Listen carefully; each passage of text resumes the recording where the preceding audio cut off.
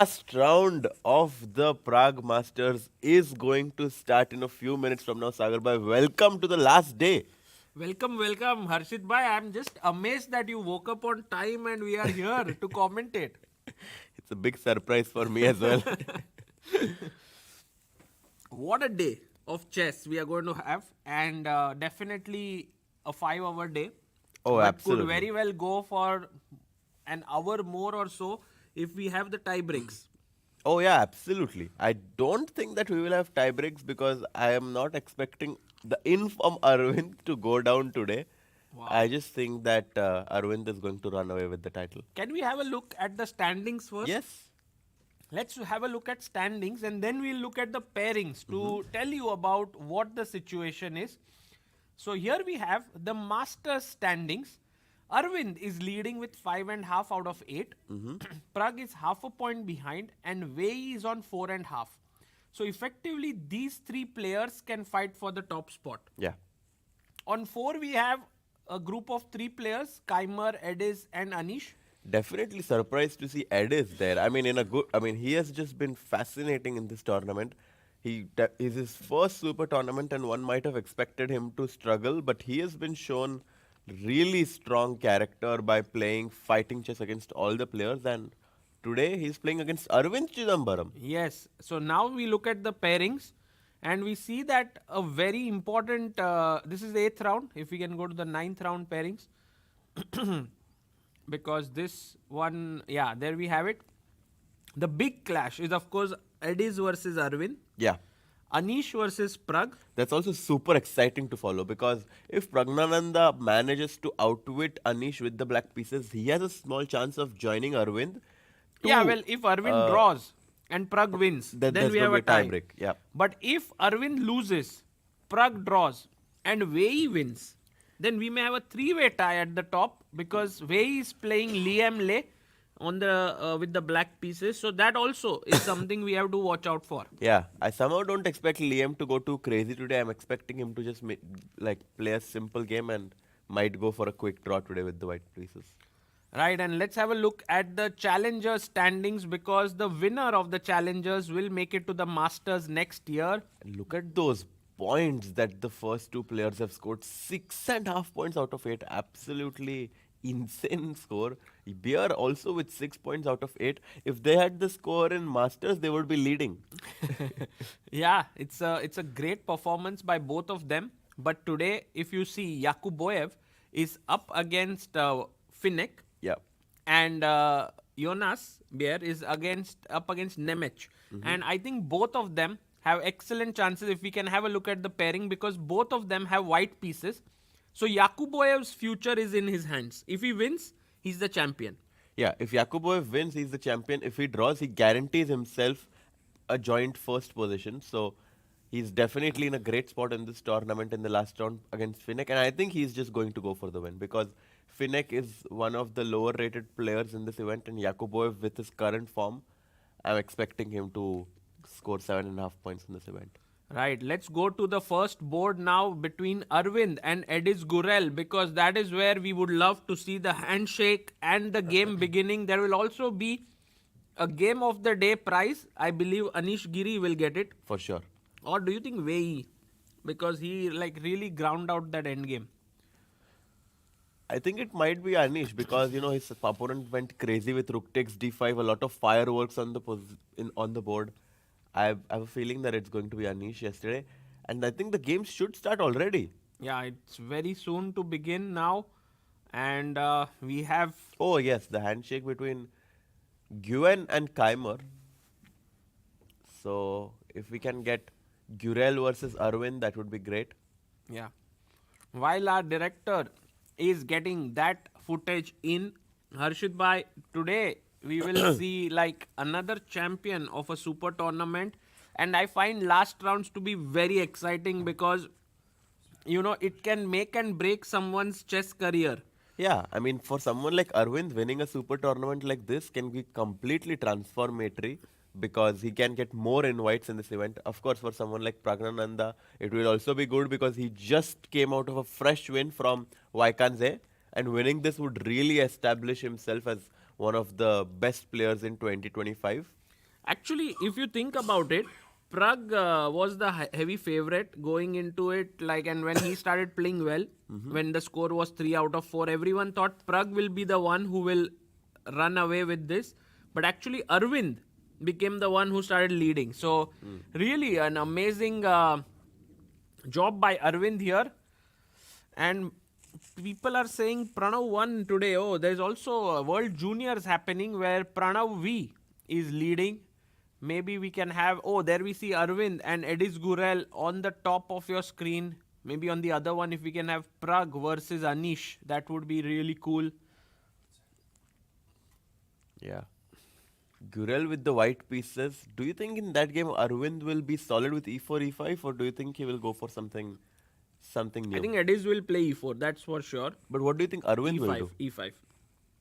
I think keeping e5 will make sense, and Anish will go e4, and Prague will also play e5.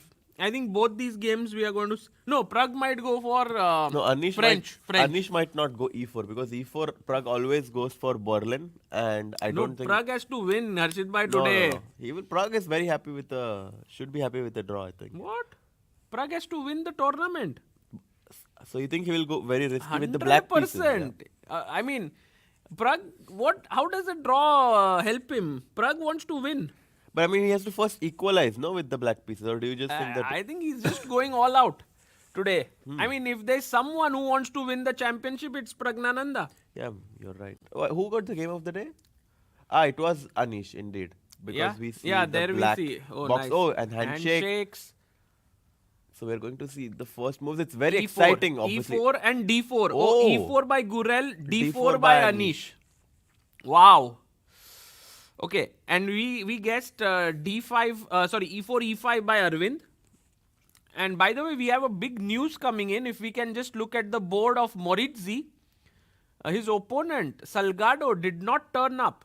Ivan Salgado. And we've got the news that maybe he's not going to come to the round. Oh, really? Yeah, because of bad health. And so the last round... Mark Andrea Moritzi, and there you see... Oh, the arbiter is telling him that he's not going to come today.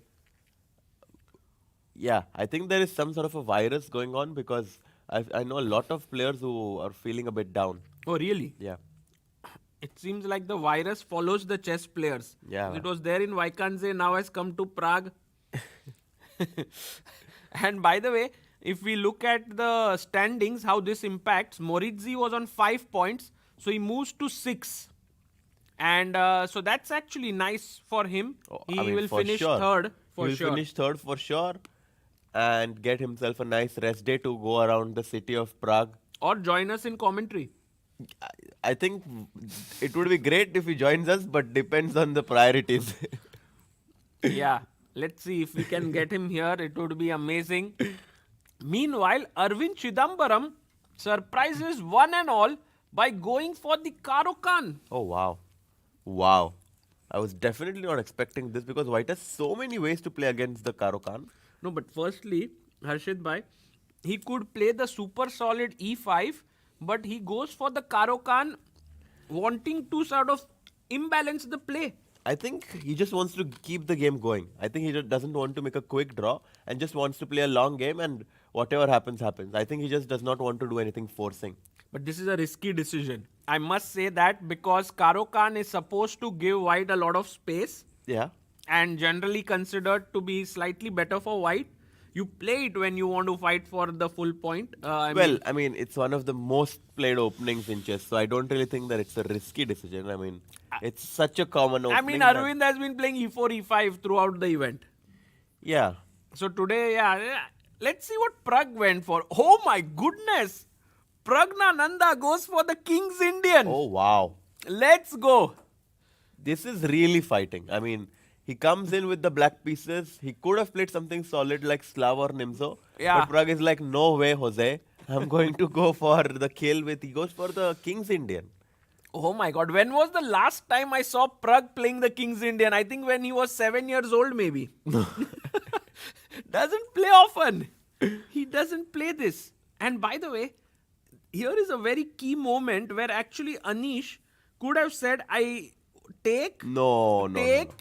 take, and I go into this end game, No. spoiling your chances to win. No, I think Anish is very happy that Prague went for King's Indian Because he wants to win. He wants to win. Yeah. And Pragg also judges it that Anish wants to. So it's like, these are like these forces of the tournament. Yeah, I definitely think that against someone like Anish, this is a very bold choice because he's considered to be very, very sound in these slightly better positions where his opponent makes a dubious opening choice. ED4, I do think that with modern engines, King's Indian has become much easier to play with black because of the new ideas that the engine shows. Oh, really? Yeah, I think so. I thought the modern engines are giving white bigger advantage than before. No? Well, they might rate it higher, but they also are showing new ways for black to continue the position, which the engine might give a bigger advantage, but practically is very difficult for white to play. Oh, I know what he's going to go. He took, by the way, ED, knight d4, rook e8, attacking the pawn, f3 played by Anish, and c6. So very, very concrete line. Yeah, I mean, he's going for the quick d5 break at some point. Yeah. So it's possible that if white wants, he can allow black to go d5 and fizzle out the game, but there's no way Anish will do it. But also, I know that, like, for example, if you go king h1 and then d5, take, and c5, sometimes you also react this way, no? Yeah. Like you take, and push. So there are many ways to keep the game going for white as well.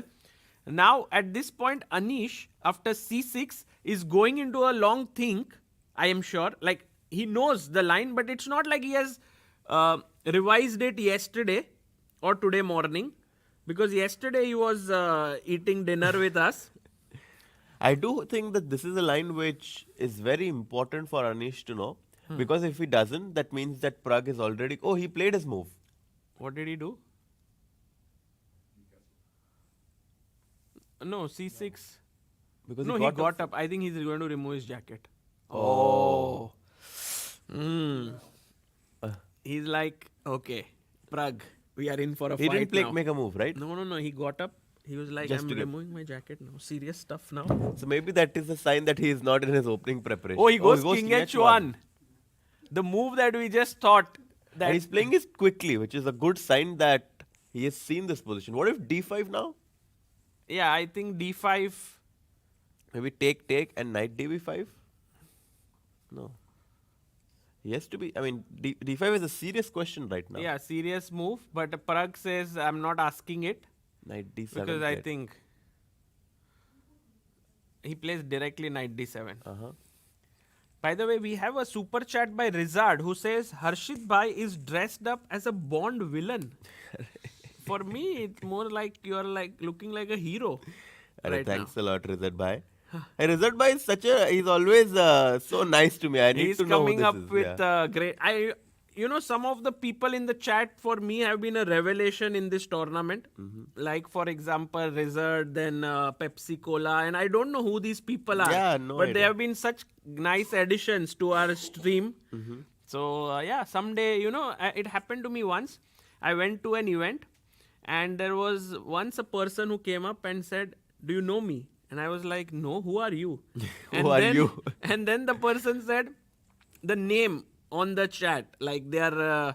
I was like, what? You are that? I might have spent like months taking your name. So, it happens sometimes in real life. You bump into the people that you see on the digital world. Wow. And it's a nice thing. Okay, so knight bd7 here. And we go back very quickly to Ediz Gurel versus Aravindh we are in for a treat. Ediz went G4. G4. Yeah, he had many options to play this position. He could have gone for knight f3, bishop d3. But Ediz is like, if you made a risky decision, I'm really going to test you. G4. For Ediz, it's fun, right? Today, he's played well until now. Nothing to lose. Yeah, just go, and if you beat the leader. Yeah, you spoil the party for everyone. Yeah. And by the way, you know, Harshit bhai, I used to play this line and I would play bishop g6 here. H4, H6. H4, H6. Actually, I would start even with a little bit of provocation. Push f3, go back, H4, H5. And then E6. white would go E6. And then I would threaten here to come with a check. Take, bishop takes. And this is actually a very topical line. It seems like you were quite familiar with all these moves. Yes, I played it many times with the idea. Now knight d7, bishop f4, e5, take. And this is how... So that's how you were tricking all these young people, yeah? Yeah, young, old. I like this line a lot. But you will see that Aravindh prefers not to go into direct confrontation. He goes back. And the bar doesn't like it because white has now space as well as black's bishop, which is generally you solve this problem in Caro-Kann, right? You bring it outside the pawn chain, is now inside the pawn chain. So what did you gain? Yeah, I think what he gained is that white has committed his pawn to g4, which means that whenever black goes c5 and puts his bishop on c6, this bishop is going to have a great future on the diagonal of a8, h1, and white needs to be careful because he's provoked the pawn to g4. So, will be very interesting to see how white defends against the threat of c5 and black trying to put pressure against the central pawns because white has made this committal move g4. Just a moment of appreciation for all these players for playing fighting chess. You know, there used to be final rounds of tournaments where people would make quick draws. And it used to be such a dull day for the spectators, commentators. But today, we don't have anything of that sort coming in. I think also the tournament standings play a huge role for that Yes. happening because Prague has to win with the black pieces. Aravindh, it's unclear for him whether he should make a draw or play for a win. So because of this uncertainty, I think the players are playing very fighting chess. Because if you see the game of Quang Liem and Wei Yi. Yeah. I think Wei Yi is clear. I'm okay with the draw. Yeah. Wei Yi is like, let's not try too much today unnecessarily. And also, he played this very, very solid Ragozin. And I think even Quang Liem might be like, okay, I had a tough tournament. Maybe we can just play very solid and split the point. Yeah. Enjoy together. Yeah. Join the commentary box. Though you always think that the players are finishing quickly to join commentary. I don't know if that's the case by. Oh, by the way, look at the game of Nguyen versus Keymer as well. They went for the Marshall. Oh. Keymer went for the Marshall and Nguyen allowed it, the open Marshall with c3. Of course, white has other options like going a4, which is known as the anti-Marshall. d4 is another way to do it, but Wang Nguyen allows it with c3, d5, takes. And this pawn sacrifice with knight takes e5 is known as the Marshall gambit. It is so famous that white players would not allow it these days. But now, it seems like Wang Nguyen, who is very well prepared, may have some idea here. Although even this line is known to be very even. All of this has been played so many times already. So it will be interesting to see if Wang Nguyen actually has an idea or whether he is also happy with the draw. Right. By the way, just to see, this is hanging. So if you take the bishop, I have take King f1. King f1, and it's not like winning, yeah? Yeah, but I suspect rook f e8 is the best move here for black. And now you're threatening queen h1 mate. And if bishop... I have bishop queen h3 and bishop e3. If you go queen h3, I have rook e1 and queen g1, which would really be unpleasant, to say the least. Yeah, that's terrible. So, not queen h3, but bishop e3. Yeah, but then again queen h1, king e... Oh, not queen... First I'll take knight e3, I guess, or maybe knight f4. How does that move? Oh, that's a killer. That's just taking away the square and mating. That's a killer, yeah. So that these are few options after queen h2. So g3 played and queen h3. And I think knight d2 is the main move, if Yeah. I'm not mistaken. You get your knight up. But I think knight d2, there is black goes bishop g4. And queen g2. And then goes queen h5 or something like Yeah, this, right? yeah. This is quite common. Yeah. Okay, so this is kind of interesting theoretical battle. Shankland Navara, oh, they've played this crazy line in the Sicilian. Also a big theoretical battle. Yeah, very much fun, just so that people know, how this comes about Two is in a knights. very interesting way. And the first time I saw it, I was like, what, did he do some hand slip or something? Because here you go Queen c7 and then queen b6, provoking f4, so that the e3 square is now available for the black knight to jump in, and that's what he does. Bishop. And when he gives a check, I was like, oh, very sure that bishop d2 will come in. But no one used to play this. Everyone would play king e2. Yeah. I was like, what? So one question to all our viewers here and the chat: why is bishop d2 bad? Queen e3. Yes. Whoa. Very sharp. Queen Super to sharp. e3 check. Get up. Can't take it. Exactly. Spin. Taking advantage of the pin, and now the f4 pawn is hanging. Perhaps just queen takes f4, and black is doing, or queen e2 first, and then take the pawn on f4. Queen e2. It's winning. Did you know this, Harshit? By the nice opening trap. Yeah, but how to win for black? Wow. Bishop d2 check. Knight d2. Knight d2, queen takes e2, bishop takes e2, and now in an endgame you win the pawn on f4, and also now black is ready to go knight g6 to put pressure on this pawn. So that's the reason why after bishop b4 check, we always saw king to e2 with black, Right. with white.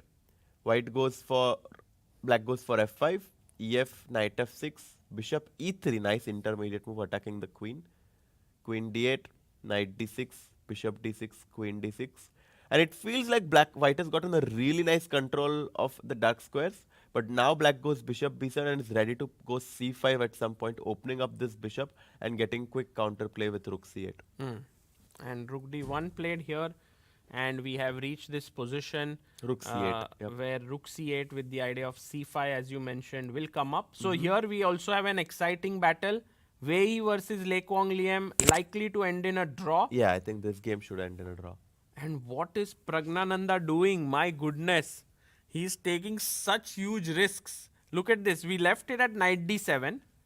Anish brought his bishop out. By the way, now d5 could be an idea because the rook is standing opposite here. Yeah, it seems like both of these players knew what they are doing, because bishop e3 d5 was not played, which is obviously a logical move. I don't even know what is the way in which white would react to this. Yeah, perhaps maybe queen c2 is an option, but it's not that obvious anyway. Queen c2, there's c5 as well. So Yeah, maybe first you take with the c pawn, cd, and now And now also knight db5, knight d6 is possible. knight d b5 I like. Yeah, that's a good one. And then Threatening knight d6. And then if you take d, bishop c4 is also going to jump in. So this is very, very good for white. Looks dangerous. So in a way, this was not played. He went a6, Prague, taking control of the b5 square. Now d5 in the air. So knight c2 stopping d5. Wow. Knight e5, perhaps threatening d5 once again. f4 played.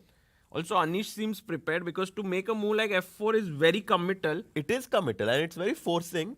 The problem with that is that Praggnanandhaa is going to know what he is doing, because it's definitely something that he has checked today. Bishop g1 and Prague blitzes out h5. The engines are supporting Anish, but Prague is like, Anish, how much can you remember? Because I have looked at it today. Oh, he goes bishop f3. Not a bad move. Yeah. Defending e4. Just nice, decent move. But I was just looking at Prague's eyes, and it feels like he's just like trying to remember his preparation, because I don't really think that he's thinking right now. I think he's just trying to remember his... Yeah, you see? Can we go full screen on Prague? Maybe we'll He has get for to sure see. seen this. Look at him there. And white doesn't have that big of an advantage if Prague knows what he's doing and is well prepared. maybe it was a good opening choice. What do you think? Like, what do you think of the opening choice? I think it's still early to say. Maybe couple of more moves and we will be pretty sure. Because I don't see a move for black actually. Because white is, if we get the board, threatening h3 next. And where is my knight would be not so happy to go back to h6. Can I go h4 or is that's too much? h4. Yeah, is that something that you would like to do? But h3? Knight h6. I mean, what's the future of this knight? But anyways, white could have gone h3 before as well. Where? Here. Instead of bishop f3. No, but I think there is this idea, right? Or not? Because there could be some queen h4 business. Knight takes e4. So knight e4. Knight e4, rook e4, and if h4, queen to h4 check, bishop h2, h takes g4, and g3 is very, very powerful. If you go g3 yourself, then your bishop on h2 is going to be very, very Yeah. No, and this is the trap passive. that Prague was playing for. So bishop f3, nice awareness Oh, by I also Anish, think, but okay, Prague is Harshit about bhai, to- if h3 is played, you don't move the knight at all. Takes just. Yeah. So that knight has a home now. It's a risky home. It's like on a cliff, but it's a home. You can you can fall off. you can fall off at some point. Okay, Prague. Bishop e6. No, I mean, the speed with which he's playing tells us the story that Prague is well prepared even now. I'm actually so excited for this game because this is like really interesting chess. I mean, standard chess, Yeah. where both players are prepped. One looks more prepped, the other has the advantage. The computer is supporting him. And there are direct threats. Like, this is hanging. How do you solve it? I guess b3? Wow. But you then just would let open your up- knight. It's not a bad move. Yeah, because you can't really take on e4. Oh, he plays queen d3. What if Anish is better prepared? That he's found the best move. And he gets up from his Oh, chair. Anish, What does that Anish like? is saying to Prague, look, my friend, somehow I guessed your opening. And I know this. Wow. Do you think Anish is using the strategy that I was talking about? That take your time so that his opponent makes this move knight g4, h5, bishop e6. And perhaps Anish has all of it prepared. He was just Yeah. baiting black into going for this line. But I mean, 3 minutes that Anish has used, I think he was also just recollecting. So now white's idea is to obviously go rook a d1, Yeah, and go just- b3 and put pressure on the d6 pawn. And just say that you are positionally lost. Yeah, because if white ever gets h3 and you don't have enough counterplay, if you're forced to go knight h6, Yeah. Yeah. that's very bad for You black. know, I learned something new, Harshit bhai, which I want to share with our viewers and you. Uh-huh. Once you build an advantage, there are 2 ways to convert it. One is that you do something and convert it. The other is you stop your opponent from doing something and your advantage keeps rising because you are better. Yeah. And so here, because white is strategically better, even if he doesn't do something, but just make sure that black doesn't get counterplay, after a point, black will keep on, his advantage will black will go down. Yeah, at some point black will run out of ideas. And in this position, I was Yeah. very curious if b5 is a possibility for black because it's the move, I think he'll play it. yeah, because you're trying to put direct pressure on the white's position. You're attacking the c4 pawn. If you take cb5, a takes b5, I think black should definitely be happy now that the rook opens up. True. Bishop c4 is an idea. b4 can come in. So I think this b5 move is something that Prague is definitely going to think about. Do you get the sense that Prague is not very excited about his position? Or maybe it's too much. I'm just reading into the evaluation. He's definitely excited because he chose to come into this opening. I know, but sometimes you get into it and just with the hope that opponent will take a lot of time and your sort of dubious choice is fine then. But here Anish is also blitzing out. Yeah, he definitely wanted to use this as a surprise weapon, and there would be an element of surprise that would counteract the dubiousness of this line. But if Anish is well prepared, then it takes that away, and Yeah, exactly. it would give. So, guys, what do you think? what should be the next move? Yeah, by the way, if Prague loses, then Arvind doesn't Arvind need is to do anything. Yeah, Arvind is the winner because the winner because- Liam and Wei Yi is going to be a draw. Yes. So even if Arvind loses, he'll be the winner. But let's have a look at Arvind because in his game after G4, Bishop E3, this happened. He C5. gained some space with This C5. is risky though. I mean, it can go either way. DC5, Queen C7. Although white, Double attack. yeah, white is up a pawn, and let's say knight f3, bishop takes c5. I mean, I can definitely see this going in white's favor. Let's say queen d2. If you take, I quickly go long castle, go queen g5, put pressure on your g7 pawn. I somehow like white's position But here. in this position after queen d2, if one goes, let's say, knight e7, quickly castles, is that? Let's say Oh, bishop it's- d3. Like, if you castles, I'm always going to have ideas. It's an attacking position Yeah. for white, and Yeah. black will long castle. White will long castle. So it can go either way,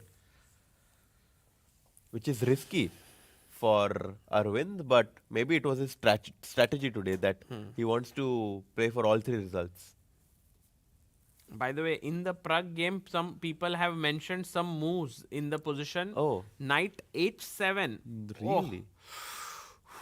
What's that? Oh, they want to bring the queen into h4. And also creating a square back for the knight, other knight on f6. But it seems a little passive, no? Yeah. Trying to go back knight h7. No way. I don't think Prague is going to do knight h7. Any other suggestions that are there? What do you think? Black to play. B5, yeah. B5, yeah. Yeah. That's what also Harshit feels. And Yeah, I think that's... that's the very likely move. Harshit bhai, should we check our database to see how many times this position has happened? Because it will reveal a lot of stuff. Maybe Anish has played it before. Let's check. By the way, we have Namaste, who's become the supporter of Indian chess on our channel. Thank you so much, Namaste. A big namaste to you. ED. Rook e8, f3, c6. By the way, just to tell you, this line is quite popular. Yeah, and with- Praggnanandhaa has played this himself against Ding Liren. Oh. Which one? But Anish has not played it with white. It's first time for Anish. Well, he might have played it online or in training games, but it doesn't seem like he has a game in this position. Yeah. Ding Prague was a draw. Yeah. 95, f4. Kramnik has played a game in this line. Kramnik Ponomaryov with bishop g1 h5 also has happened.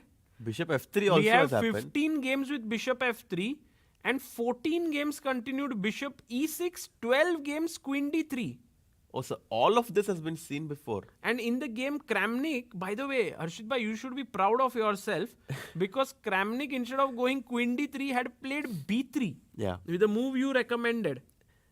Yeah, I mean, I'm not sure if it's the best move, but it's just one way to protect the pawn on c4. But Anish played the improvement over that game, queen d3, and it turns out that there are 12 games played here, but most of them, it seems, are correspondence games. There are human games. And white has a very good result. Oh my goodness. That's great. And out of all of these games, 11 out of 12 games, 11 times b5 was played. So I Oh, think nice. that... But there's also one game where d5 was played. That was a human game, I guess. Yeah, that was maybe a mouse slip. I mean, human or a... I don't think black wants to go d5 right now. because it's like all the pieces are here. Why are you giving up? So, okay. I am pretty sure he'll go b5. But Prague thinking here is not a good sign. It's definitely not. Was it B5 and B3 and then? b5, b3. That's an interesting question. But maybe you just take and then you get this very nice square for your pieces Maybe somehow. queen a5. Putting pressure on the c3 knight. But b3 is not like a mistake or something. Actually, but- after after bc4, now knight d7 might be a move. yes. Because the bishop is opening up to the knight, you can't take the pawn, and then our knight settles down. So,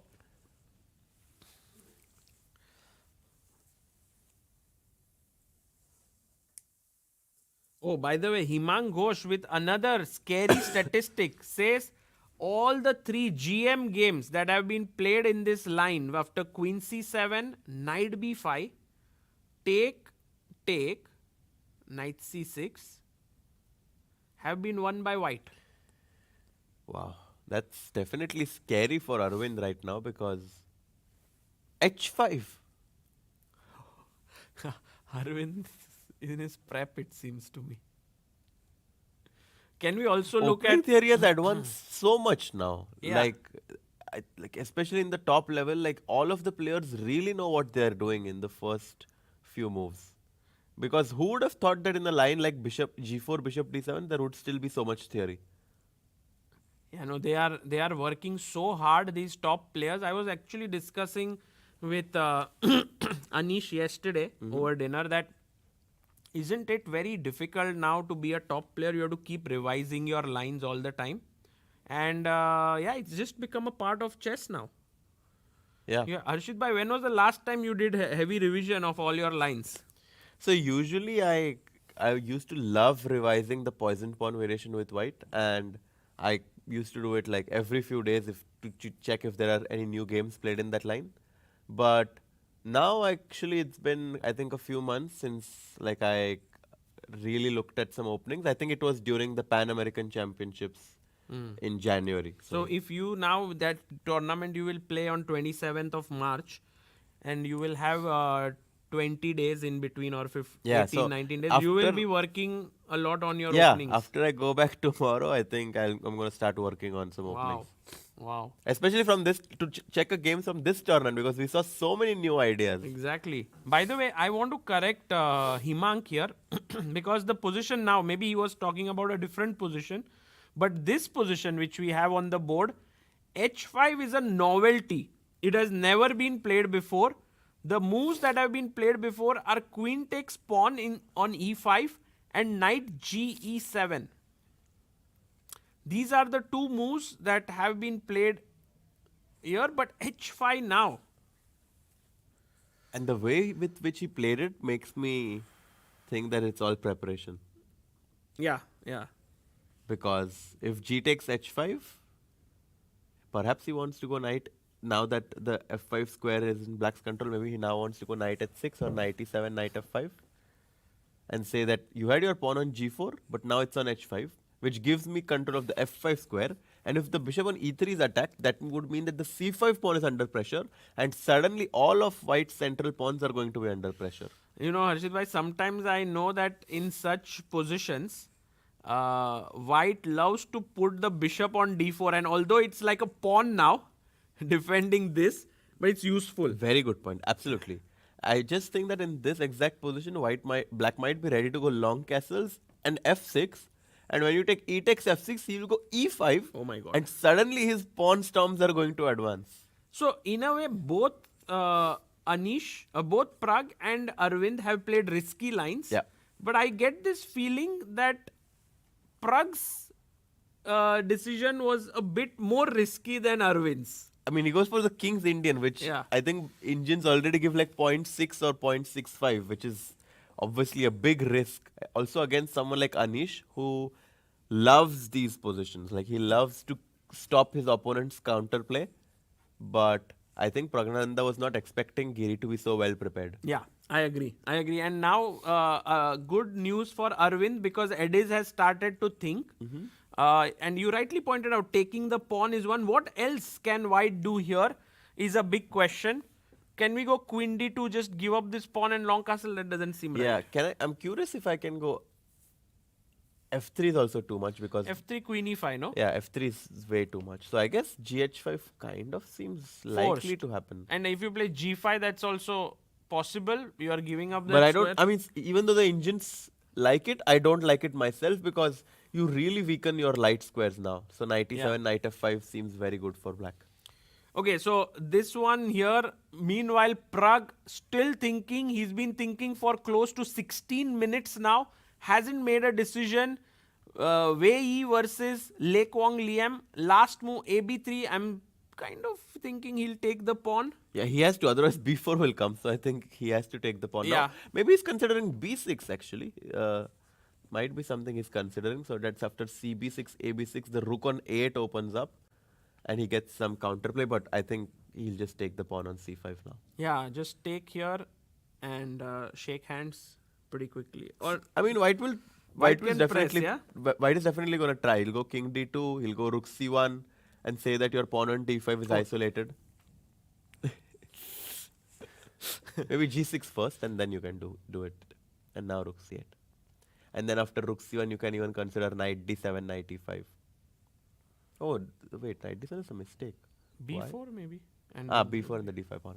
Yeah. So slightly unpleasant for black, and he still needs to be careful. But I think this game is surely gonna end in a draw. Okay. Let's look at Shankland versus David Navara. A very pleasant position maybe for David if he trades the queens. I don't know. But look at Shankland's clock. Oh, 134. Yeah. My goodness. So maybe it's too much to say it's very pleasant. It must be Shankland's prep. For sure. And Keymer Nguyen here.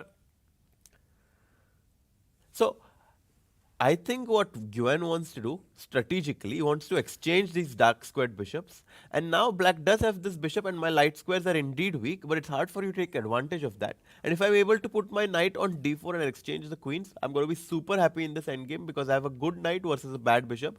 And I say that this is a bad bishop because all of black's pawns are of the same colored as the black's bishop, which is obviously a hindrance for black's bishop's mobility. True.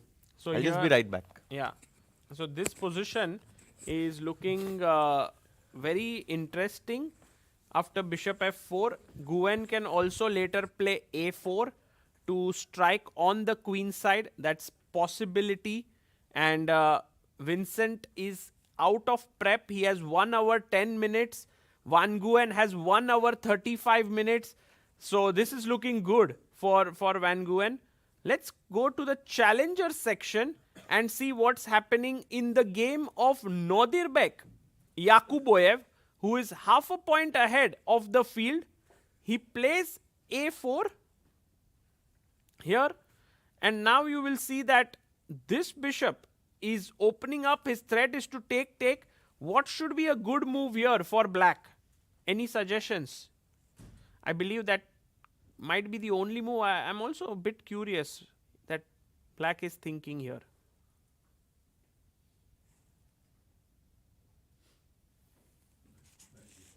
Yes, knight d5, exactly. I'm surprised that Finek is actually thinking here, because what else do you do? Yeah, he does play knight d5. So this one, still early days in the opening, will be exciting to follow. Bear versus Nemec went with the Sicilian with bishop b5. And we have some kind of an opening position where Bear says, I'm just playing something where I want a long game of chess because I want to keep my chances alive. And he's hoping that Finek will be able to hold Yakuboyev. If Finek manages to do that, then we could potentially see a tie breaks, providing that Bear wins. So these are the important games. Of course, we saw that Salgado Lopez won his game. Ivan Salgado against did not come. So Marc-Andrea Moritzi won. Divya Deshmukh is playing with the white pieces against Stamatis and has a great position out of the opening. Just very quickly to see how this game panned out. A6, it was the Rui Lopez D6 line, not very popular.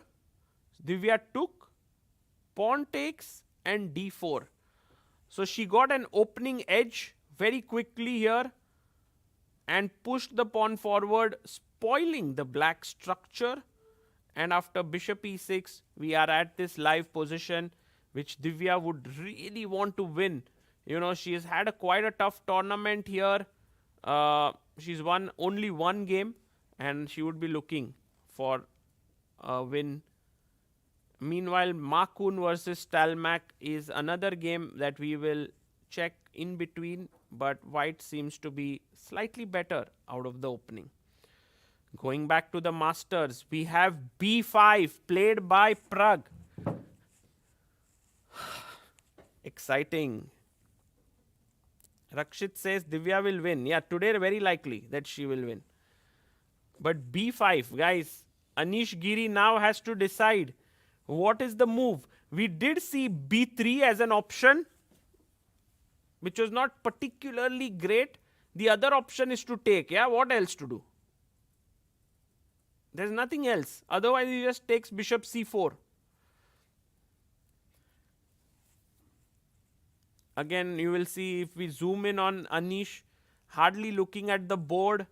He's just closed his eyes, recollecting his preparation.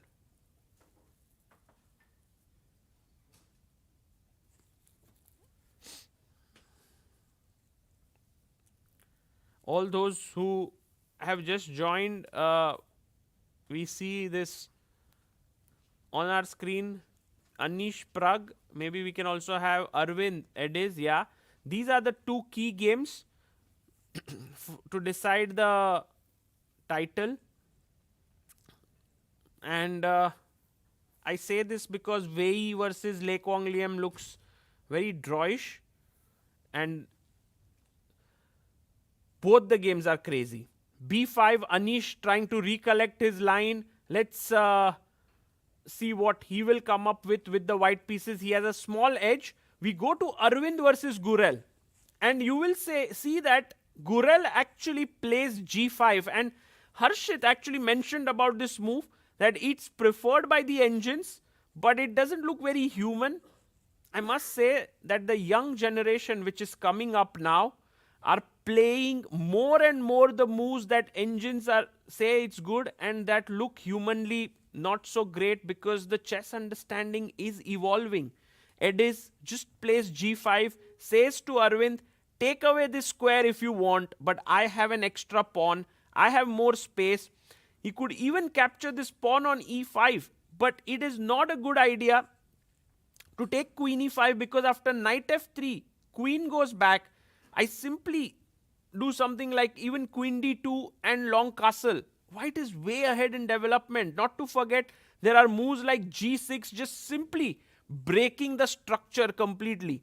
So knight e7 played, trying to come to f5. Ediz brings his knight out defending the pawn. Knight does go to that beautiful square. And now bishop d4 played by Ediz here. And this is the live board position. Maybe instead of bishop d4, there were other possibilities which were nice. One was b4 perhaps. The other was bringing the queen up, but he goes bishop d4.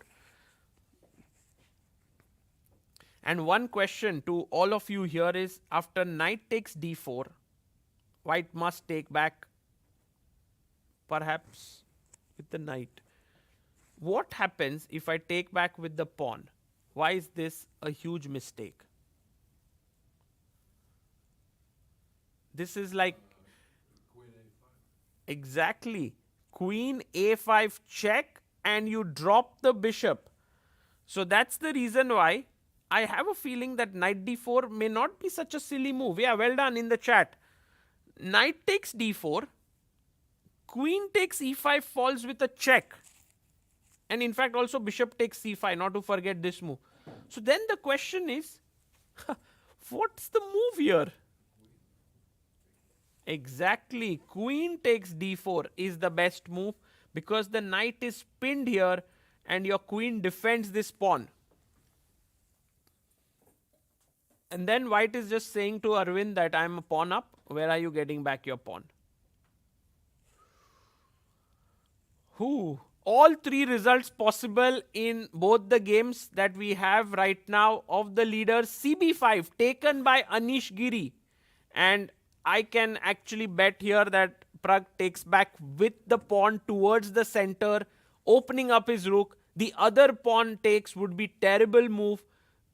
It gives away the d5 square, it opens up the bishop. So very clear that you are not going to take this way. AB, very likely. KA says, hope the winner is decided via classical games only. Don't like when classical tournament winner is decided by rapid or blitz. That's actually a good point. The other way which I think some tournaments do is just have tie breaks which are you don't play, but like there are some SB, Sonebon Berger and so on. And at that point I felt like there is an incomplete feeling in the tournament. So I would say like this is maybe the best kind of arrangement that we have right now, where there are blitz playoffs. Maybe rapid could be also nicer if you have time, but you don't have so much time at the end of the day. Yeah, it is like penalties in soccer. Yeah, that's true.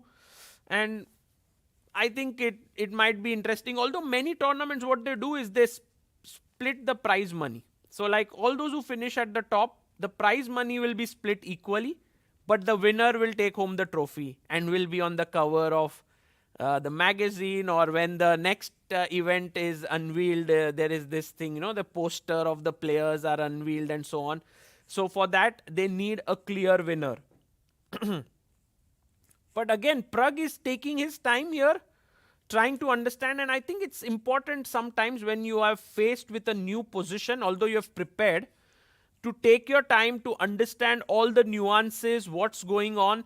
So one question that comes in my mind is, what happens if I push my pawn to e5? It opens up the bishop here to attack the c6 pawn. If I do win the c6 pawn, I will be then having this double attack on your rooks. But it's actually a bad move. But why? Oh yes, bishop c4, not to forget this tricky move that comes in and attacks the queen and the rook. Well done.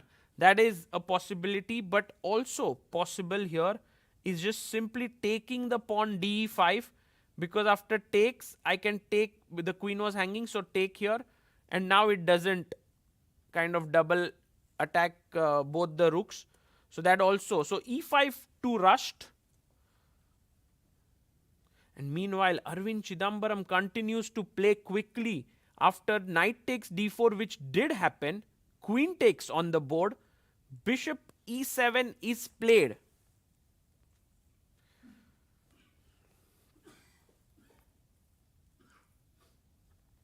So I'm going to put a poll in the chat here and going to ask you, what do you think will happen?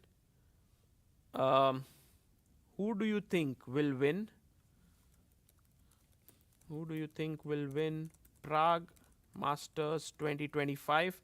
And there are a few options that I would like to put up here. Prague, Aravindh, or tie breaks, playoffs. I am not putting Wei Yi's name here because I'm pretty sure that Wei Yi versus Quang Liem is going to end in a draw here, or that's my feeling. I mean, I would be completely wrong, but at least that's the feeling we get right now seeing this game. AB5 played by Praggnanandhaa. He captures the pawn. By the way, you can see that two of white's pawns are there next to Prague. If we can go full screen. But only one black pawn is next to Anish, which means he's taken that one black pawn with himself. Anish has somehow become very famous for stealing pieces on the chessboard for some reason.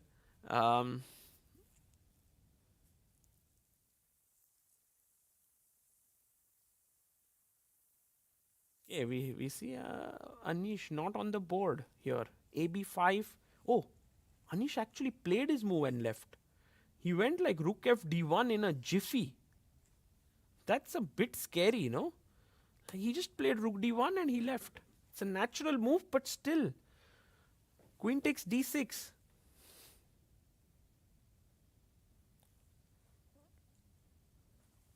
What's your idea now? How do you save the d6 pawn?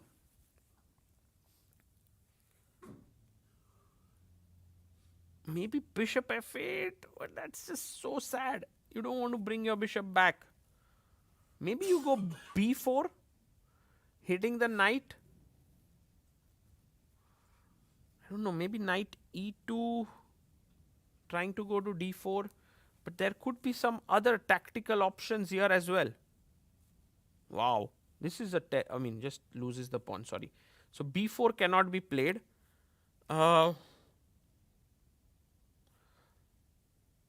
Madhesh Kumar says, does bishop f8, e5 work? But e5 still d5. That's the problem. There's bishop c6. Take, and now what's a good move for black here? Because both his rooks are hanging. Yes, any rook to d8 could be fine. Rook d8, or maybe you have to play specifically this rook. But actually, something else which is stronger. Wow. Maybe, but then I just simply move my rook away. Sorry? Bishop f5. Wow, that's a beautiful move. Attacking the knight here, and that seems to be the correct answer after rook d2. Maybe now rook d8. And this is well done, well spotted. Bishop f5.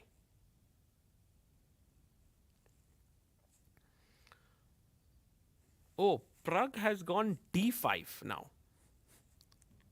And actually, if you look at the bar, it has risen up in white's favor. So Anish's advantage rising here. Okay, first question is, can we just win the pawn here? ED. Oh, now we know what is the point of ED. Just the last move was a good enough indicator. Bishop f5, attacking the queen and the knight. And we could delve deeper into this line because the knight has to be protected. So queen d2. And maybe even take. Queen takes and b4 is what I was thinking, but maybe just d takes c6, attacking the queen. So not this. Queen d2, cd, knight d5. How does one continue here? Because it seems roundabout even. But the move is not so clear.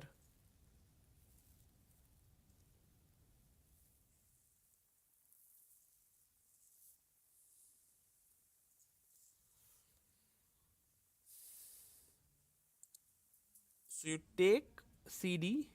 Oh, he's about to. Oh, he's pushing his pawn forward. He doesn't want to take because taking is not the best. So he pushes it forward. e5, best move found by Anish. e5, attacking the knight. Now there is bishop f5 as a move to attack the queen.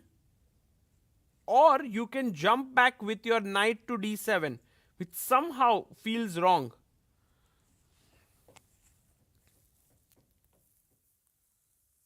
I don't know. Maybe there is knight to b4, knight jumping in here, creating these threats. I also want to look at some f5 ideas at the right time, although it's not coming up here. Knight d4, just coming in, attacking the bishop and the pawn. So maybe the correct move could be bishop f5, attacking the queen. I drop my queen back to d2. Your knight jumps in to e4.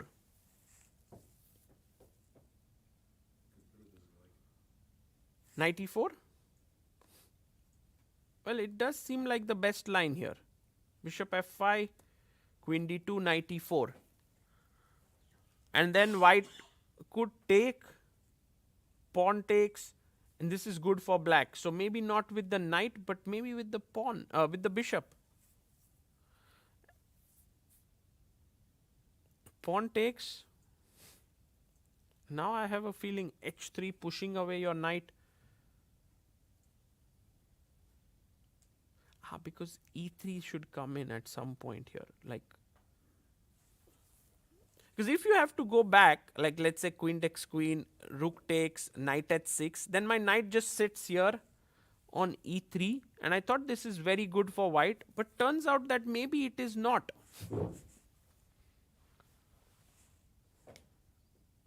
Maybe this position is good for black. Maybe just rook d8, yeah? Rook d8, rook d1, and then we have this, maybe the rook jumping into d3, or also later just pushing b4 and a2 hanging.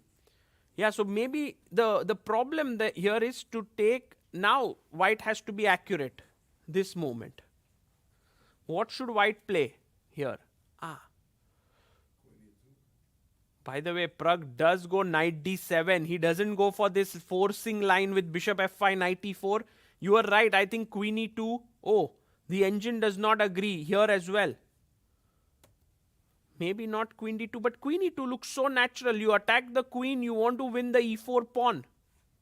But maybe queen comes to h4. Queen e1. Stopping. Wow. That's brilliant.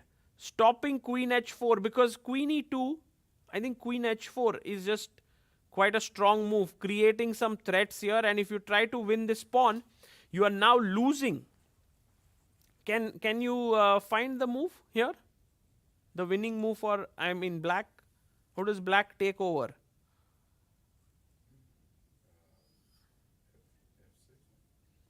Maybe f6 looks like a nice move, but yeah, maybe f6 is the move. Wow, I was looking at some very cheeky tactics, but I don't think it's the best, which started with bishop e4, queen e4, and queen h2, and then checking here, but it kind of leads to equal position. But your move, maybe f6, or someone in the chat mentioning Adiban saying bishop e5. Wow, that's a beautiful move there. Bishop e5, pawn takes, rook takes, and this could become really, really dangerous. So in the game, Prague does go back with his knight to d7. And now Anish can simply block the pawn. Like, what a move. Knight d4 is such a pretty move, attacking the c6 pawn. How is Prague going to continue? Maybe will Prague play queen c7 to defend this? But then all of a sudden I'm taking on e6, rook e6, and this f5 ideas are in the air. Okay, I have to be careful. Okay, let's start with maybe queen. Oh, can't play queen b6. There's a bishop lying there. Queen c7. But then maybe just the rook comes opposite the queen. So maybe not queen c7. How do you defend this pawn? Rook c8. Because you don't want to be pushing your pawn.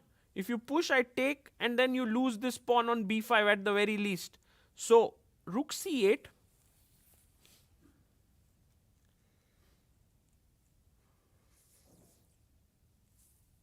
I don't know, maybe this is the way in which Prague wants to play. Guys, just to tell you, the evaluation of this position already is 1.09.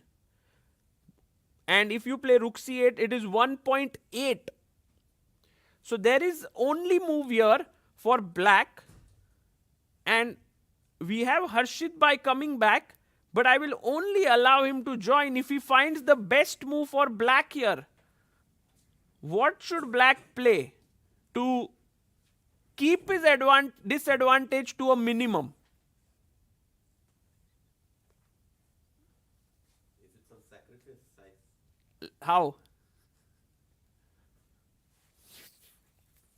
Yes, guys in the chat, Azmain, Itachi, you will never know my name. Oh, okay, I will never know your name. Legend Reborn, you are right. Knight takes pawn.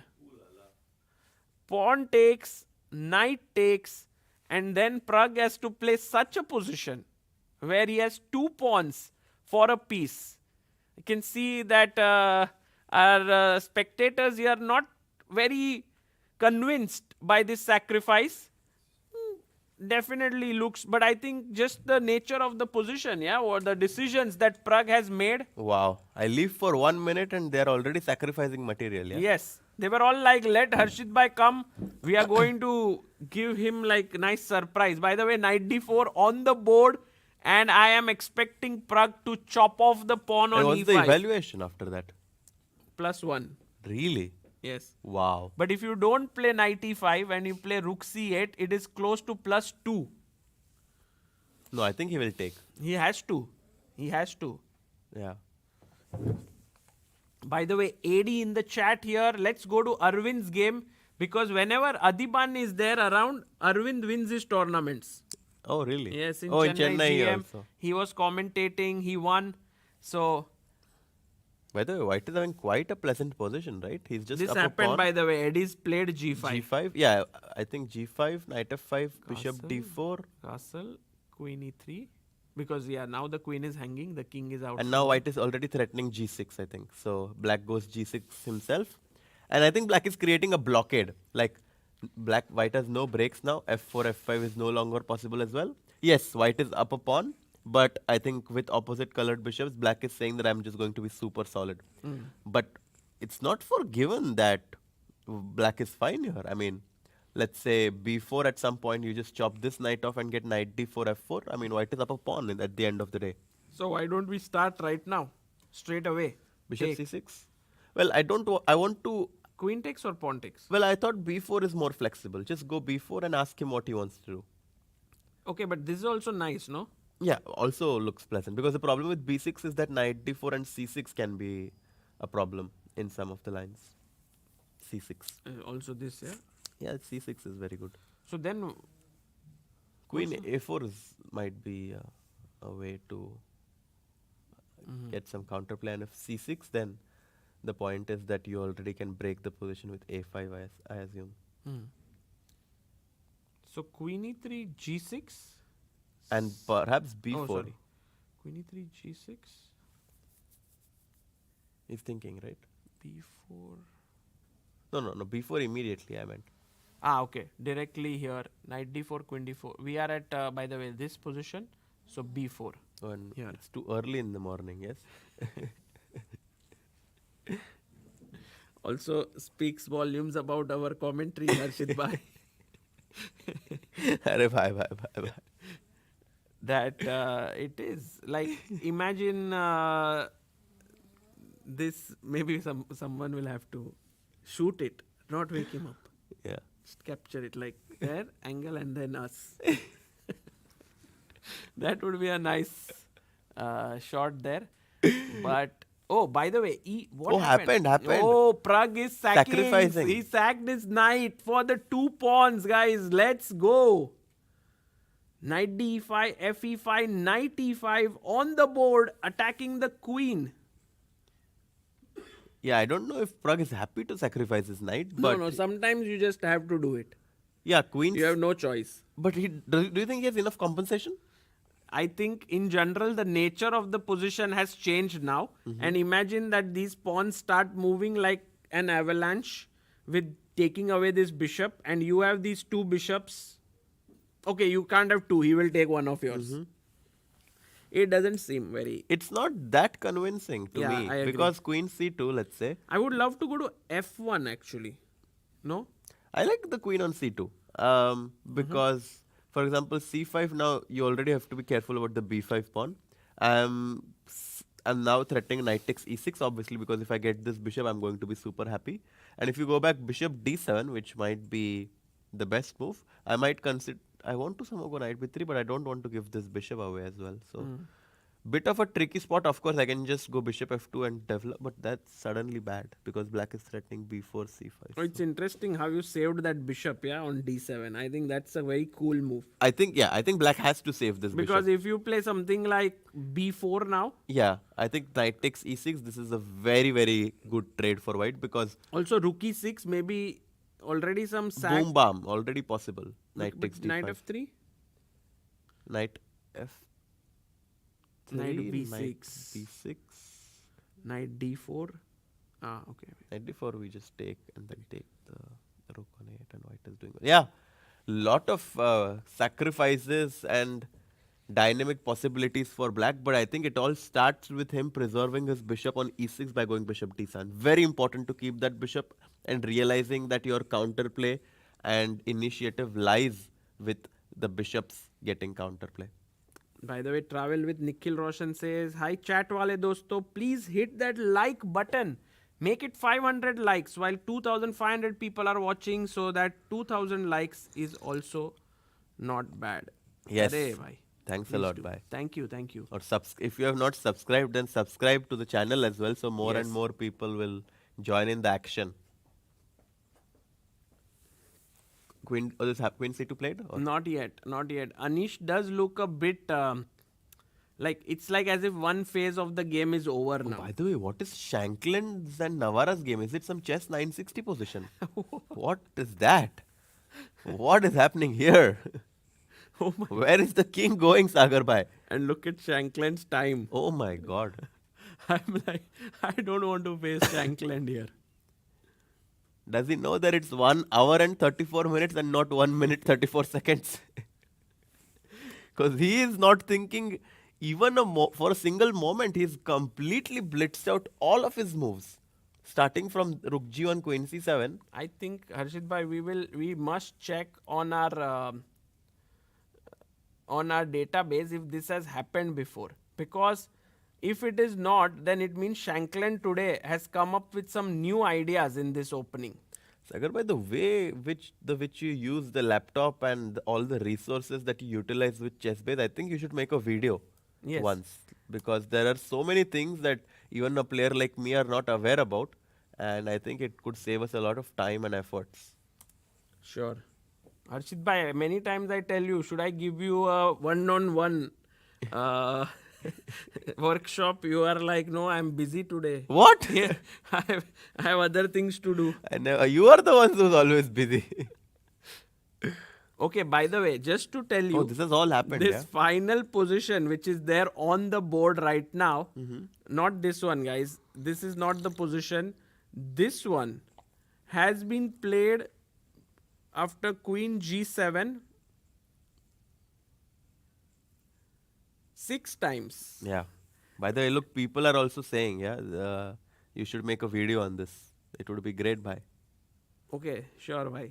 Sagar Blazing bhai, you Cloud. got a super Love chat your saying, work. I love your work. Arey, fan of Samai. Samai. Thank you, Blazing Cloud.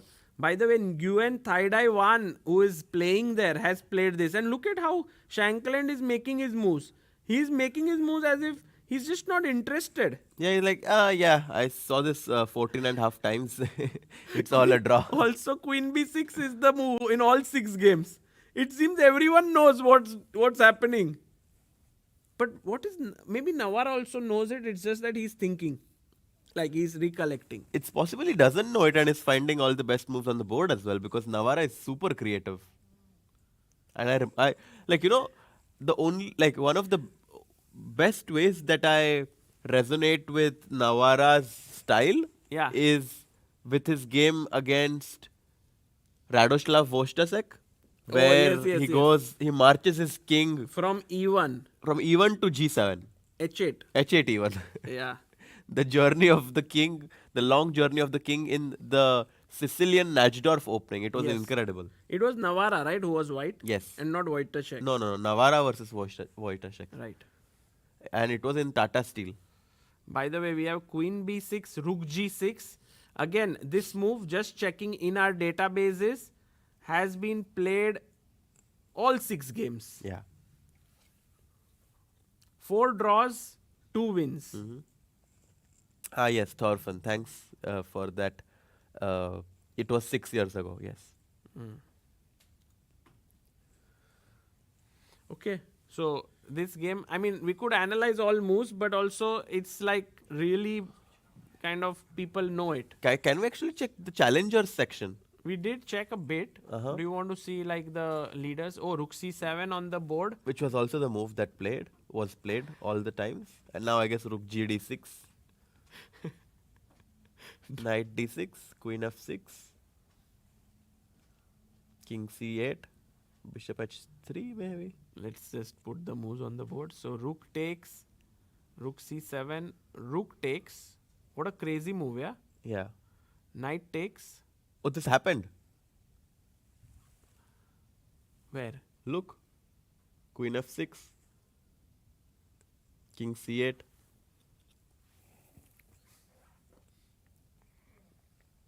Bishop h3 check, I guess, after king c. Oh, look at how Thai Dai 1 is looking at this game. He's like, wait a second, that looks familiar. I've played this with white. And Thai Dai won and actually won that game. He had won against Ivic. Velimir Ivic. Yeah, who's also an opening expert. Yeah.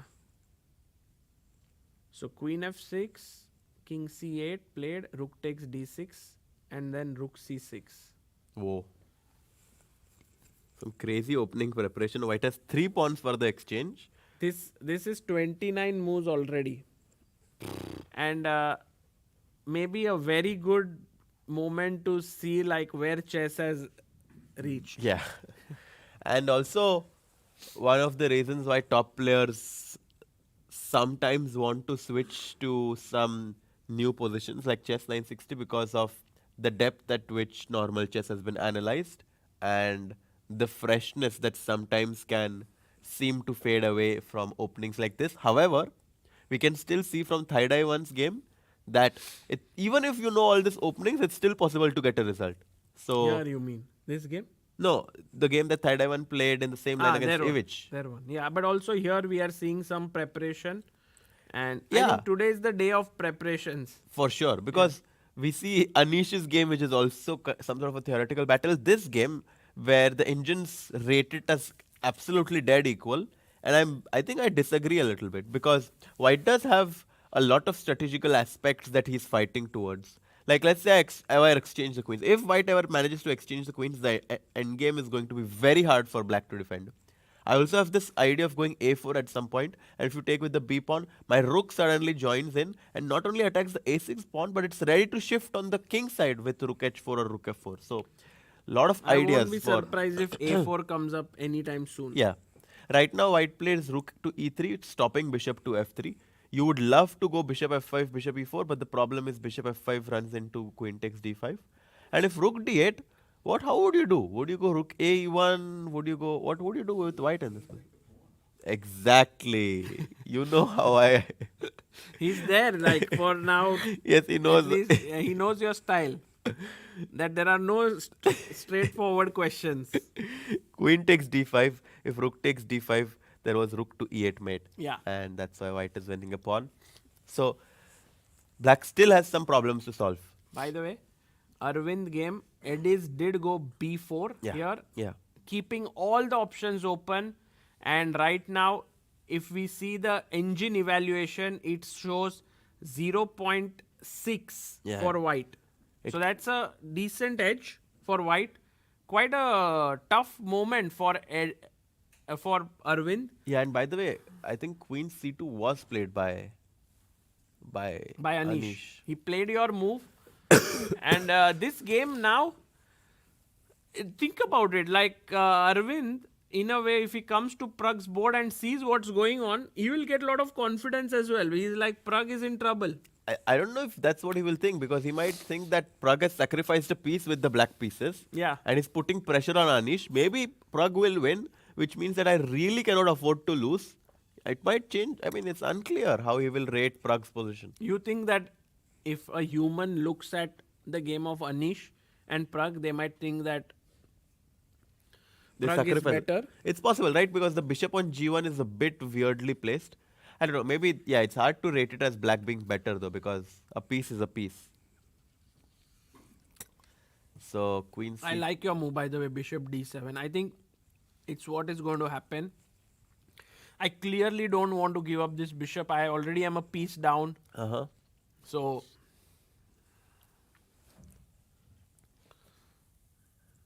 Himank says, to be honest, now it seems to me that Aravindh is in bigger trouble than Prague. Would you say so? I don't think I would say that, actually. But it's close, actually. It's quite close. Because there are two different kinds of advantages. Anish is up materially, but black obviously has some compensation. And it's also imbalanced position here.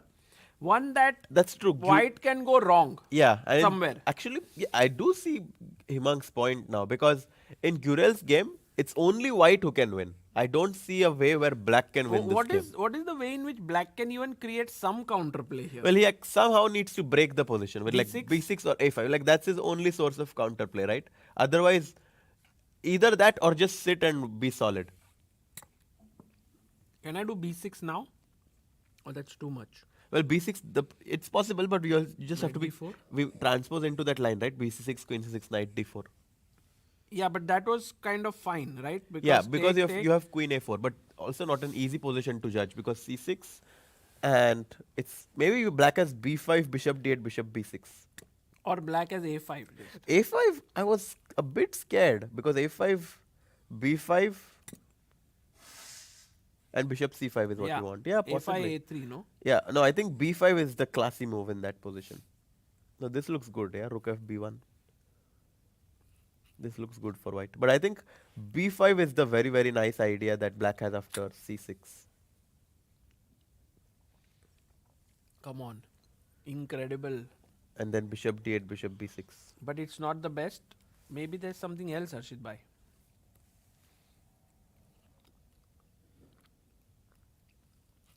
Rook c8 with the idea of b5, a6. Hmm? Yeah, maybe. Queen a6, queen c4, rook c8.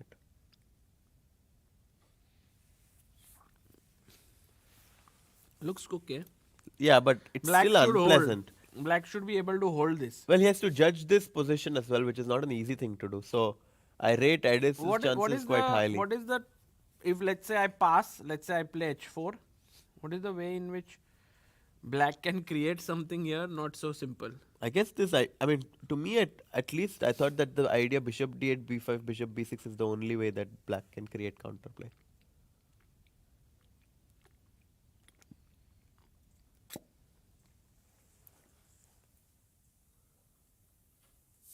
Because once he gets his bishop on b6, he's obviously going to put pressure on the c6 pawn.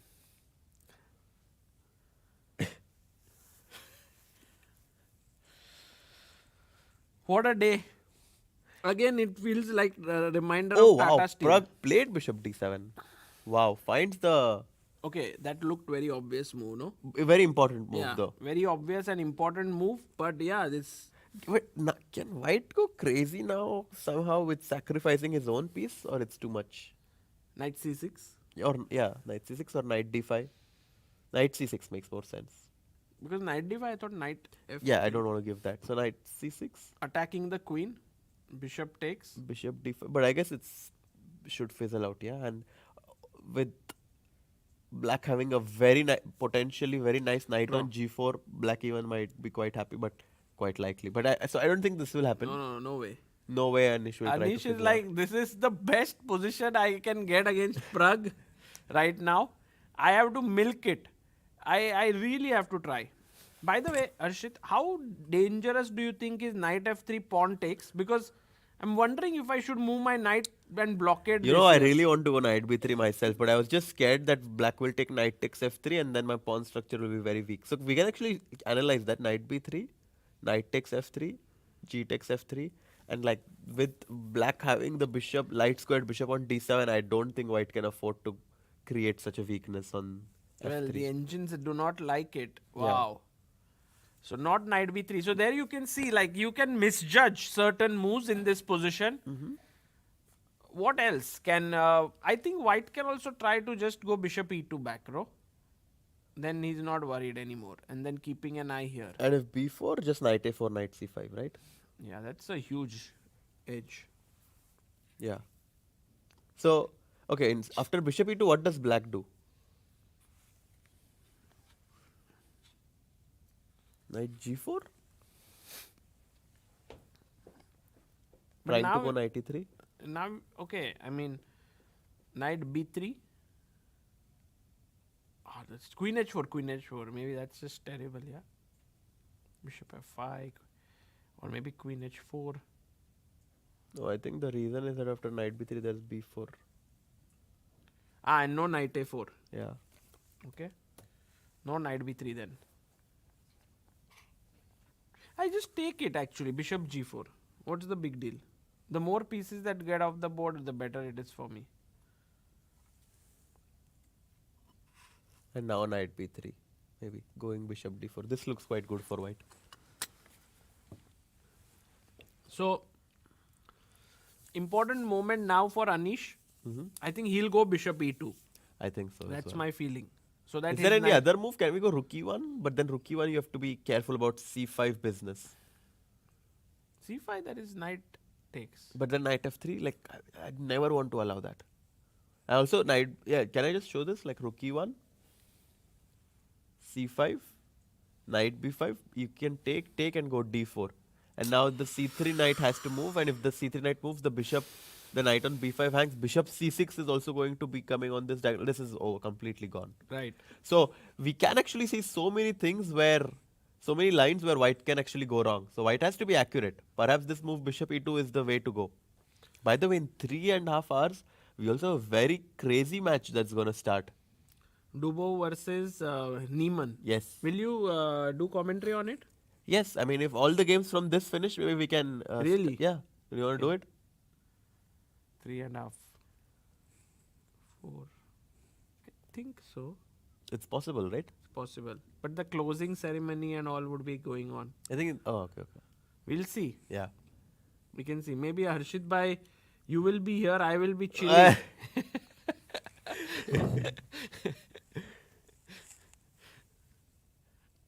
Okay. By the way, if you had some more time in Prague, what would you do here? Like, I think you are leaving tonight already, right? Tomorrow, early morning. Very early. So Yeah. you don't have much, but what would you do? Like, if you had few hours here? I would probably do a guided tour and learn more about this city and The history. the history of the city. You like history, huh? No, but I mean, Because that day we did take a tour and there was some historical things told. yeah, but I just think that like Prague, also Budapest, like these cities have so much like history behind all the buildings and architecture that it would be very interesting to know. My sister is also an architect, which makes me a bit more interested and curious about their history. Nice. Ask you a question. Vlastimil Gord, is he here or not? Who? Vlastimil Hort. Yeah, I think I saw the older gentleman, which was like here. You mean in this venue? I don't know. We didn't see him yet, Vlastimil Hort, but he could be here. Not sure. So Jaikar says, can we analyze B4? Oh, Very nice, very interesting wow. move. Very Jaikar interesting with move. all the key ideas here. I think this is Anish's move. I can even say it like he loves stability. And B4 just gives him that. No, he'll play it. Harshit bhai, Yeah, I mean it stops c5, which Don't is even obviously doubt. you think so, yeah. it's just straightforward. What a move. It's like love at first sight. You know, that kind of a move. Just everything is sorted. Hasn't happened to me before. Or not on the chessboard. Never. You have never found a move that you No, fell of course, in love for with. sure. I mean, there are some moves like you are just like so drawn by that you just play it immediately. Like yeah. one e4, yeah, for you. Yeah, or Natchdorf Bishop G5. Like I like it so much that I always go white? for it. Yes, Oh, it's your favorite. it's my favorite opening. It's so much theory. It's so much theory, but I have a lot of experience, and I know a lot of ideas in that line that I really like going for Bishop G5. Wow. Yeah, By the way, look at what Aravindh has done. Harshit bhai, he did go b6 and we might see that entire line pan out. oh wow. Because guys, remember, the one point which white can do is take the pawn. But after AB, what happens is that the A file opens up and the C file opens up. So this is opened and this is opened. And here in both cases, here gets black good has count, yeah. enough compensation. Because the rook can jump into A3 at some point. Yeah, the rook can come in here. So this is very good compensation. And by the way, a big news coming in that Divya Deshmukh is winning the challengers. Really? Yeah, that's a good news for all the What is Divya rook fans. B8? Bishop D6, knight C3. How does white win? Queen G7, just snatch a pawn. Queen G7, Rook G8, Knight F7. Nice. Boom. Wow. Yeah. And what if I just simply come back? Like, even that's good, right? Sagar Bhai is like, you found that fancy move, but why I not just queen? wanted to grab a pawn and get out from there. And the point being that Bishop E5, Rook E5, Knight G4, you always have Rook E6 ideas. And white is completely winning. Yeah, this one I think it's going to be mate. No, E6 just Just take this. chop pawn. chop, yeah. Yeah. Bishop H3. Yes, H3 is very nice. H3. Yeah. Nice. With the idea of this check, but maybe Rook G6. Let's see something strong. Let's finish off the game, Harshit bhai. I think Bishop E3, you know. Bishop E3, Knight E3, Fe3 with the idea of Rook F1. Oh, not so good.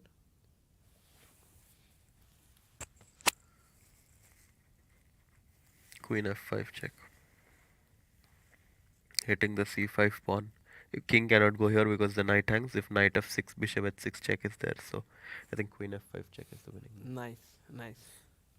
Yeah, so Divya only after 14 moves is winning. Wow. And I think if she wins this game, she's going to be like, okay, I had a tough start and very, very difficult middle rounds as well. But if I can win the last round, I'm going to bring back very good memories. Yeah, it would be nice. Yeah. It's always nice to win the last round and go back home. And maybe we can have Divya with us finally because Yeah. we've never had her with us also in Vaikansy. I don't think she joined us. She came once. Oh, she did, okay. Yeah. By the way, guys, look at this, Harshit bhai. It seems like Nodirbek Yakuboyev has got nothing out of the opening. Oh my god.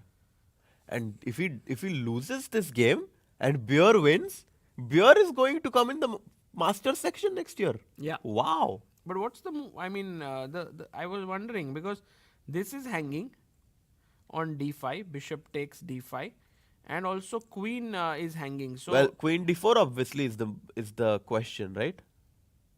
Or no? maybe there is this move. Okay, let's try to see.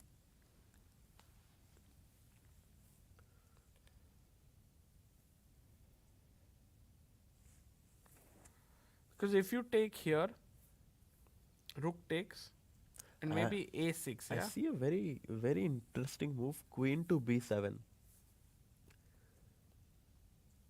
The idea being that I want to push your knight from E5 away with the move F6. But I feel Harshit bhai, this is safe. Take. Now d5 and b5 both are hanging. Let's save one of them. Bishop E6. Bishop e6 is one way, but I would even say a6 perhaps, very strong. And Bishop D5, Bishop Rook A7. d5, rook a7, and Uh-huh. black is not worse here. Yeah, but it feels as if he is worse. Yeah, he is. Rook It a1. feels as if, yeah. So I think Queen B7 might be the best. Okay. Queen b7, tough move. And here Jonas seems to be doing well. Yeah, he's slightly better. I really like these kind of positions with white because it's all about understanding. He plays his queen up to e3. Yeah. Getting rid of the pin from the G4 E2 diagonal.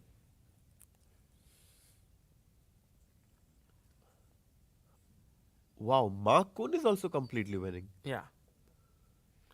Let's go back to the Masters and see the game. Oh, Anish did not play a3. Sorry, b4. He played a3. And it seems like the advantage is really withered down after this move A3. It's still there, but not so much. Harshit bhai, can I come back in a minute? Yes, of course. Yeah. And then we can, I mean, would you like to continue? Up to you. I mean, I'll be back in yeah, 2 sure, minutes. yeah. Just. You can continue.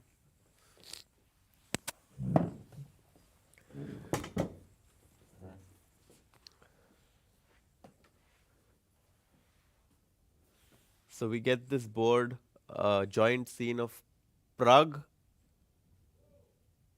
and Prague who's playing against Anish and Aravindh playing against Ediz Gurel. Two of the leaders in this event, Aravindh with 5.5 points out of 8, Prague trailing him with half a point with 5 out of 8. Very, very important games for both of them. And rook f c1 played by Gurel. Actually, a lot of moves happened in that game. Let's just quickly go there because after b6, c takes b6 was played. A takes b6. Gurel pushed pawn to a4, solidifying his bishop on b5. Rook f c8, and white goes rook f c1 so that the rook on a1 always guards the a4 pawn, but also helps with the advance of a4 to a5. Bishop f8 played. And now black is basically saying that I'm going to put my bishop on g7, put pressure on the e5 pawn. If your rook from e1 moves, then the c3 pawn is going to become weak. So now white needs to make a decision. If he ever wants to capture the knight on c6 or not. I think that if he ever captures it, queen c6, this is very good for black because he has the c4 square and your pawns on g5 and e5 are a bit too overextended. So I think it's crucial that white keeps this bishop on b5 and tries to go for something like rook e1, and if bishop g7, then maybe perhaps he might have to go rook a c1 and just reroute his rooks to protect the c3 and e5 pawns.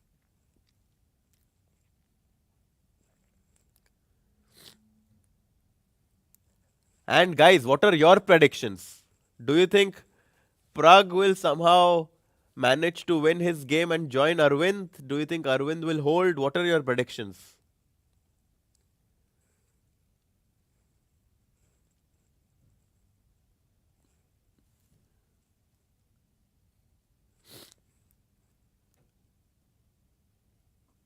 Prague win. Lot of people saying rooting for playoffs. Tiebreaker. I am rooting for a tiebreaker as well.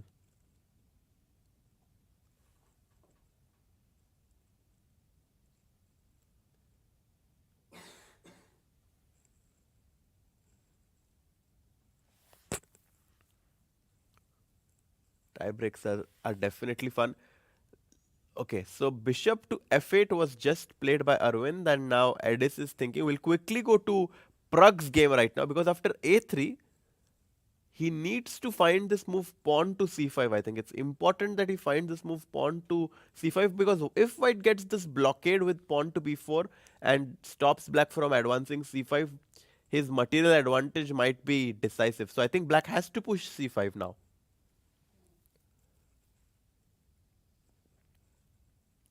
If he goes c5, you cannot take the d5 pawn now, of course, because your knight on d4 is hanging. But maybe that might be some sort of a variation, like c takes d4. If bishop takes d4, maybe white is doing quite decently with two of his bishops eyeing towards the black king. Maybe this is the way that black plays, but maybe rook c8 and black is still doing quite okay. So after a3, c5, does black have any other ideas?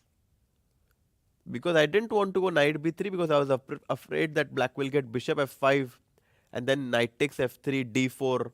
I thought that this is quite good for black. 55 minutes for Anish and 57 minutes for Prague. So they're very evenly matched on the clock.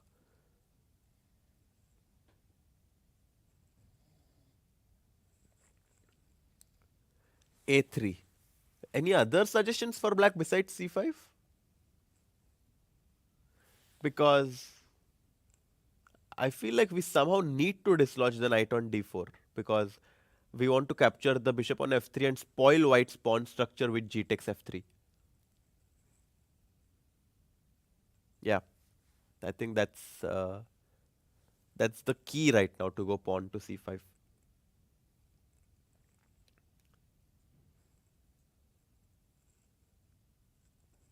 Pawn to b4. No, it's pawn to b4. What's the idea? We will just take, right?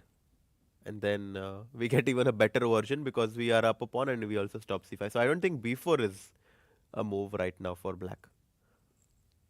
h4? Yeah, I think h4 is very interesting because we want to push h3 and put pressure on the g2 pawn. And if white pushes h3, then the g3 squares becomes a little weak. So h4 is definitely interesting. But I think Prague right now is calculating a forcing line with c5.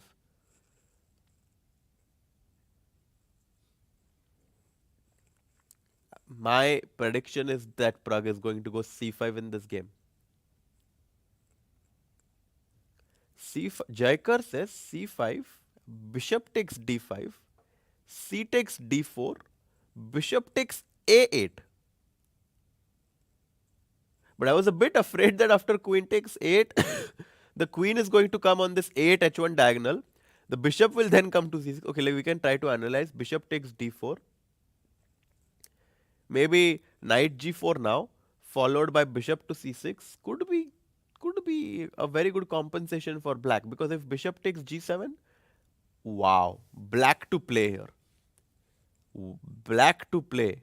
Can you find the best move for black? Incredible idea.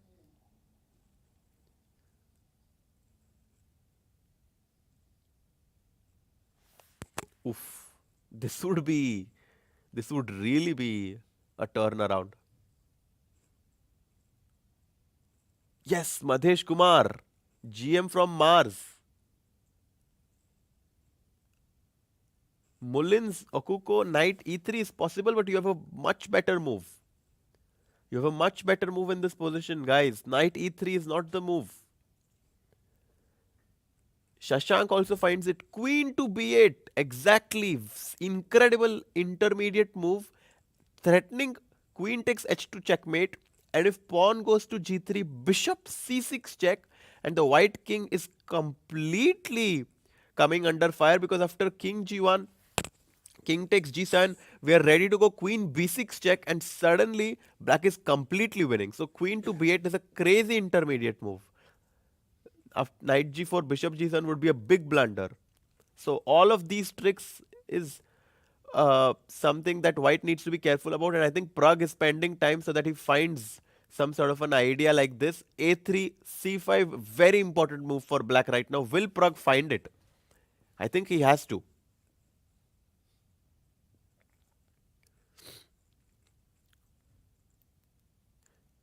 Pierre Burelet asks, in what situation would there be playoffs? So the playoffs would happen if Praggnanandhaa wins his game and moves to 6 points, and Aravindh draws his game. In that scenario, both will be on 6 points, and there will be a playoff 5 minutes plus 2 seconds for 2 games with white and black. And I am secretly hoping for that. Maybe not secretly, openly hoping for that.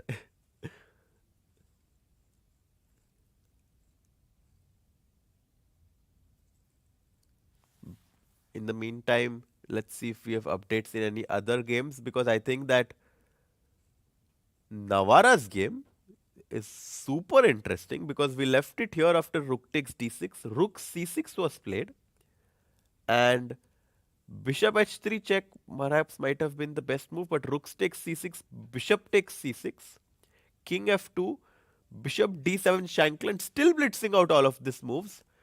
After its move 31, so I don't know how long he's prepared.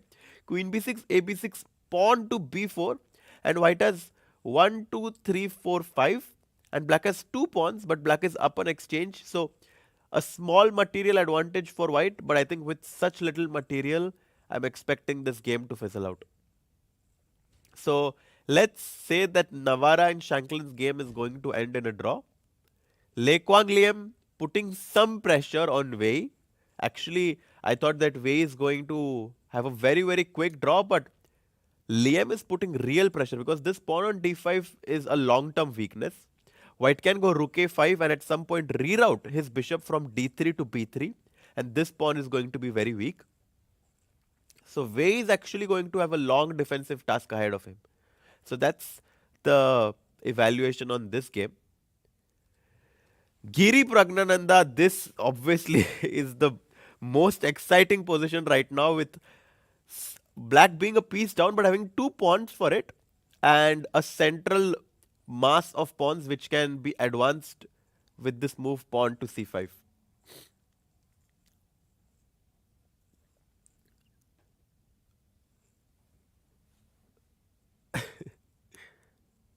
Is Prague in good position? Well, it's complicated. I mean, he definitely has good compensation for being down a piece, but at the same time, if he's not quick with his counterplay, with c5, and if white is able to somehow put his knight on c5 or control it with b4, I think that that's going to be very difficult for black. So let's see. Let's stick to this game because I'm very curious if Prague will find this move c5.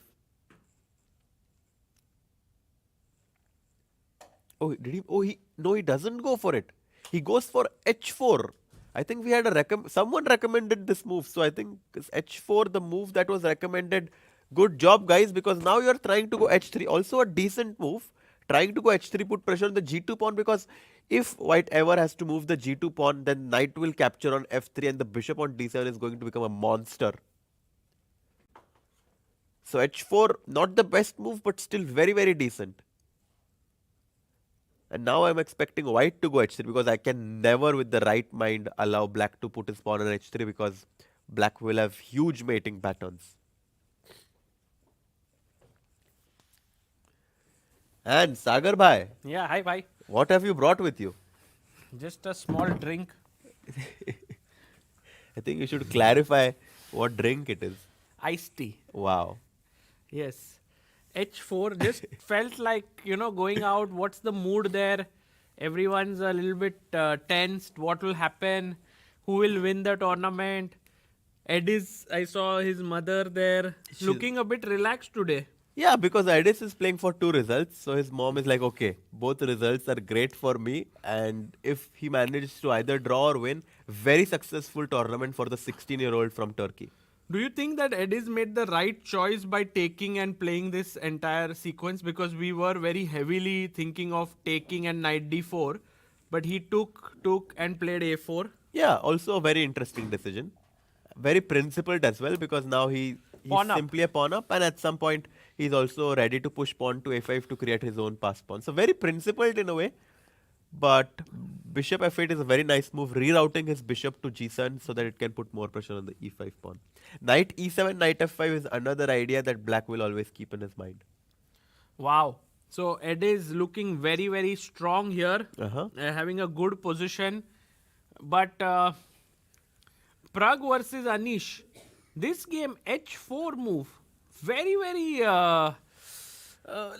Prague is making such moves that is putting pressure on Anish, and Anish is neutralizing them. He'll go h3 here. He has to, I think, Yeah. because if he allows black to go h3, black is going to be super happy. No, he'll play h3, and then I think he's about to make his move. So the time on the clock is around even.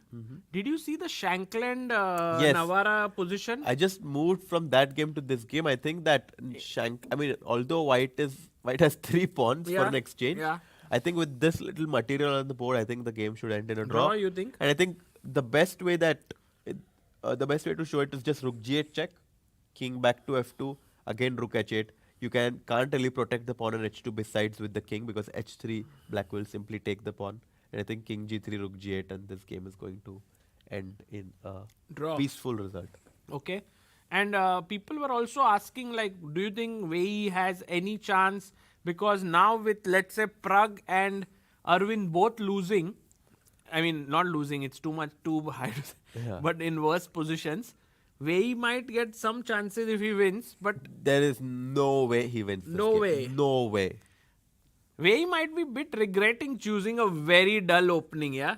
I'm not sure. I mean, you are playing with the black pieces, and you are playing against someone who's also very, very solid. So, I think it was... No, I mean, it's fair, but if he had kept some juice going, he might have been very excited at this point. He could have won.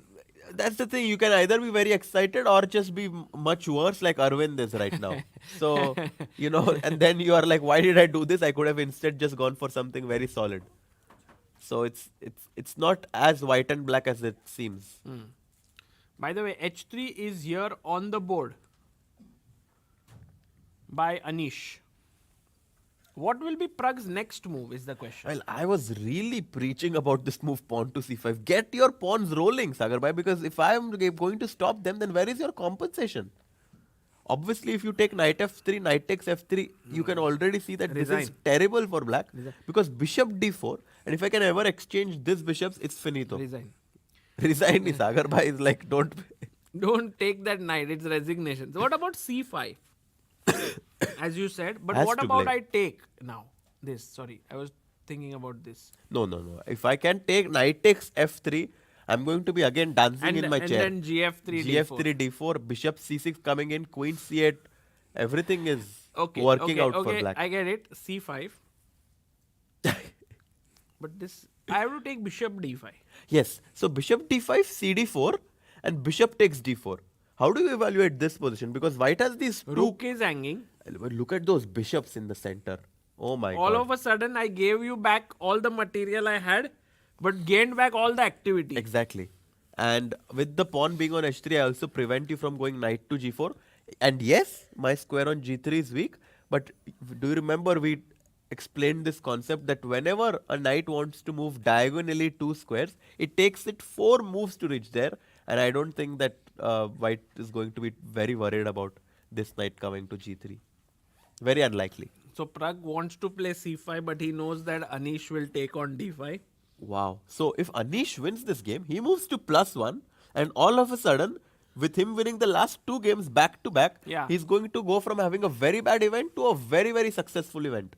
Yeah, very good feeling for him, because I think he would also gain some rating. Yeah. If I'm not mistaken, right now he's at -3 elo in this tournament. With this win, he'll gain 5 points. So he'll be +2. +2, which is nice actually for for him. sure, because he really wants to establish himself again as a top 10, top 15 player. Right now, with his rating down to 27-33, I don't really think it does justice to his strength. But obviously, he needs to show some Yeah. good results, and I think today is a great opportunity for him to do that. Agreed. Look at the standings, by the way, that we have just for all the people joining in right now. A reminder, this is how the master standings are. Aravindh 5.5, Prague 5, Wei Yi 4.5. So basically, only Aravindh, Prague, and Wei Yi have a theoretical chance to have to have the Title. in this event. Vincent is already out of the race. But imagine, Harshid bhai, like with the probable results, Aravindh losing, just saying, Yeah, sure. Prague losing, Wei Yi draw. So it will be 5.5, 5-5. Vincent draws, most likely, right? Yeah. By the way, Shankland Navara ended in a draw. Already, okay. Vincent also might draw. Ediz wins, so 5. Anish wins 5. So that means on 5, we will have 4 players. Yes. Actually, could we have Shankland? We've never had Shankland join us after the end of the tournament just to Yeah. get his thoughts about the event and maybe even That get would be his really cool. opinion In case if we can make it happen, we can. because see. he's the only player who has not joined us. Really? Yeah, and Liam. Yes, those are the only 2 players that we have not had. Oh, wow. We had so many people. Yes. That's nice to know. If we can if we can try, that would be amazing. Also, I'm really looking forward to have Divya join us because I think she's on the verge of winning her game. She won? On the verge of winning Yeah, her but game. she did your move. I know I know her style. She really likes to play aggressively and dynamically. And okay, knight takes f7. Divya is, bless you, finally showing why she's a very dangerous player. Wow. This is how she should have been playing. Yeah, like just aggressively attack. She's so good at this chess. Yeah.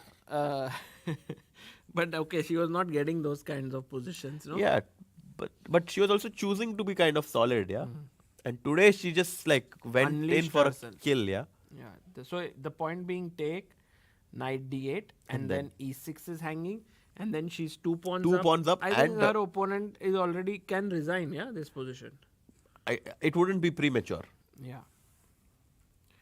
Okay, so that's and by the way, this did happen in Finek game. He did take and play a6. But white is doing quite well. Yeah, white has a nice position, I suspect Yakubov to win another game.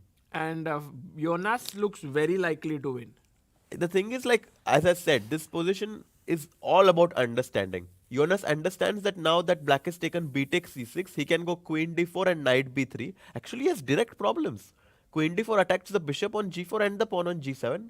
White might just be winning because of tactical reasons. Yeah.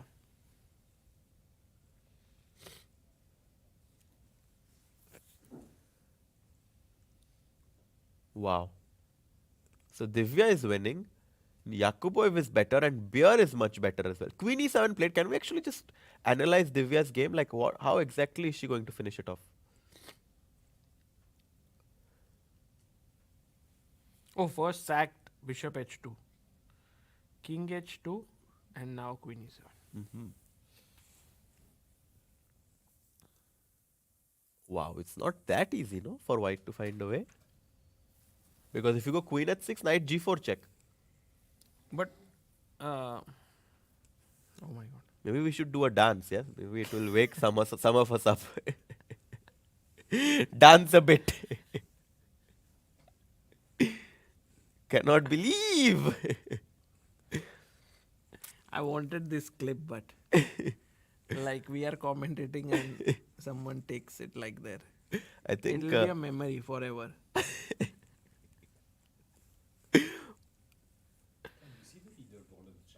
Yeah, let's look at the leaderboard of the challengers here. We have that's the Masters. Yes, that's Yes. the challengers. If we can just have that on the screen. Yakuboev is leading with 6.5 with Jonas on 6. Marc-Andrea Morizzi won his game So already. he moves to 6 points. But I think that Beer is much better against someone who's also lower rated than him. So I expect Beer to move to 7 points. But imagine an event where you are scoring 7 out of 9 and you still don't win. So Beer is like, what should I do? Like, I'm scoring +5 in this event and I'm still not winning.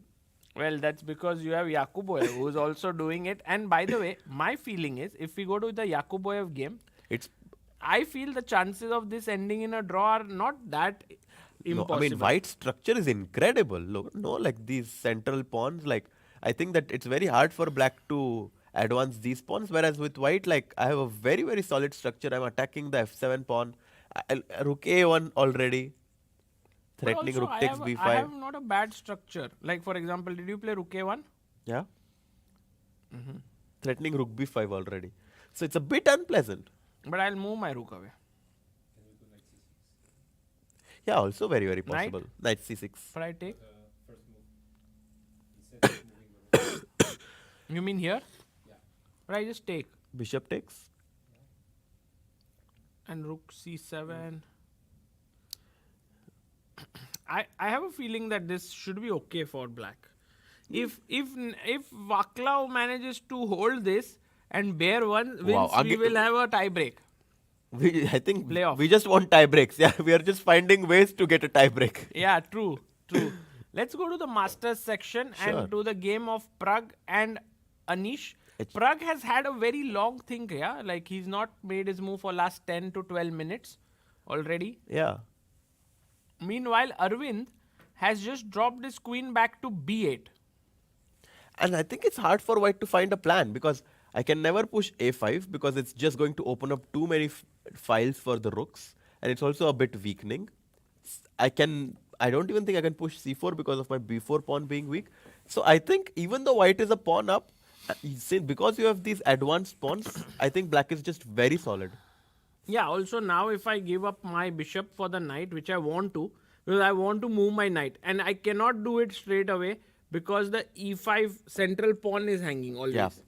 So I want to take, let's say here, this pawn is hanging in the center. So the thing what I want to do is, I want to take on c6, rook c6. Yeah, but then the c4 square. What about your c4 square? and also the a4 pawn. Yeah. So it seems like I think that Arvind... the worst seems to be behind Aravindh. Or somehow. maybe we just misevaluated it. Maybe he was always fine. We just thought that he is down a pawn and that he doesn't have compensation. But I guess Arvind saw the position a lot more deeper than we did. And he always had good He likes it, compensation. huh? Yeah. So then if Aravindh manages to hold, then his chances of winning this tournament are very good because I don't see how Prague Prague cannot wins. win this. No, he can unless... I don't see how he wins unless Anish goes berserk. And also, if right now Anish had like 10 minutes on the clock, it would have been very different. But with 52 minutes, I think Anish is also very, very comfortable. Confident. And also he won yesterday. Yeah. And Anish is someone who definitely loves to ride on that momentum, and he's going to try and win this game as well with Prague. Yeah. And he beat Prague in Vaikanze as well. Yes. So he also has that like psychological advantage that he just is off of a fresh win against him, and maybe he wants to improve his score against Prague even more. Let's see if Prague manages to create some mess. He needs to create some mess, guys. The main problem for Praggnanandhaa is that he's piece down. He does go c5. Oh, he does go for it. And now it's a key moment in the entire game, in the entire tournament. Because if Anish goes wrong here, then he will be in big trouble. I mean, let's say he moves the knight, it's black is completely win. Finito. Knight takes f3. Finito la comedy. G takes f3, d4, and boom, bam, bishop c6, queen c8. Everything is coming. All black's pieces are shifting towards the white king, and look at that king. Too bad. He's going to sing that song that you very well sing, Sagar bhai. Lonely. I am Mr. Lonely. Oh, look at Anish. Oh, He's- instantly. He's like, I don't want no one to be lonely in my position right now. Quickly chops up the pawn on d5. Wow. And Prague takes the knight. Prague quickly captures the knight on d4 and bishop takes d4. The material is equal, but I think Anish has a fantastic position with these two bishops. Queen p3 is going to come next. The rook on d1 is very well placed against the queen on d8. I think that Praggnanandhaa definitely is going to be feeling the heat of the two bishops right now. Yeah, and so if we just decide to save our rook, which is right now hanging with rook c8. Okay, let's say I go queen b3. Trying to put pressure on the f7 pawn. Can we turn this off?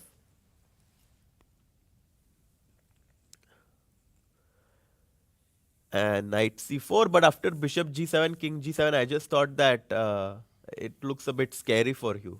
Yeah, because of this pin. Exactly. But I don't know how you will. Can I not just capture the pawn on b5? Or am I too greedy with this? Maybe bishop b5, queen b5, knight e. No, bishop b5, bishop c4. So knight e3 immediately, right? Knight e3, queen c, queen. Yeah, maybe. Maybe knight e3 immediately is Then quite take powerful. this. Can we have a poll? Who will win this event? Yeah, I did make a poll. Oh, you did? Yes, on our channel. So what's happening to the poll? And we have had 54% people thinking Aravindh will win, 34% think Prague, and only 12% think playoffs. Yeah, I think that They Aravindh are should right, be much actually. higher. Maybe now with we have around 5,000 votes, but I think with Aravindh doing so well, I think Aravindh should be like 75 to 80% that he will win, 10 to 12% that Prague will win, and 10% playoffs. right?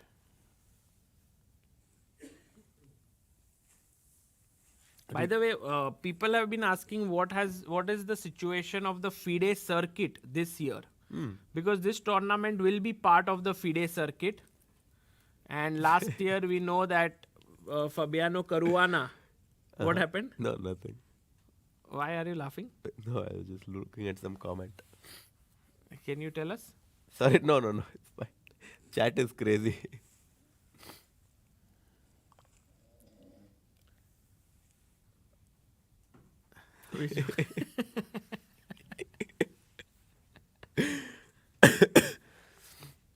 Ding Liren has 40 circuit points. What? Yes. Praggnanandhaa is 25. Yeah.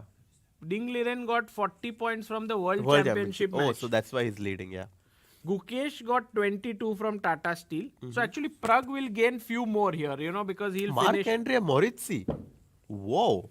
Yeah, The because player who was playing in the challenger section has 16 circuit points. Wow. And, because he won the Jerba, yeah? Yeah, the Jerba Masters. And yesterday Jan Nepomniachtchi won the Aeroflot. So he gained 18 points. But it's clear that from here, Aravindh Chithambaram will gain roughly around 22-23 points. Wow.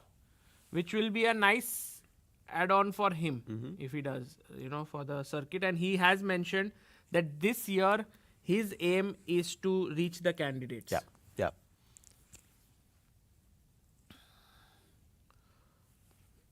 H3 played. Look at Ediz's move. He's like, I don't know what to do here, so I'm going to play H3. Yeah, he's just waiting and asking Waiting. black what he wants to do as well. And I think black can simply just go queen b7 and wait himself. Or knight e7. The thing with knight e7 is that it does allow knight d4. Some improvement. And now, if I'm able, the thing is like you don't want to get into an opposite colored bishop endgame because the bishop on b5 controls the c4 square. Also, whichever way you take, one pawn will become weak. Yes, if you take with the g pawn, h5 becomes weak. If you take with the e pawn, the d5 becomes weak. Also allows white to push e6. So I don't think black can move his knight. I think he should just wait, queen b7, queen c7, and like pass the baton to white and ask him, okay, it's your move. What will you do? So we might see a very, very patiently improving position for both sides. Rook b8 played by Praggnanandhaa, which I don't know if the engine likes. The bar is shooting really high up for Anish. Oh my god. Because rook c8 was so natural, right? Is it plus? Oh my god, this is almost winning for Anish Plus. now. Anish Giri in the driver's seat, very comfortably here. Very nice position. He must be enjoying himself. He must be really enjoying himself, and I don't think that any other tournament he's going to eat anything besides hot pot. Hot pot is his secret. Yeah, 2 dinners at hot pot, 2 wins. Yeah, that's huge. And Yeah. he didn't win a single other game. He didn't, and also yesterday, Sagar bhai, you lost the bet. So Yes. Today I will make him pay for it. I cannot keep on spending. Yesterday, guys, by the way, we had Sagar bhai had a friendly bet that if Nguyen does not manage to draw his game, then he will pay for the dinner at hot Yes. pot. I had said I'll pay for Anish's dinner, but Harshit Bhai also didn't pay. So turned out that, but it was good fun. Yeah, it was amazing fun. Of course you had fun. You didn't pay for it. Yeah. But no, today we'll have Anish who will because he might finish joint second. in this No, tournament. I mean, finishing with 2 wins, it kind of reminds me of Arjun's event in Yeah. Vaikanse, where he won the last 2 games and finished very, very strongly. But Arjun had like a so bad event. Yeah. Like Anish has not had such a bad event. But he was on -1, which for his standards in this event was definitely -1, but now it's +1 after if Yeah, this with yeah, this win, which will yeah. be great, yeah, for Anish.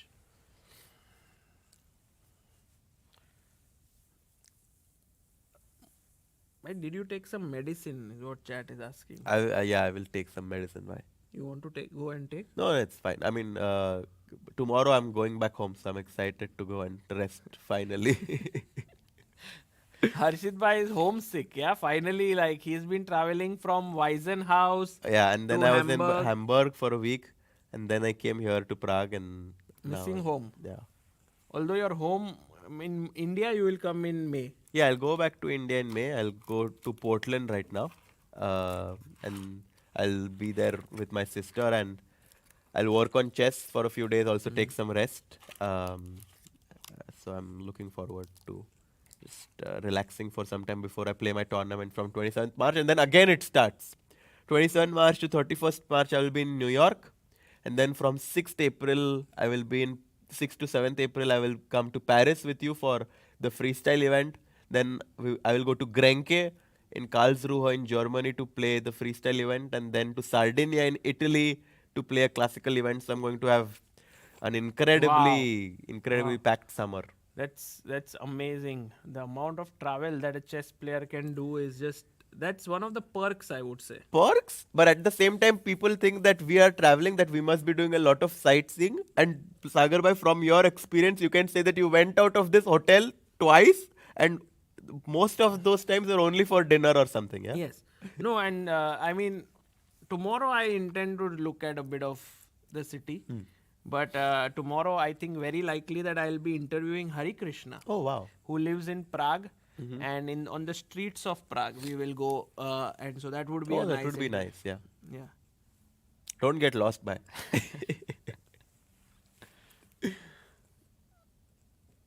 By the way, this Nguyen Thai Dai one might be trying a bit. Huh? No, for sure.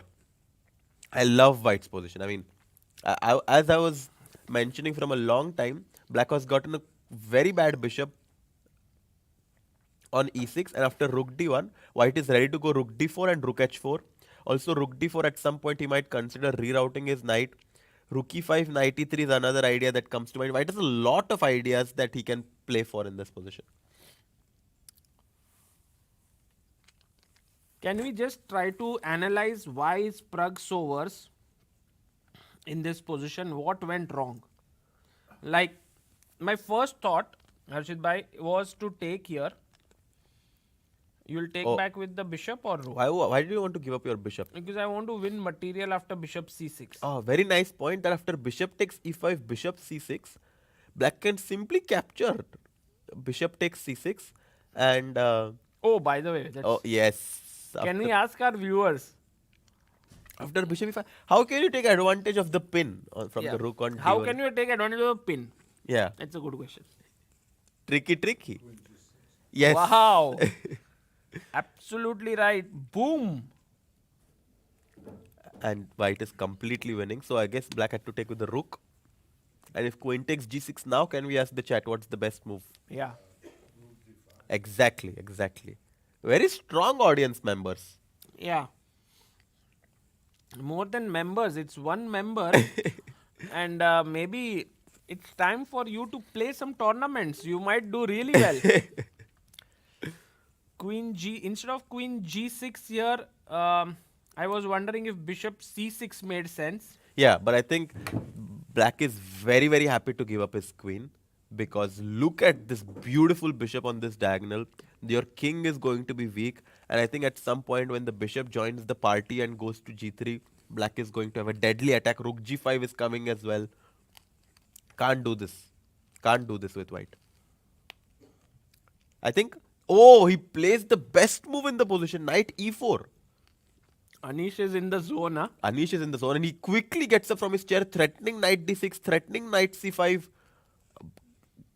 Guys, the advantage is +2 for white. Wow. This is huge. Borderline winning, right, for white?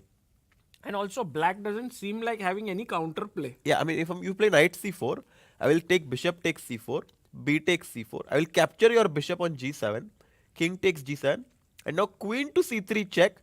And look at the knight and queen's coordination towards the black's king. This is completely over. f6, and what's the best move for white, Sagar bhai? Rook d7. No, white has a better move. Knight f6. Yes, knight f6. I'll really like this move. Knight takes f6 because if queen takes f6, rook takes d7, black is unable to defend the queen on f6 and white is completely winning. So you see all of these patterns that us players can spot very quickly. Many people ask me, how are you able to spot these patterns very quickly? Because they also want to improve. We need to solve as many problems as you can. For example, now I showed you this pattern that queen c3, knight f6, and now you will know this pattern. And the more patterns you expose your brain to, the faster will your brain pick up these patterns in your own game. Which is why a very good thing to do at any player rated below 2100 is solve as many puzzles as you can and try to solve puzzles where your brain doesn't find the answer automatically. Because if your brain is able to find the answer automatically, that means that you are already very good at that concept. And of course, sometimes it's good to do that to just like brushen up what you already know. But it's important that your brain struggles to find the right idea because that's actually when that you will learn something new. Yeah. Ajit bhai, does this advice also stay true in life? Like, the more problems you solve in life, you get better. I think you should know that better. Yeah, I'm always trying to solve problems with different people in my life. But it's like in chess, maybe the number of patterns are limited. But in life, the number of problems are unlimited. So every time a new problem comes up. Yeah.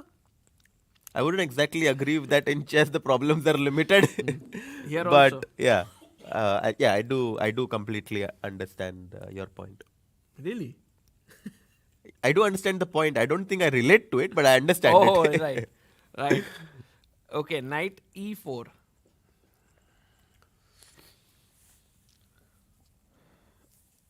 IIT JE asks, Harshit bhai, do you think that by analyzing and commentating your game also improves? I would say IIT JE, we have to wait for 27th of March Oh my God. to know.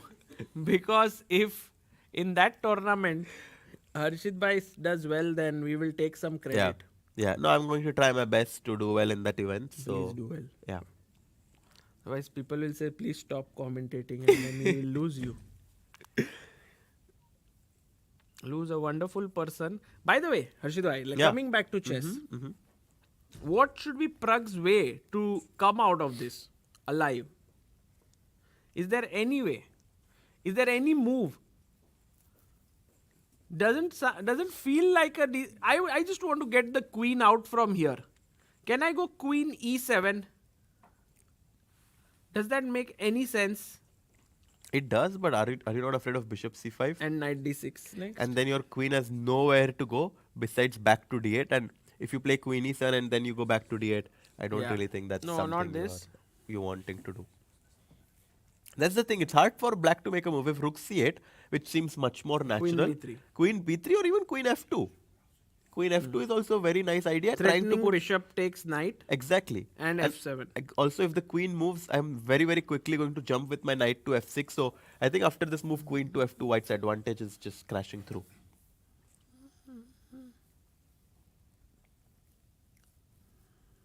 Yeah. So knight e4 and super hard for black to come up with a move. Yeah, tough. Actually, for Prague, this tournament had been so good. He had been unbeaten, right? Yeah. And he had 2 wins and 6 draws. He beat Nguyen one Nguyen, and he also beat Shankland, yeah? Who? Prague? Prague beat. No, he did not beat. Vincent. He beat Vincent, yes. Yeah. And he had a good position against Navara in the first round, but he did not. He couldn't Yeah. manage to cash in that advantage. But he's on +1, +2 right now. No, he's on. Yeah, he's on +2. He will finish with +1. Yeah, if he loses this game. Which is okay, I mean, but Well, he chose a very risky line today. yeah. And that's the thing that can happen when you choose a risky line. Like, it can pay off quite well, but on the other hand, you can just struggle. And Anish just showed why, Anish will go back with such pleasant feeling, no? for sure. Like this last 2 wins. I was thinking for when Anish lost to Aravindh, that his tournament is ruined Yeah, at that point.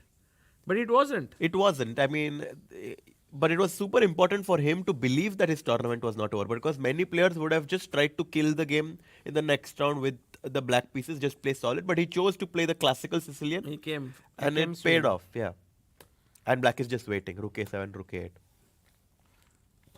Can we see a repetition happening here with Queen It's e3, possible. Rook a7? It's quite possible. And then maybe Aravindh then becomes champion Then become the champion guaranteed. without doubt, because Prague will definitely, I mean, it's only a miracle that can help him win there. Yeah.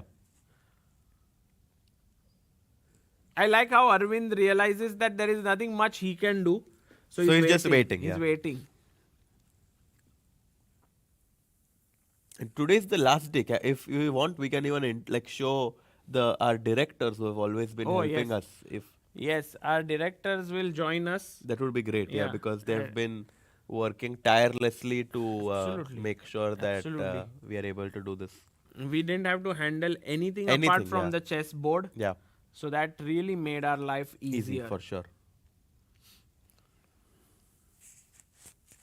Just to quickly round up today's master section right now, maybe we can just round it up and then take a short break just to understand what's happening. Navara drew his game against Shankland. Shankland showed excellent preparation. So if you guys are curious how to play in the 2 nights with black, definitely check out that game.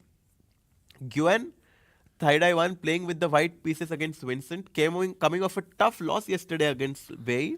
But today, he's back. He's putting a lot of pressure on Vincent in this isolated pawn position, and he's pressing.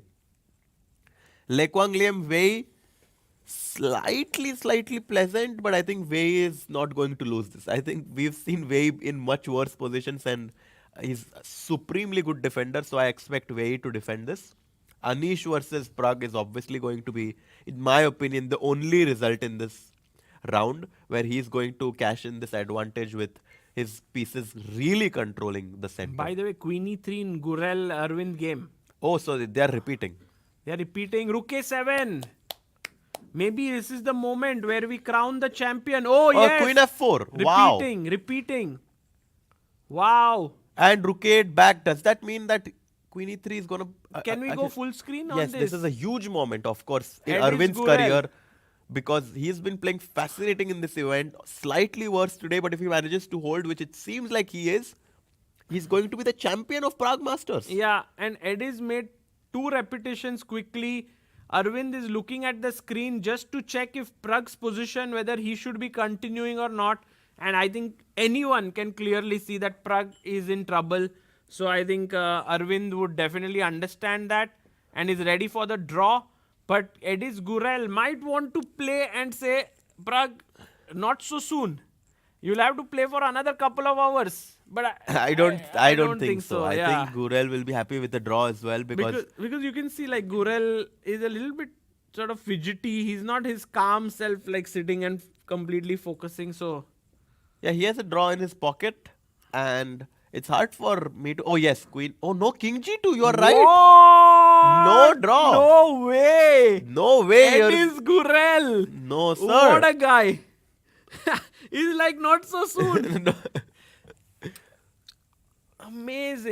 Amazing moment in this tournament. Again, a very key moment that shows how the youngsters. Has so much fighting spirit. Yeah. They're not afraid. Like I know so many people who would think that, oh, I'm playing someone 120 points higher than me, and he's in good form. Maybe I should just make a draw and go home. Also, my tournament was good. Yeah. Everything Just great. go around the Prague castle, have a good time. But Ediz is like, no, I'm instead going to focus on winning this round. Yeah. Incredible. Yeah, I think overall, just great attitude. Oh my God. What? Look at Prague's move. What? There is a pawn on h3, bhai. Mouse slip. Prague has just played his bishop on g4 and is telling Anish, I have just What is that? gambled everything. No, he just wants to take the bishop on d5. So if you take hg, let's say, What is bishop g4, bhai? attacking the rook. Queen takes d5, black is better. Yeah, of course I'm not going to take the bishop on g4. But what a move. Yeah, look at Anish. He's like, what? Again, yeah, Anish is like, okay. Time yeah. to take my jacket off, Sagar I bhai. have to get, let's Let's take our jacket We off. also have to calculate a bit. Yeah, we have to calculate a bit, yeah. Yeah. Get serious. Like Oh, and Anish. all three of us, look, Anish, you and me are all wearing blue. Oh, wow. Also, the strong audience is also wearing blue. Yeah, blue is the color of the day. Also, Prague is wearing blue. Arey, bye. Oh, bishop what? Bishop e5. Yes, because if no, but it's Prague, tricky. bishop takes d1, rook takes d1, Rook e5. rook e5. Bishop f7. No, bishop takes e5. You want to put your bishop here. And if bishop f7, king takes f7, if you take, I mean, black has 2 rooks. And the bishop on e5 also gives a mating idea for black. So, you have to actually be accurate. Okay. There is only one way. Let's think. We haven't seen the. Have you found No. the way? Have you found? I have not. I'm just waiting for you to find it. Let me find it. Bishop f7. Bishop c6, knight c6. No. Not knight c6. We have to, like bishop f7. What if just knight takes f7? Also possible. Oh, King takes f7 also possible. Like there are many possible, because our rook, what a move by the way by Prague. Like let's take a moment to appreciate this move. very creative. Yeah, it reminds me of Vidit Gujarati's move against Gukesh in the first round of candidates. Bishop g4, where the pawn was on h3. I think it was the same concept. I mean, something like this, but wow, it's a tough moment. What is the move? Oof. Harshit bhai, it's not clear. Check. Okay, knight takes. bg7.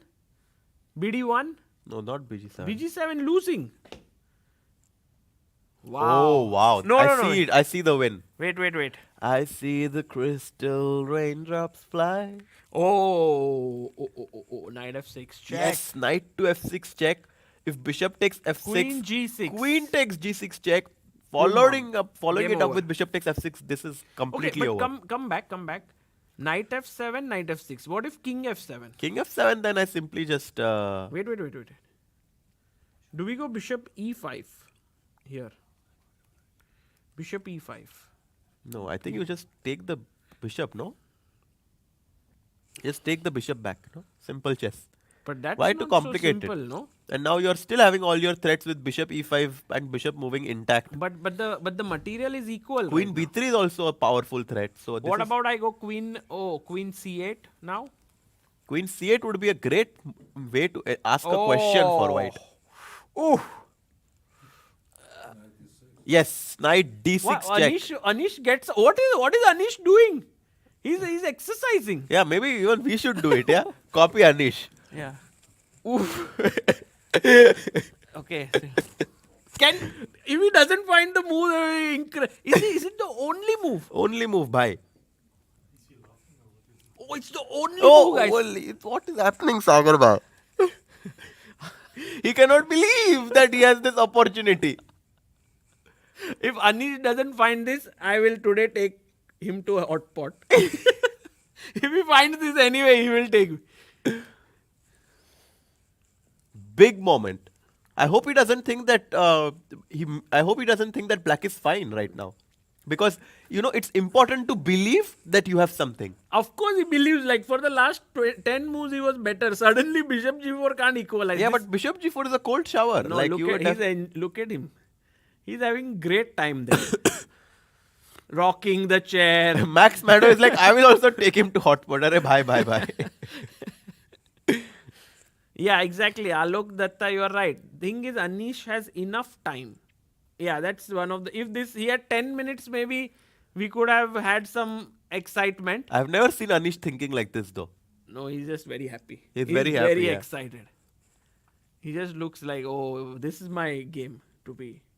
But on the other hand, Ediz Gurel is just playing with his king there. It's not drawn, He's guys. toying with his king and he's toying with Arvind's emotions, Yes. because Arvind really But wants to finish the game. Aravindh is like, if he comes here and sees, he can be like, even if I lose, I'll be the champion now.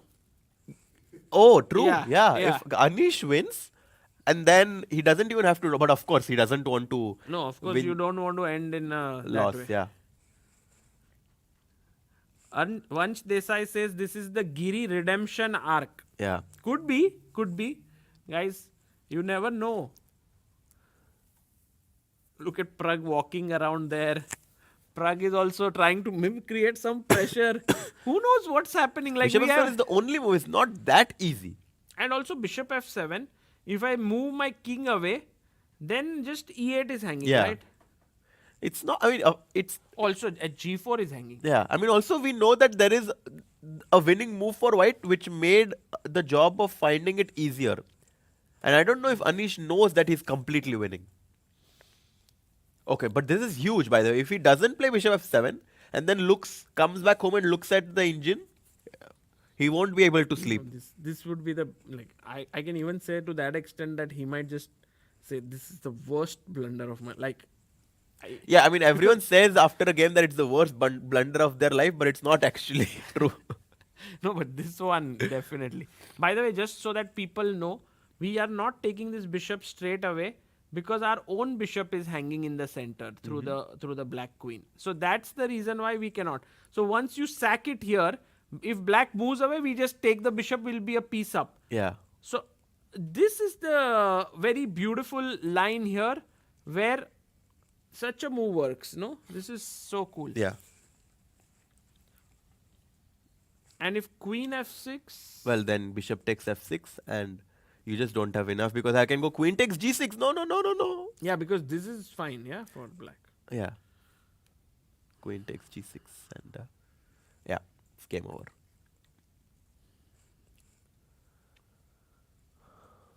Oh, by the way, Arvind's position somehow seems to have repeated, because the king is back on g1. So, could he have repeated, after rook 8, king g1, could he have repeated? No, I'm genuinely curious. If he played rook a7, could he have repeated a draw?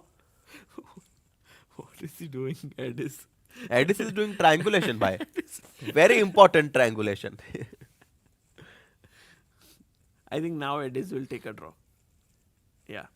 Now I think you can claim it just. Oh, King G2. Okay, Just now claim it. just I would. You know what I would do in this position? I would raise my hand Yeah, and call Call the arbiter. Yeah. and get the trophy.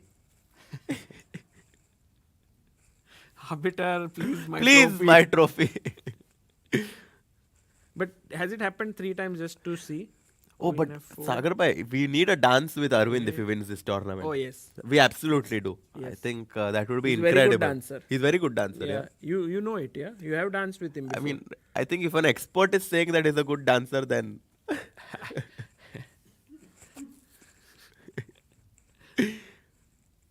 we are all experts until Harshit Bhai starts to dance. everyone is a superhero until the real superhero comes in. Yeah, no, I mean, clearly, I think one of the things that Arvind doesn't want to do is claim a draw somehow. I don't know. He just wants to agree to a draw. I don't know the difference, but okay. Like claiming a draw means you have to be like you look too It's a beta eager. move, yeah. You look too eager for the draw. Here it's like, okay, I believe in my position. If you want to play, let's play. That way. Okay, I have a very important question. Do you think he will find Bishop F7? Anish, no? Yeah. I think we should stick. I don't know where to go because this is also. Oh, he's about to make a move. Yeah. Okay, what are the chances, Sagar bhai? 99.9% he plays it. Really? Yeah. If he doesn't, what will you do? That's what I said, right? Like he'll take him to hot pot. No. Some. I'll pay for his next 10 dinners. Really? Yes. Can I also join?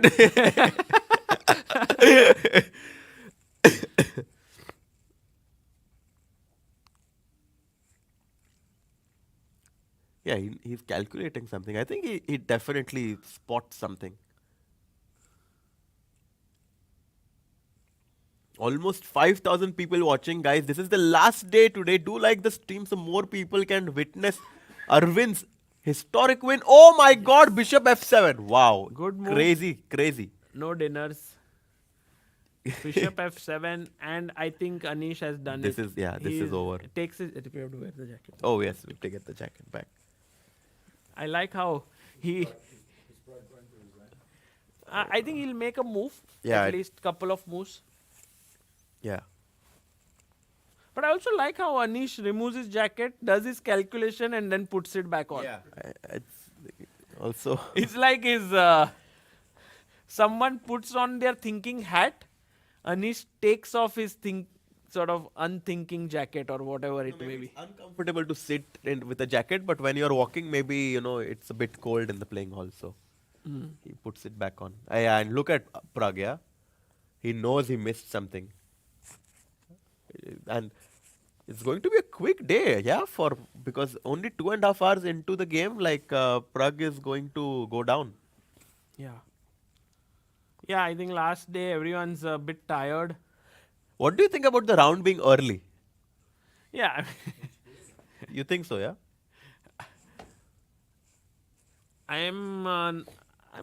Because I feel like accepting it as a but part of everyone life. has a routine, right? Like I feel like for 8 rounds, all the players have a routine. Like for example, if I am playing, let's say I wake up at 10 o'clock, I prepare for 2 hours, I go get lunch, I sleep, and I come to the round. Now suddenly, if I wake up at 10 o'clock, I need to take a shower and immediately, instead of getting breakfast, go to the playing hall. So the whole dynamic completely Yeah, changes. I know. And I think that sometimes that's why we see in last rounds players unable to play their best chess many For times. sure. It does impact them. But I think it's part of being a professional player now. So they have to really, really be ready from day one, not to get into such a habit that last day they are unable to shift it.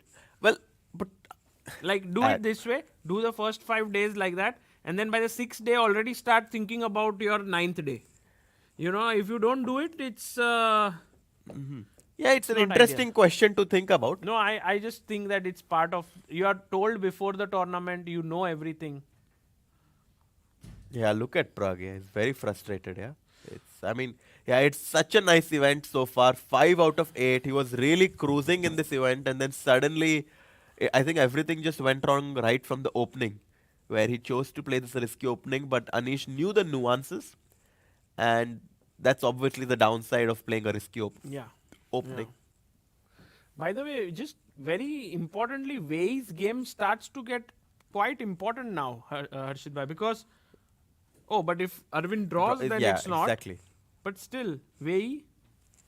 No, there's no way there is going to be any result besides a draw in this. No way. Yeah, I also agree, but I think Wei will continue playing with black, at least hoping that Arvind draws. I think we should stick to. No, Arvind loses. I think we should stick to Prague's game right now because we might see a result here. He's gonna lose. You think so? Yeah.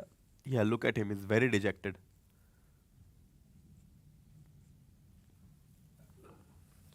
Just Wait, so what that was the line? people King know, F7? King F7. Just H G4. Okay. Very important. This is interesting, yeah. Queen E7. I mean, Sagar bhai, you are up a pawn in this position. And also, this is a major threat. No, I mean you are up a pawn and you are attacking. I mean what? Also, threat is bishop e5. Exactly. Bishop C5. And I want to remove my queen, Let's but say if queen I go E7. here, then this. Yeah, so Followed by knight d6 check.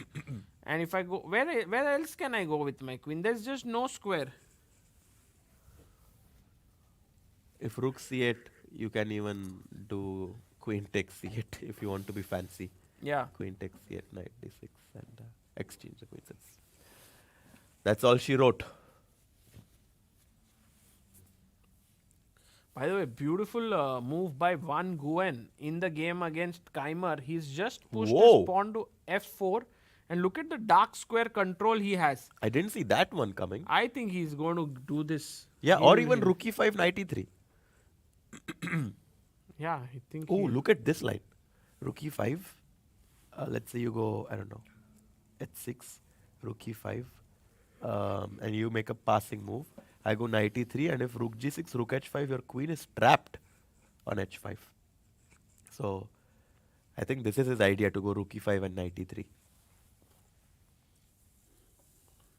But obviously, the highlight of today is going to be Anish just playing super accurately. Yeah. Because whenever your opponent sacrifices a piece, usually what happens is that you get a bit nervous and you make a move which allows your opponent to come back in the game. But Anish did not give his opponent this chance. No, Anish played well today, that's for sure. So maybe the focus should shift to this game, Aravindh versus Ediz. Yeah. And Ediz, after making a lot of king moves, pushes his rook up to e3.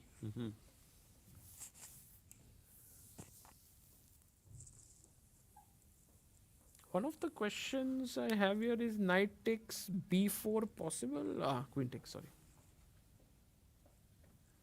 Yeah. I wanted to take here because if cb then the rook rook. hangs, but there's just Queen takes. Yeah.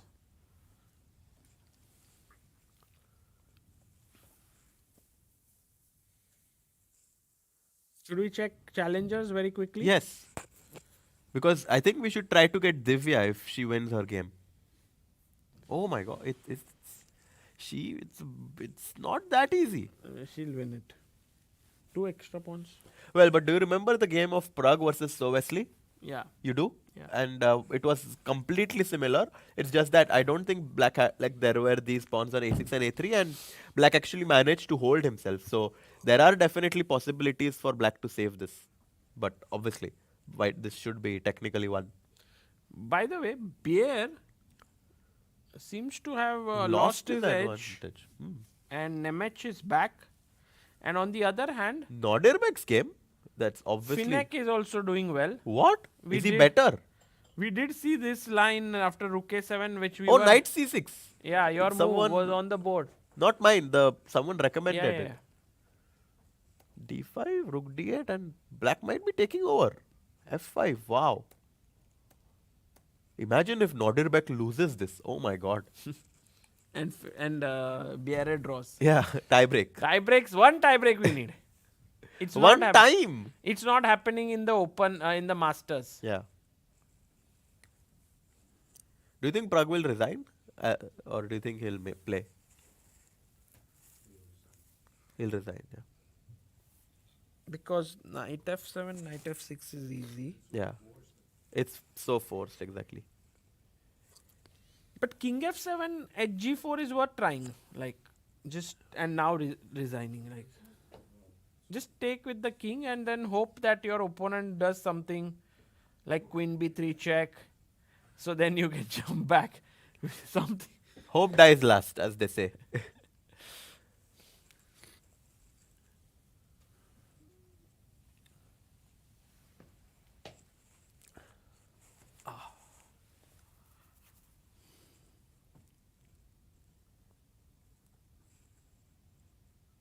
We are all very quiet here.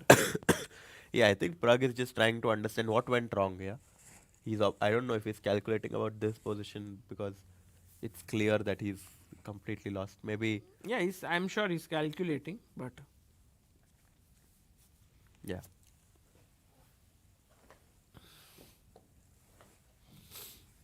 can we look at what is the plan of Ediz now after rook lift? Well, he wants to ask Black whether he's ever going to make a decision or he's just going to keep waiting. Rook a7? Well, yeah, rook a7, and at some point I think White will try to go perhaps rook e1 and try to go knight h4, rook f3, put pressure on the f7 pawn. Some ideas, yeah, for White. It's not that White is without any ideas Rook at all. a7 just defends. No? Yeah, that's the problem. Rook a7 is... Black is just so solid.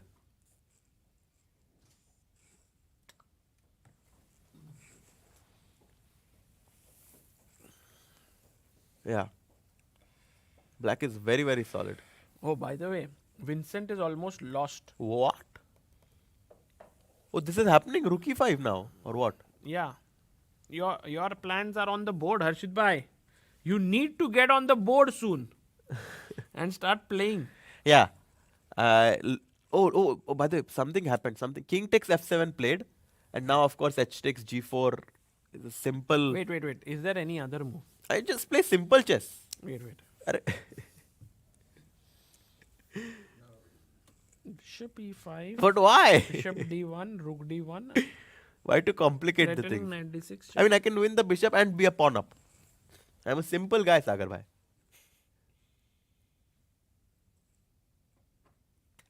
I think Anish is too. I think it's Anish's style to take h takes g4 besides calculating like some crazy lines like bishop e5 or rook f1. Yeah. He's about to take it. Yeah, he is. About to. Nope. He's like, enjoying himself, yeah? Yeah, he takes h takes g4. Yeah.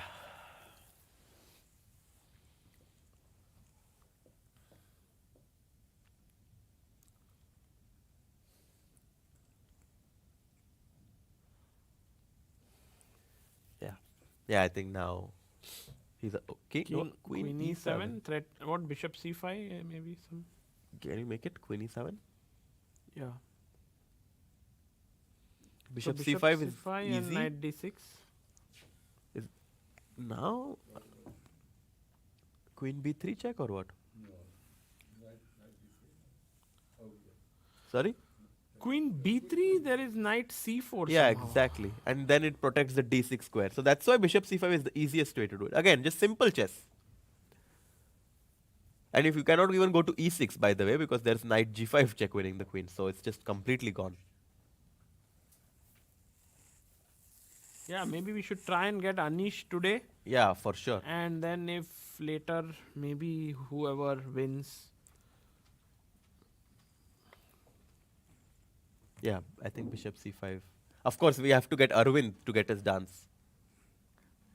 You think Aravindh will dance here or later? We would hope. I mean, let's see. Because of course, if Anish wins this, it's clear that he is the winner of this event. Not clear. Not like technically there is still Wei Yi win.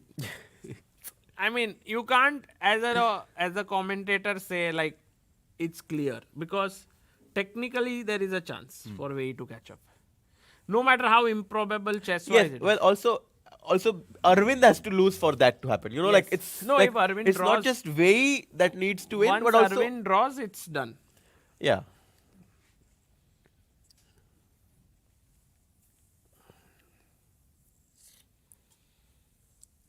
But I think we should stick to Giri's game, no, because we are going to get a result there. Seems like it. But Anish is taking his time. Well, yeah, but like there's no other game that a result is going to happen. So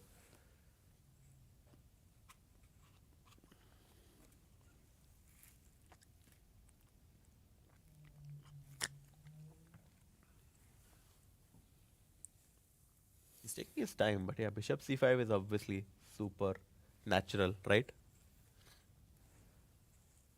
Rook f. I don't even want to consider rook f. I mean, I can obviously, like, it's like, but like, why should I King calculate g8. king g8 and like, I'm sure there's still a way for white to keep his advantage. Knight f6 check again. No, that's a blunder. Why? Okay, just take. Bishop e5. What? No, why are you giving away a piece? Oh, I want to give a check. Yeah. Like, No, first. no, yeah, no reason to complicate it. Like, that's one of the things you should do. When you have a simple win, just play it. Exactly. Bishop to c5. Don't try to over calculate and find a second win. They, Knight d6. exactly. They say that if you find a good move, try to find a better one. But if you find one win, just play it. And Anish has done that in his life. Everywhere he's done that. Yeah. Bishop c5. Because this is what he once in his podcast he has mentioned. That when someone asked him, like, you got married very early at a young age, he said, like, I saw a good move and I just made it. So, that Is was that what his- you did as well, Sagar Bhai? Yeah, for me, well, I was much older than him. Mm. He was, I think, 20. Yeah. I was 24. I'm slacking. Yeah, you became a GM, so. No, I mean, he is a super GM, so of course. No, But I'm, with me. I'm slacking in the way that he got married when he was 20. Yeah. You are 25 already. What? No, I'm 23. 23. Oh, you're 2001 born, right? Yeah. I kind of, with Aravindh coming in, I thought, Yeah. 99 born. Yeah. Have you played with Aravindh ever?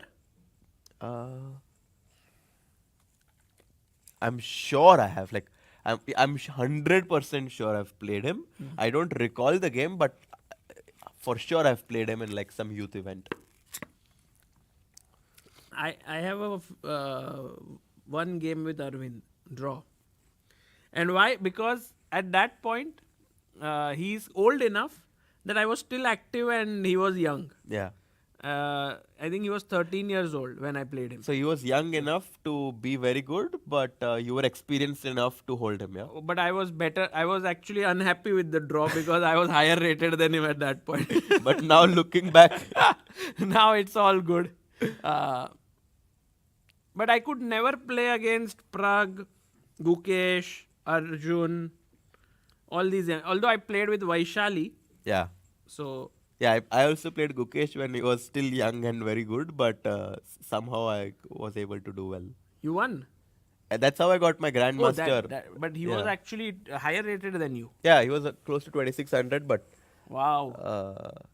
like also Did during you- that did- time can I you was make a video on your YouTube channel how I beat the world champion? yeah, but like also during that time I was in like everything was going really well for me, and he was just about to like become like, I think after that loss, like he just like never stopped, yeah, never looked back. He's like, after losing to Harshit, I need to change something. Queen b3 check. What? Knight c4, but now still knight d6, yeah. You had to go. You had to play your knight in between because what else, right? If you play rook e6, there is knight g5. Yeah. Check and you lose the rook. And if you play, you can't go here. You can't go here. You can't go here. You can't go here. So this is the. This also you can't go. So this is the only move. Yeah. And now knight d6. Knight d6 now, for sure. Or bishop d6 also. No, knight d6 for sure, yeah.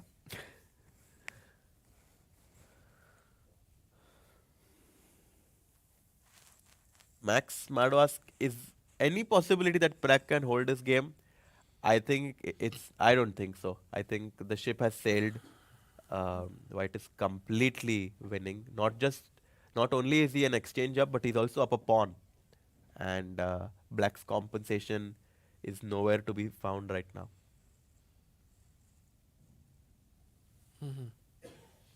But he's just won an exchange, huh? Not much. Yeah. Yours. Oh, by the way, there could be more now. Queen takes b5, attacking here and here. No? Seems like a good move. It seems like a very good move. Queen b5, yeah, just ends it. I think queen b5 and we'll see resignation. I'm sure that if queen b5 happens, there will be resignation. Do you agree? No, the rook is hanging. Ah, you mean bishop c5 to d4. Okay. Yeah. Also very, very good. Yeah. Also good move, I think. Yeah, maybe this is his kind of move. Just keeping. Things under control. And Aravindh after rook e3 seems a bit stunned. Huh? He's not making his move for a long time. Well, he only has 9 more moves to make until he reaches the 40th move. So he has quite some time to spend, and he's just using it because he's going to get 30 minutes after 40 moves. So why not to take some time and figure out the position Yeah. as well as he can.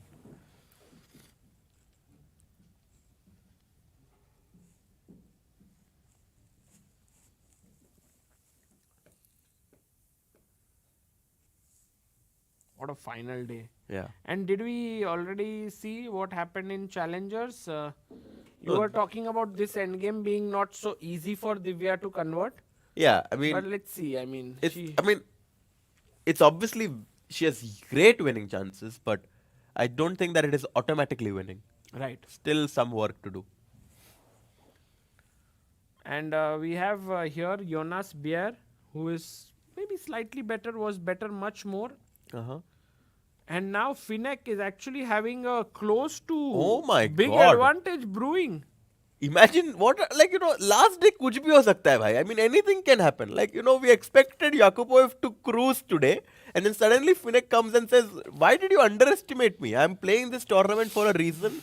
I'm invited for a reason with the black pieces. He just wants to draw now. Yeah, I think even he wants to see a tiebreak. Yakubo is like, please draw this game. I can't afford to lose it, because if he loses and Biere wins, then he's out of the race for first Yeah. spot. Okay, so that game is very, very exciting. Rook takes e4 happened, by the way. Queen b5, rook e4 has happened on the board of Anish. Prague still playing a few more moves. Can I go rook d7? After rook e4? Rook d7. Yeah. My point being that if you go queen g3, I have rook takes g7. King takes g7, queen b7 check. And I Nice, win your rook on nice. e4. So Very cool. I think black's only hope is to push h3, but with my queen on e4, I think I'm also protecting it. So I think that this would really be over. And of course, Anish is being very professional. He's just making sure he doesn't allow any last minute tricks, because it's common to just blitz out a move now and allow black some counterplay. But Anish is like, okay, I have 20 minutes. There's no reason to rush. yeah. No reason to rush at all. Just making sure he finds the right moves, because the result is in his completely decided now. I mean, if he just accurate for one move, 1-2 moves. And Nguyen actually might be another player who wins today. By the way, Arvind has played rook a7. Yeah, he's like, He's like, I'm I just can't gonna find wait. a better move. yeah. Just keep waiting with rook a7, rook 8. The point being right now, everyone watching, that white is up a pawn, but he doesn't have a breakthrough because his pawns on e5 and g5 are fixed. The f pawn can never break through because there are 2 pawns controlling it. c4 is too risky because it weakens the b4 pawn. And if you go a5, ba5 will open up the queen. So, as things stand, you are up a pawn, but I'm very, very solid. All the pieces also putting a lot of pressure on the e5 pawn, so that your pieces are kind of forced to defend it. I think for Ediz to make progress, he has to take bishop takes knight. But I don't know if that's progress or not, because it might just allow black to come back in the game, because That's very nice. rook to c4 is going to come in. So I'm not exactly sure if that's progress. And that's exactly what Arvind wants white to do. Take risks. Yeah. Yeah. Aha. Did he go back and come back? Oh, he went. Other rook to e1. Yeah.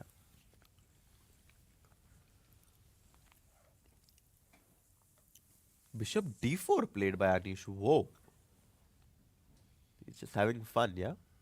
Nice move. Trying to go queen d5 check. Wow. What was the other move here? I thought rook d7, like that was my idea, but now that I see bishop d4, I like it a lot. I really like it. exchanging an important bishop on g7 and then What if I take here?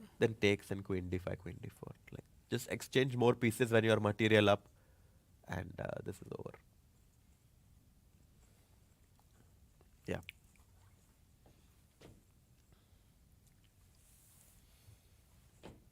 Yeah, I think we might. Anish actually has quite a good score against the young Indians. Huh? Yeah, also Against against Gukesh, he was really pressing, but he doesn't No, because. but he had 2 wins in Vaikanse, 2023-24. Oh, if against Gukesh? Yeah. Oh, wow. And now he has this 2 wins against Prague. But he lost, by the way, just to remind, This he year did lose lost. against This Gukesh. year he lost. It could have been a hat trick, yeah, if he won. Yeah. Yeah, Anish is enjoying himself. Like, I was really struggling in this event, then back to back 2 wins. Now he'll go back and have a good time with his kids and then prepare again and then Vidit's wedding Oh, yeah. on 1st of April. Yeah. Very exciting. He will be there in India.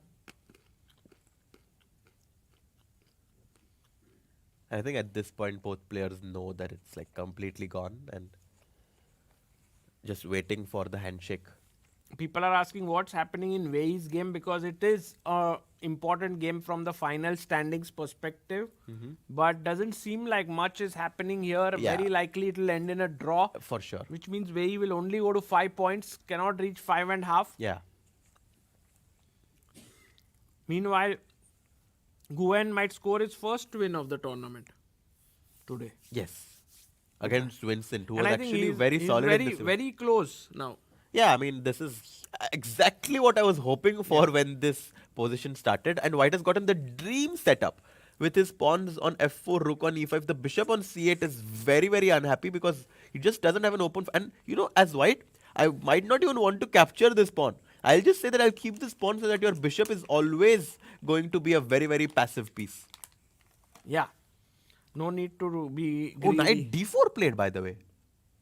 Oh. Because he moved his queen. Oh, we've But got why a did he- very big change in the position. Because, he defended this pawn. Oh my god, well. that's... So knight now he takes was d4. ready to prepare knight d4. He takes. Queen takes, I expect. Queen takes or pawn takes? That's a good question. Because if you take with the pawn, Black gets control of the C line, but on the other hand, I mean, White's position seems to have improved a little bit. yeah. But if you take with the queen, it's also playable, but Yeah, I mean, I would probably prefer with the queen, but of course, capturing towards the center is the most logical response. I don't understand. Like after I take here, you come here. What is the play He takes that with the white queen. Yeah. has? He takes with the queen. I mean, yeah, I'm not surprised. Yeah. I also felt it like there was not much play. And the bishop on b5 is now defending a4 and c4 squares. Yep. So black cannot get in easily.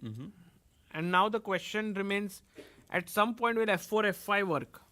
No. F4, F5 is never going to No, work. at some point maybe. No, I don't think F4, F5 is ever going to happen. It weakens your king too much, and I don't think that will happen. But White will probably try to somehow make use of these passed pawns here and try to push A5 at the right time, I think. Yeah.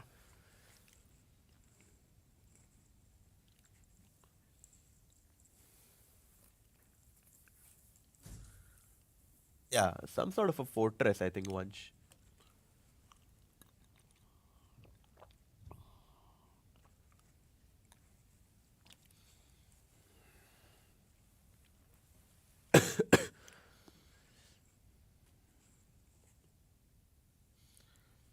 Donald says, please note that there are two A's on Aravindh. A-R-A. Even though the second A is sometimes glossed over in the pronunciation of some people. Yeah, I think Rook C7 played. Yeah. Doubling on the C line. Knight E3 played by Prague, by the way. But now there is Queen B3 check, no? A Queen B... He played? No, I think he's thinking. What if I take here, You obviously want to take on. but knight d1, no? Yeah, first take here. Rook takes. And now rook d7. Yeah, it's completely winning. Yeah. Threat. Threat, I just double on the D line, go Queen queen g3. d5.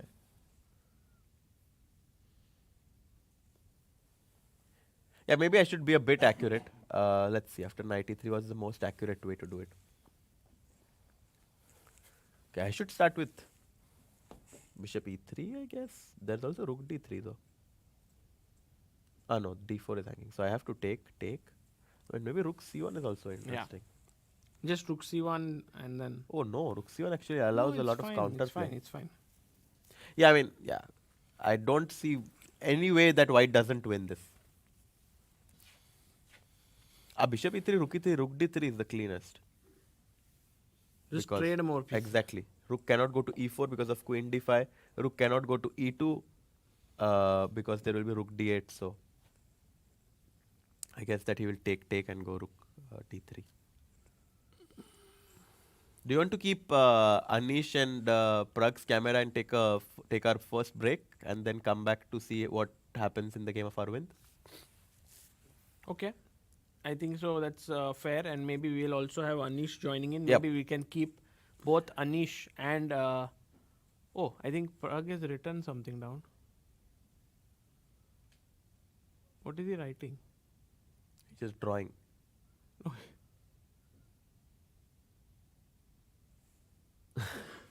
No idea.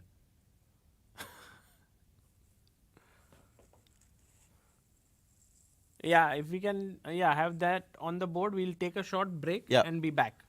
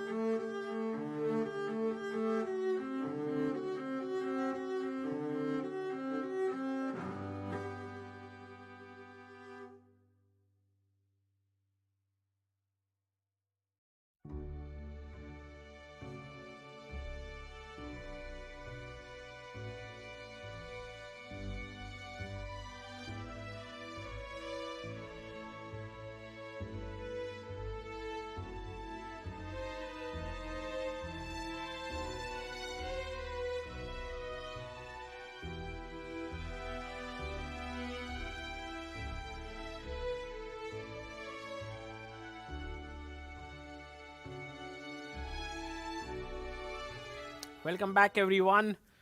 Anish hasn't made a single move yet. He's thinking about here whether to take on e3 or not, and he's winning in multiple ways. But quickly, let's head over to Aravindh Chithambaram because over there we have had a couple of moves that are played after Queen d4, Rook c7, King g1, Queen b7. It feels like there is some kind of a deadlock here, but if Ediz wants, maybe he can try a bit here. And what are the possible ideas in this position is the question. Yes, for example, if I go, let's say, Rook d3, you wait, Queen a8, maybe b6 is hanging. So, I'm not so sure, like, what is the way, like Queen a7.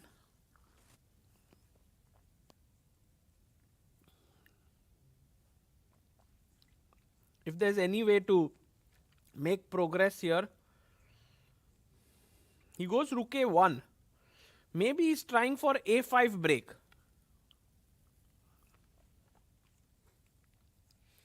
In the Anish Prague game, we have bishop takes knight, the last two moves. Bishop takes knight, rook takes.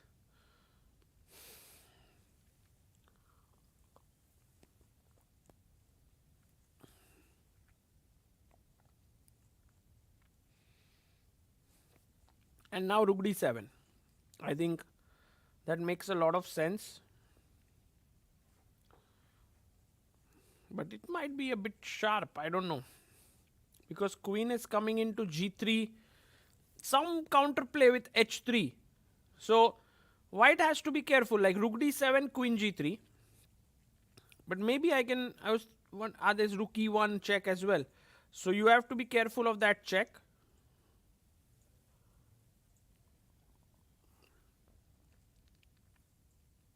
King h8, check, King h7, Queen c7. This might be the easiest way to win because now I'm attacking here, and if you give a check, I take, and there are no more checks because g3 square is covered by the queen.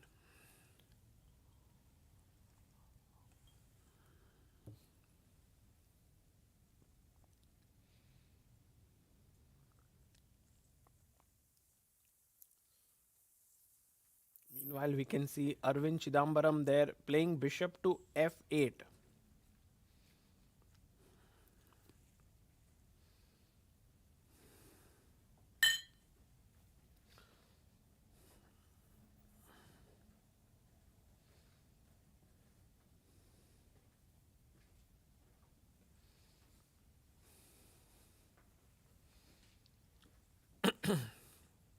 And actually, Ediz has been trying to figure out what is the way in which he can at least make some progress, which is not so clear to him.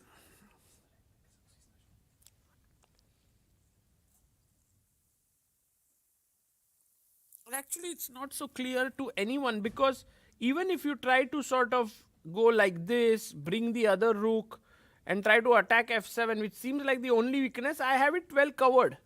So in a way, there doesn't seem a way to make progress.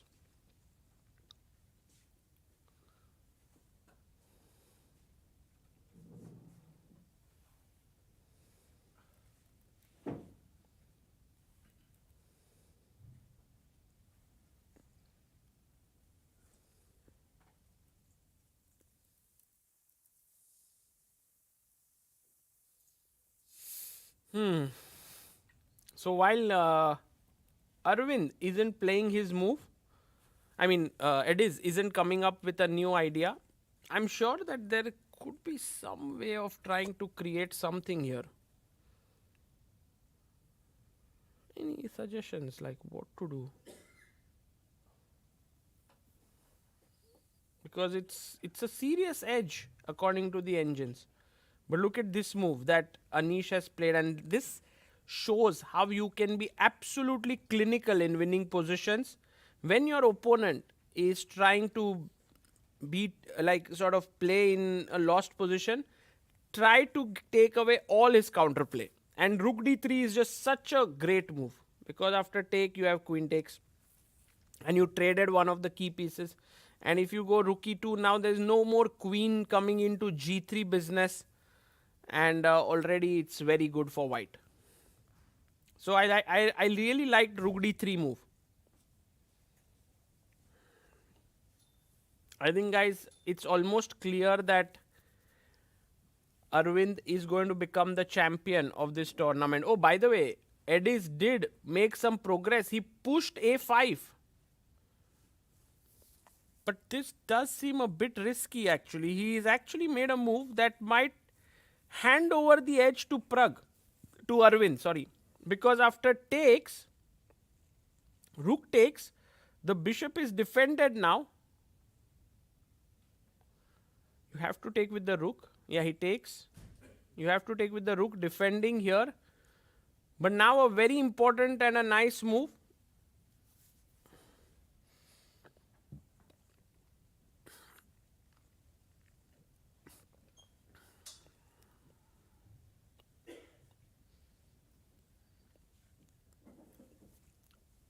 Which is rook a8. And now after rook takes 8, you take it. And you might ask, like, what exactly did it change? Well, the point is, now the queen is ready to enter in. King g2. And I mean, white has no way to even continue trying now anymore. For example, just bishop e7. I'm waiting. What do? You don't have c4. The queen will open up. You don't have, maybe you go back with your bishop, hoping for some b5 stuff. Okay, this is hanging, but h4 maybe. Bishop e7, h4. Maybe bishop d8 with the idea of moving the rook and then coming up with your bishop out to b6. So a lot of possibilities now for Aravindh Chithambaram. He takes the rook on a8 and he offers a draw. Oh, there you see. Can we go full screen there? He took on a8 and offered a draw, and Aravindh just confirmed from his opponent, did you really offer a draw? Because that seems to be his title. Now it's up to Aravindh whether he wants to continue fighting here where he's maybe having his chances. He looks up, he sees Prag's game and he knows he's losing. He agrees, and guys, Aravindh Chithambaram, 99.99% is going to become the champion of the Prague Masters. The only reason why I would say anything other than that is because Prague, if he beats Anish, which is highly unlikely to happen.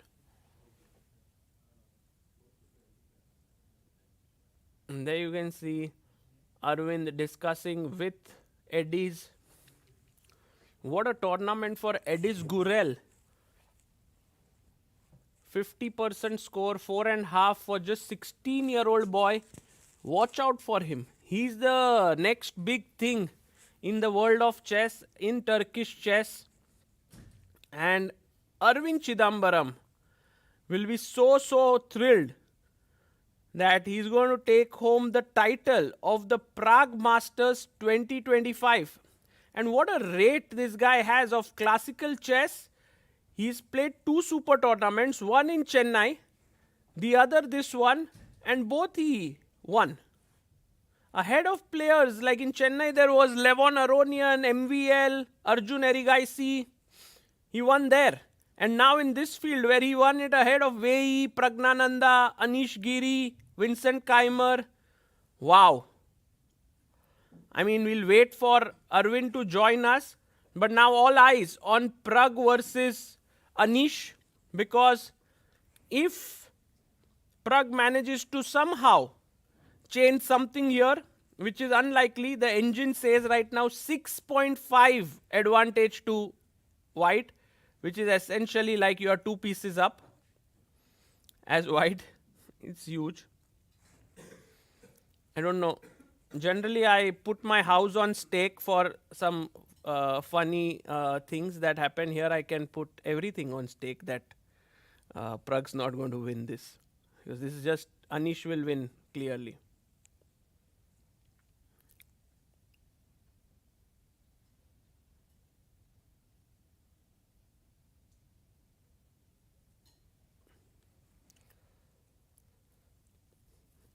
Harshit, yeah, we'll call Arvind here, and maybe at that point we'll also have Harshit Bhai joining in with Arvind.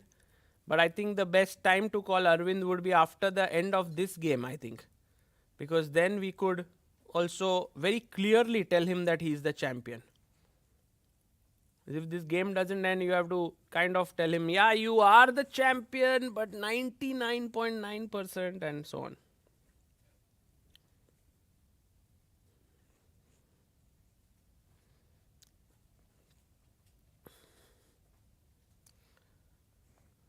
So he plays rook d7 now. After the rook comes to g3, taking away the queen's spot, he simply goes in and attacks the queen and the bishop. So imagine that you get in here, threatening a mate in 1. I give you a check, defend the pawn. Let's say king h7. And now I guess there are so many ways to win, but perhaps the easiest one should be rook f1. If you go h3 trying to checkmate me somehow, then it's natural to sack. King takes, and there are many ways to finish this off. Maybe the easiest is check.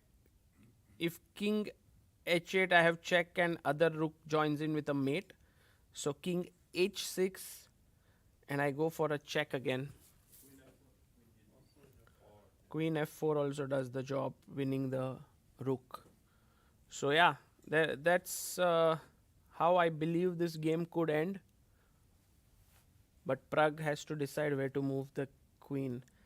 I think for last round battles for Prague, maybe for the last couple of events haven't been great. Tata Steel also he lost to Vincent, now losing this to Anish.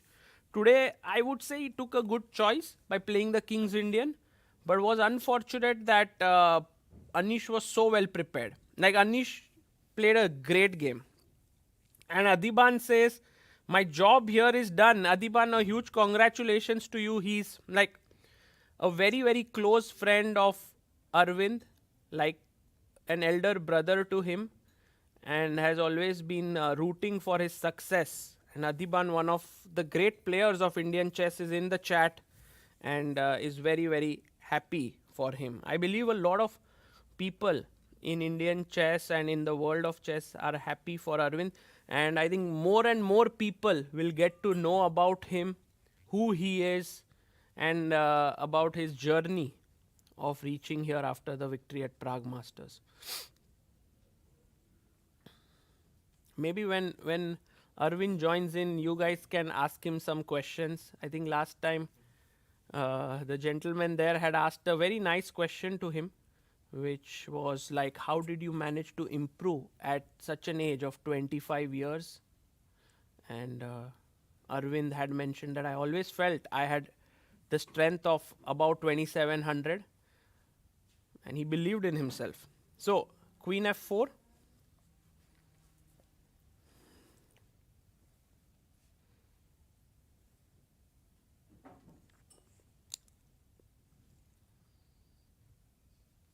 Also for Anish, these victories are very encouraging for his own career, because Anish is born in 94.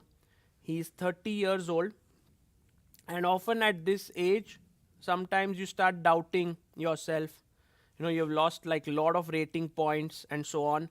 But with these wins here, it gives you a renewed energy and vigor to keep continuing your chess journey, which I anyway think Anish would have done. But it's just reassuring, because Prague has been improving at a rapid pace in the world of chess, and to beat him so convincingly is a great result.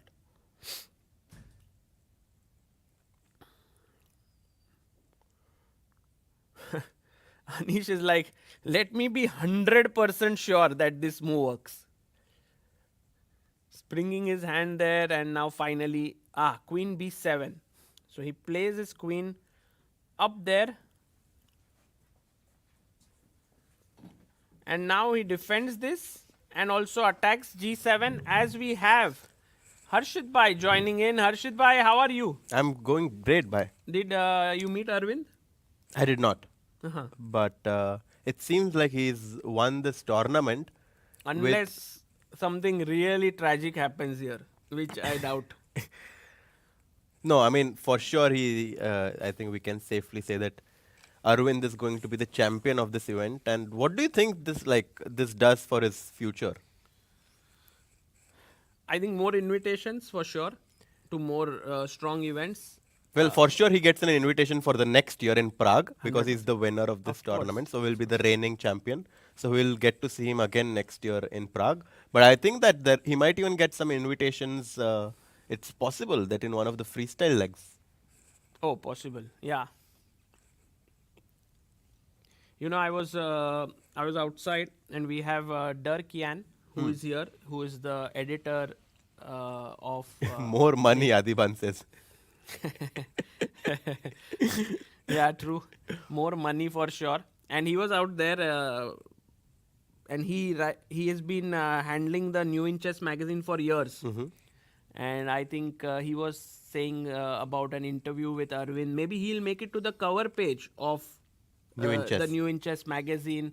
And all of these things just build up. You know, more people Yeah. get to know you and stuff, and it's nice. Your story. I think the Aravindh story, it's like an untold story. Yeah.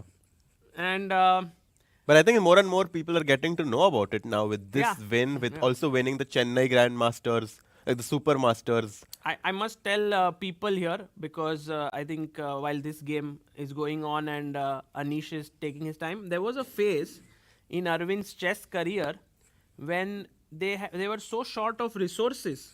They did actually crowdfunding for his GM title. And this was actually, there's a website called Indiegogo, which raises funds. And they were able to raise 10,000 euros back then when he Wow. was an IM. No, he comes from very humble backgrounds, and for people to see that no matter where you come from, you can still do really, really well. It's a very inspiring story for a lot of young people out there, that if you if you are able to mold your talent into something special, it's possible that you can do wonders. Yeah. In fact, I think the first time I met Aravindh was 2008, Oh, really? Mangalore Open, where he was 11 years old. And in that tournament, I fell in love with Amruta. So you had different priorities. No, but the funny thing is, Aravindh and his mother were Amruta's roommates. Oh, so they helped Yeah. you. Sorry, maybe next year, 2019, or one of the years. 2009, sorry. Sagar, if you don't remember this, 2009, Amruta sorry. is watching. Sorry. Because that 2008 I fell in love. That is true. But that year, the next edition of Mangalore, this was in 2010. Sorry, Aravindh by that time was 11 years old. He's born in 99. So 11 years old. And he was in the room. He was a little kid. His mom and Amruta. And, one of the things he used to do, which I clearly remember, and which used to irritate his opponents to no end, was that he would sit on the board. Oh, and resignation. Play. Oh. did he Anish has resign? won his game, yeah. Anish won. Wow. That means Aravindh Chithambaram is the champion of Prague Masters 2025. What a moment there. And what a game for Anish Giri. I think we would love to. And, Prague is very Prague upset, said, yeah. I don't even want to analyze Yeah, this he's game upset. because clearly he didn't even play to his potential at all. Yeah, it's tough. Last round, having a chance to win the event and continue his streak of winning the events after Vaikanzi would have been special. But Anish Giri says that I'm not going to allow you to do that. Wins with the white pieces. And yeah, very, You very can unhappy see in Prague. the background, Very unhappy Prague Prague. walking Yeah. out. It's, if he made a draw, and even finished second. It was fine, but this loss is going to hurt him. Yeah, for sure. And for Anish, what a finish, yeah? Yeah, back-to-back wins with black and white against Shankland and Prague. Very, very good result for him. I think he gains 2 rating points from this event. Yeah, I mean, if we just look at Anish, he is now gaining 2. He's reached world number 17. Yeah. Closing in on 2740. 50. Yeah. He's 2739. And By the way, this website, very nice website that people Yeah. can follow all the live ratings, 2700chess.com. Yeah, brilliant It's a great website. way, tool to look at live rating for the top 100 players. I actually interviewed the person who has made this website. Oh, really? It's an Okay. amazing work of effort. It's instant, like Anish's An- game Anish- finished and his result rating is already updated. so- Exactly. It's a lot of amazing work that happens Yep. behind the scenes.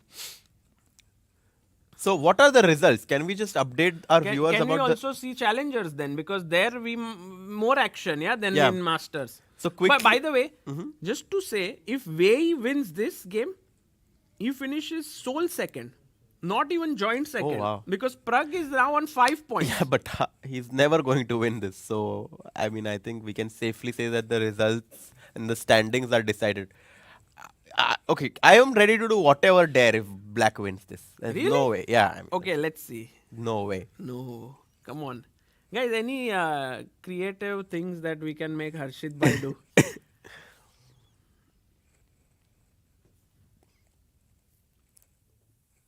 I think we still have left the main thing, yeah? Push-ups on the Charles Bridge. Yeah. But Yeah? no, I'm ready to do it, but I'm leaving tomorrow morning. Yeah, tonight. Yeah. Tonight. If Wei Yi wins, Mm. yeah? Dance? Don't know what that is. Dance, people are saying dance on Charles Bridge. Mm. That's also possible. We'll do something on the Charles Bridge, but I'm definitely not shaving my head, Vinish. Please.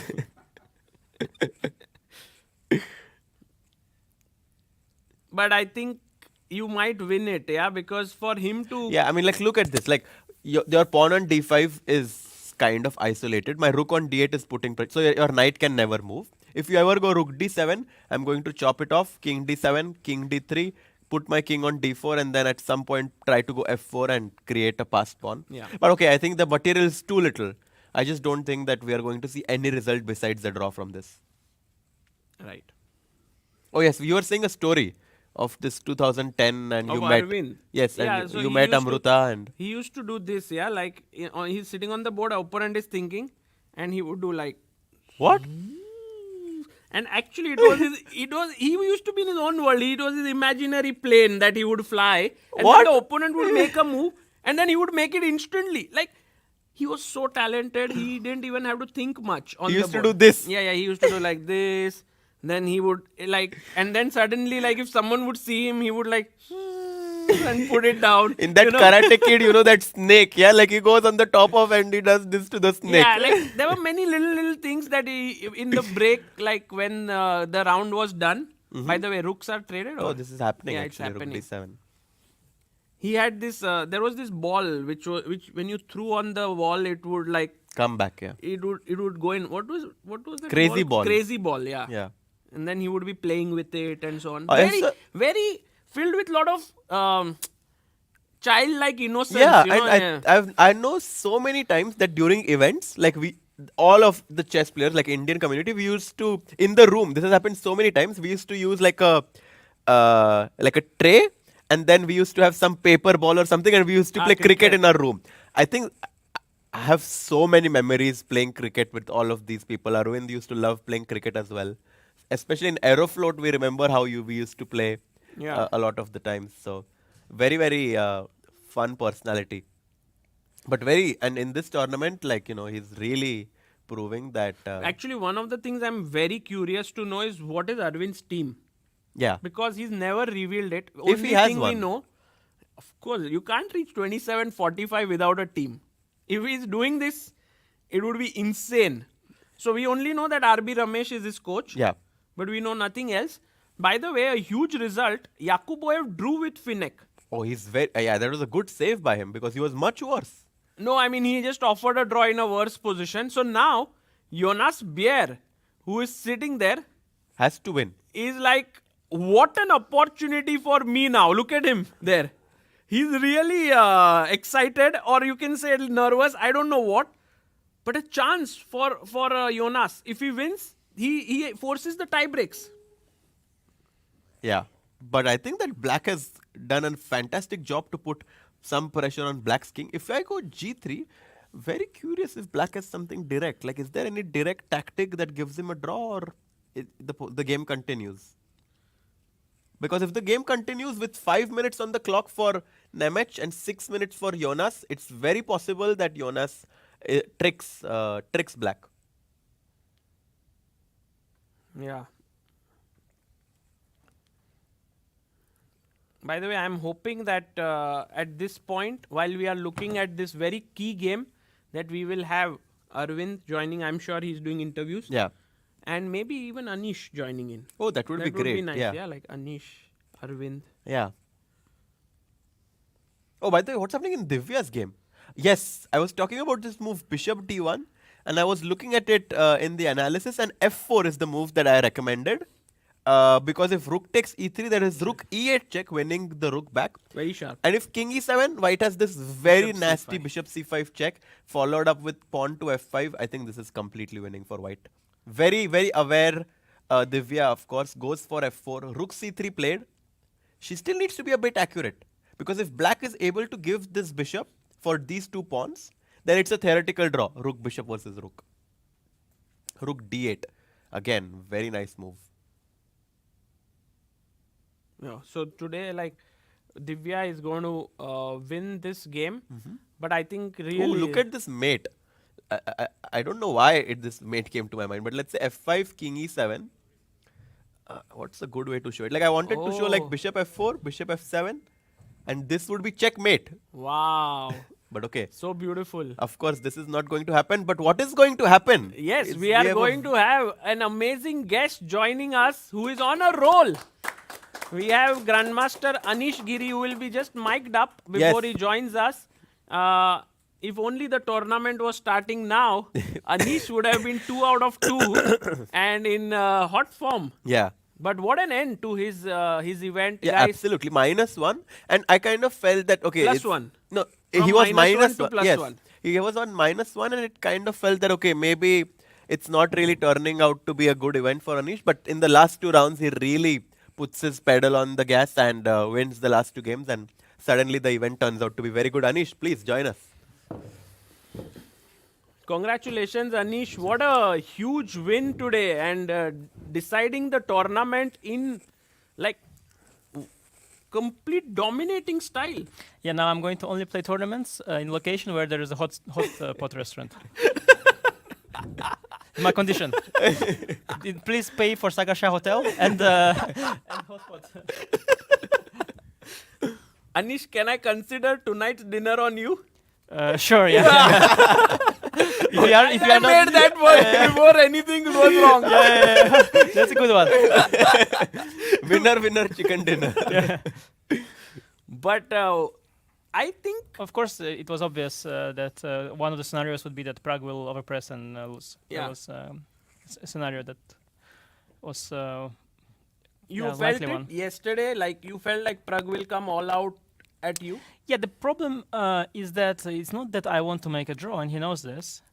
But if he plays a calm opening, he might have to suffer for without any prospect, and that is the problem. It's not even that with black you have a choice to just grab a draw, because that's a different story. Even then, he probably shouldn't have do it. But yeah, it worked out. I mean, he had great prep. Did you? How did you decide on 1d4? Because it must not have been easy which move to play. Doesn't matter. I mean, you Anything can could choose have. any move. You just have to prepare it afterwards. But King's Indian was on your radar? Yeah, of course, I thought about it. Uh-huh. Even before. Prague has played it already. He's played it in some important games. He played against Dingleren. He played it also one more time in some big game. It was Bishop E3 happened in, I don't remember whom he played. But he's part of his repertoire. And also, in candidates, he played against Abbasov, simply. So he had candidates preparation. So I knew King's Indian is... It's very likely when he wants to win. Yeah, I mean, today I still didn't think it will happen because I once spoke to him briefly about it, and I sort of told him that, okay, why you play King's Indian? It's no winning chances at all. Maybe that's why he played it. He had to prove you wrong. By the way, to our directors up, can we have Jonas Bear game on there, because in the challengers? He's about to win the tournament or not? No, actually Yakuboev drew. He was half a point ahead, and so now Jonas in a must win. If he wins this, they will have a tie break. So Jonas is 6 points. Yakuboev was 6.5. He moves to 7, and Jonas has to beat his opponent here. But this is not a position. No. It 15-minute delay. Yeah? No. I mean, this is not a position anyway. This is my game. Yeah. We are seeing your game only, but just the video we are. Ah, you putting want the there. video? Okay. So okay. that it was blank video, Yeah, so the yeah, people yeah. can, Yeah, nice. just. No, so he did ED against Ding as well. That's what I told him. Like I said, like, okay, so I said that I was hoping you have something great prepared for a win, and all you did was ED. That was my. That's our conversation before, and now he did again ED. But now he had a different. But this is like a line which.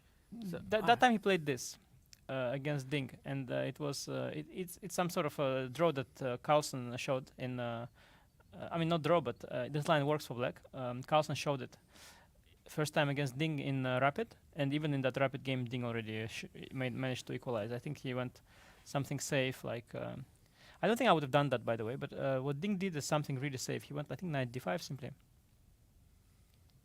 I guess he just took and went bishop d5, something like this, and you just get a draw. That's opposite color. yeah. I mean, I don't think I would have done that, but it's sort of the easiest white can. So this is not a winning attempt. This time he played knight d7, which is a better winning attempt. Of course, I really, I was as a kid, I was a big fan of all this kind of stuff, these setups with you Geller used to played play. and Bronstein. I played myself ton, and so of course I tried to make this work as well, desperately. Bishop e3 is a good move, and actually a6. This is the game of Ponomarev. Ponomarev against Kramnik played it already. Yes. ages You ago. knew it. I Wow. was there also. Wow. Yeah, no, the thing is that some kids, they maybe know some games, but I was there You when they were played.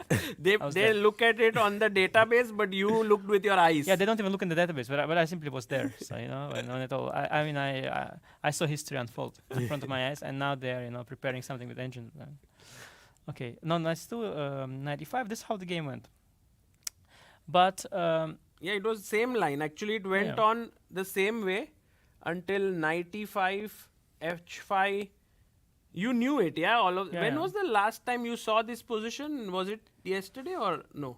not yesterday, of course not. But I have seen this position not that recent, but many times. Wow, because the way in which you played Queen d3, I thought Prague was already starting to regret his decision by now. Yeah, I had seen it many times. I seen it when Kramnik played it. I had seen it again later, then But again Kramnik later. played b3, right? Yeah, but I mean, I've looked at the line Uh-huh. with engine many times because every time I look at this position in hope that new engine will show that black has something nice, Oh. and every time the engine says you have to go into an endgame, which is worse. So yeah, the line goes. I was having only one doubt: was it rook f d1 or cb? And I suddenly started doubting because I thought it was cb, but I can actually play rook f d1. Actually, rook f d1 would have avoided continuation in the game. So what I did is better to allow an extra option, maybe, because the line goes. I think d5 is. Yeah. So the line goes bishop h6. Take. So the point of bishop h6, I believe. The point is that after g3. Whatever. There's some point I forgot. The queen d6, yeah, is the main move, and now you take. Bishop f4, rook c6. Yeah, and this endgame you can sort of hold on a massive depth. Knight d7 first, because I was trying to remember, was it 95 or I couldn't understand. Maybe probably both moves are holding, but there is also this line, knight d7.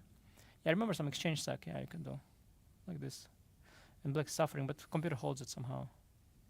Computer holds, yeah, fe bishop b5. Computer Yeah, holds you it. knew everything. I think. Prague was, I think, chose the wrong line Yeah. today. Really? I mean, look at the depth. Like maybe coach realized. my point is, like, you only play such risky line at the hope of surprising No, of course, your of course, opponent, and you were like not at all surprised. Yeah. In fact, you were happy. I mean, I'm not generally why to be happy. I'm happy after games, not during. But okay, yeah. I mean, it's not so simple. You have to surprise me, but not with obvious moves. I mean, you surprise me, maybe play h5. Okay, I'll be surprised, but not. It just makes no sense. But of course, I have to. I mean, I also look at this. It's all already played, and I mean, okay. But it's still you have to do this. Everybody looked at everything. For example, Sam Shankland, I played against him yesterday, classical Sicilian, but he had a course about it, right? So it's normal that both players are prepared. But it's just that sometimes one remembers more, sometimes one remembers nothing. And okay, it happened so that this line is pretty straightforward, and it was easy to reconstruct it because there was no other way to get that. I remembered position with rook takes c6, so it was easy to reconstruct that line somehow because I just all the moves were natural, and I realized I basically remembered this position. Sort of not immediately, but it all came back to me. So basically, I realized that this is the line, and then I tried to recollect how it comes, and then I realized, obviously, this is the way, this only way to reach it. Amazing. And I suspected already when he started thinking here that he probably knows all this, and he's going to try to do something over the board, which is crazy. And there's not much, yeah. But I thought, okay, let's do it, and then I'll have a huge advantage according to computer. Position looks good. It looks just objectively very, very nice for it. So okay, let's then. Do this. So I was very lucky that we were fighting on my terms. There was though, I think he was okay though. Zach, you Tell me, can I take here? I regret it very much. I should have done this. I mean, hindsight not, but. But actually, what you played was nice. No, but I think this is very strong. I was initially calculating. Why are you smiling? I was telling Harshit why queen goes to f1 and he really wanted to keep it on c2. But maybe no, I initially rook 8, not even. I thought bishop back. So initially I thought that this is okay for him, but then I thought, okay, wait, queen e7. Okay, I blown queen e7. No, but anyway, so this position I saw it thinking it's okay for him, and then I was thinking afterwards like, okay, this is such a nice position for white.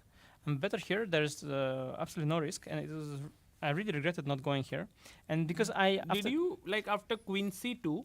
Here, did you consider this move b4? Because you thought A3, no? You did not like rook a3. Yeah, of course. That's why I played a3 to go. For some reason, I thought rook a3. Yeah, because there's some kind of third rank annoyance, and I felt a little bit like that's why I went a3 now, threatening. You can do bishop e2 and stuff, right? Slowly. I don't know. Yeah, I consider bishop e2 first.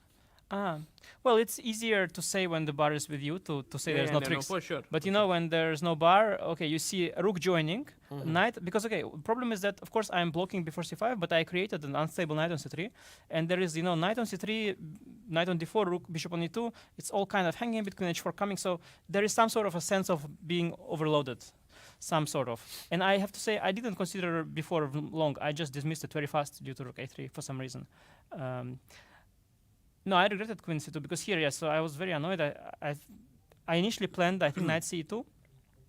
Then I realized he can play maybe queen e7. Okay, it's just very difficult for me to move. I'm completely stuck here. And I thought, okay, maybe c5 comes. So then I moved on to bishop e2. Okay, but I started thinking about c5. C5 d4 was it, or before? I don't remember. Something bothered me here as well. And I just thought it's not so simple. So then I like this a3 move because I want to go before now clean, and if c5 then I'm going to return, and I was really happy to return because now we are. This was. But you should did have done it so quickly. You should have done it immediately.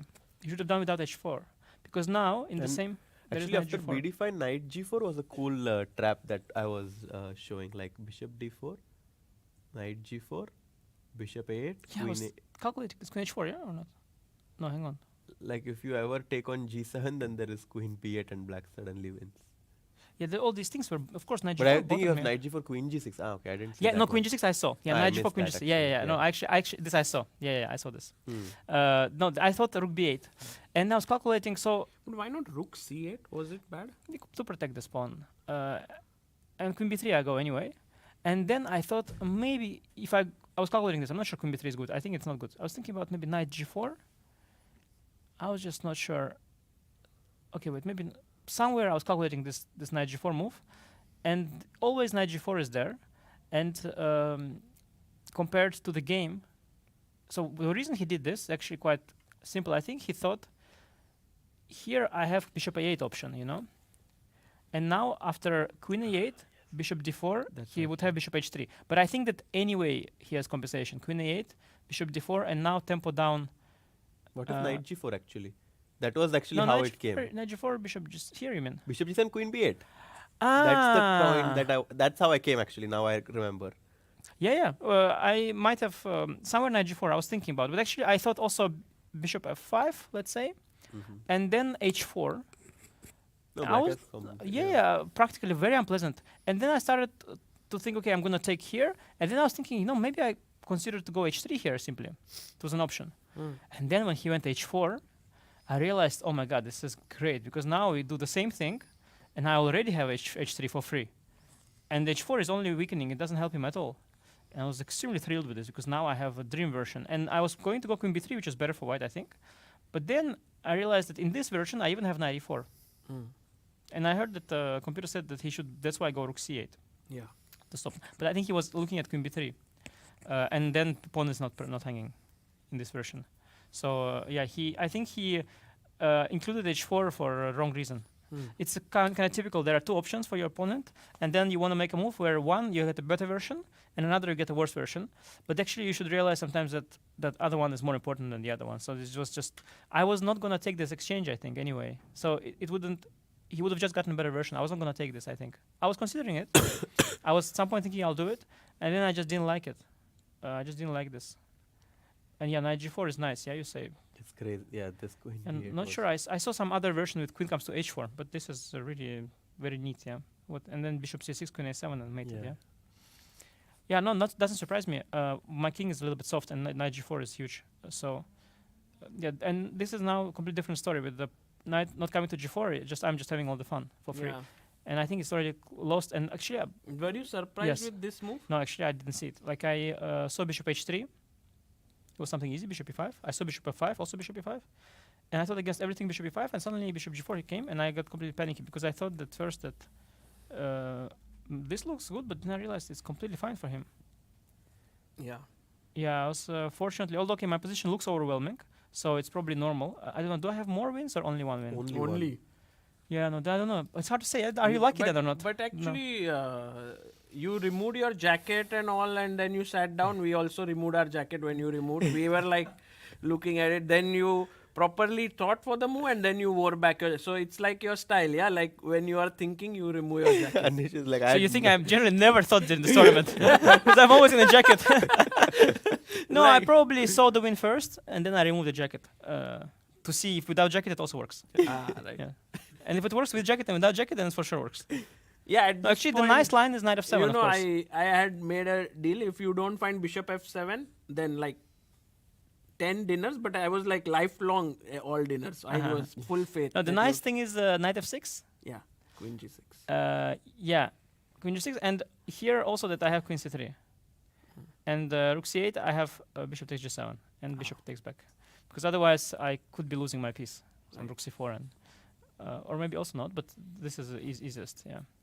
So actually, after bishop f7, knight f6, yeah, and the main line, of course, goes here, yeah, in queen g6, yeah, like you said.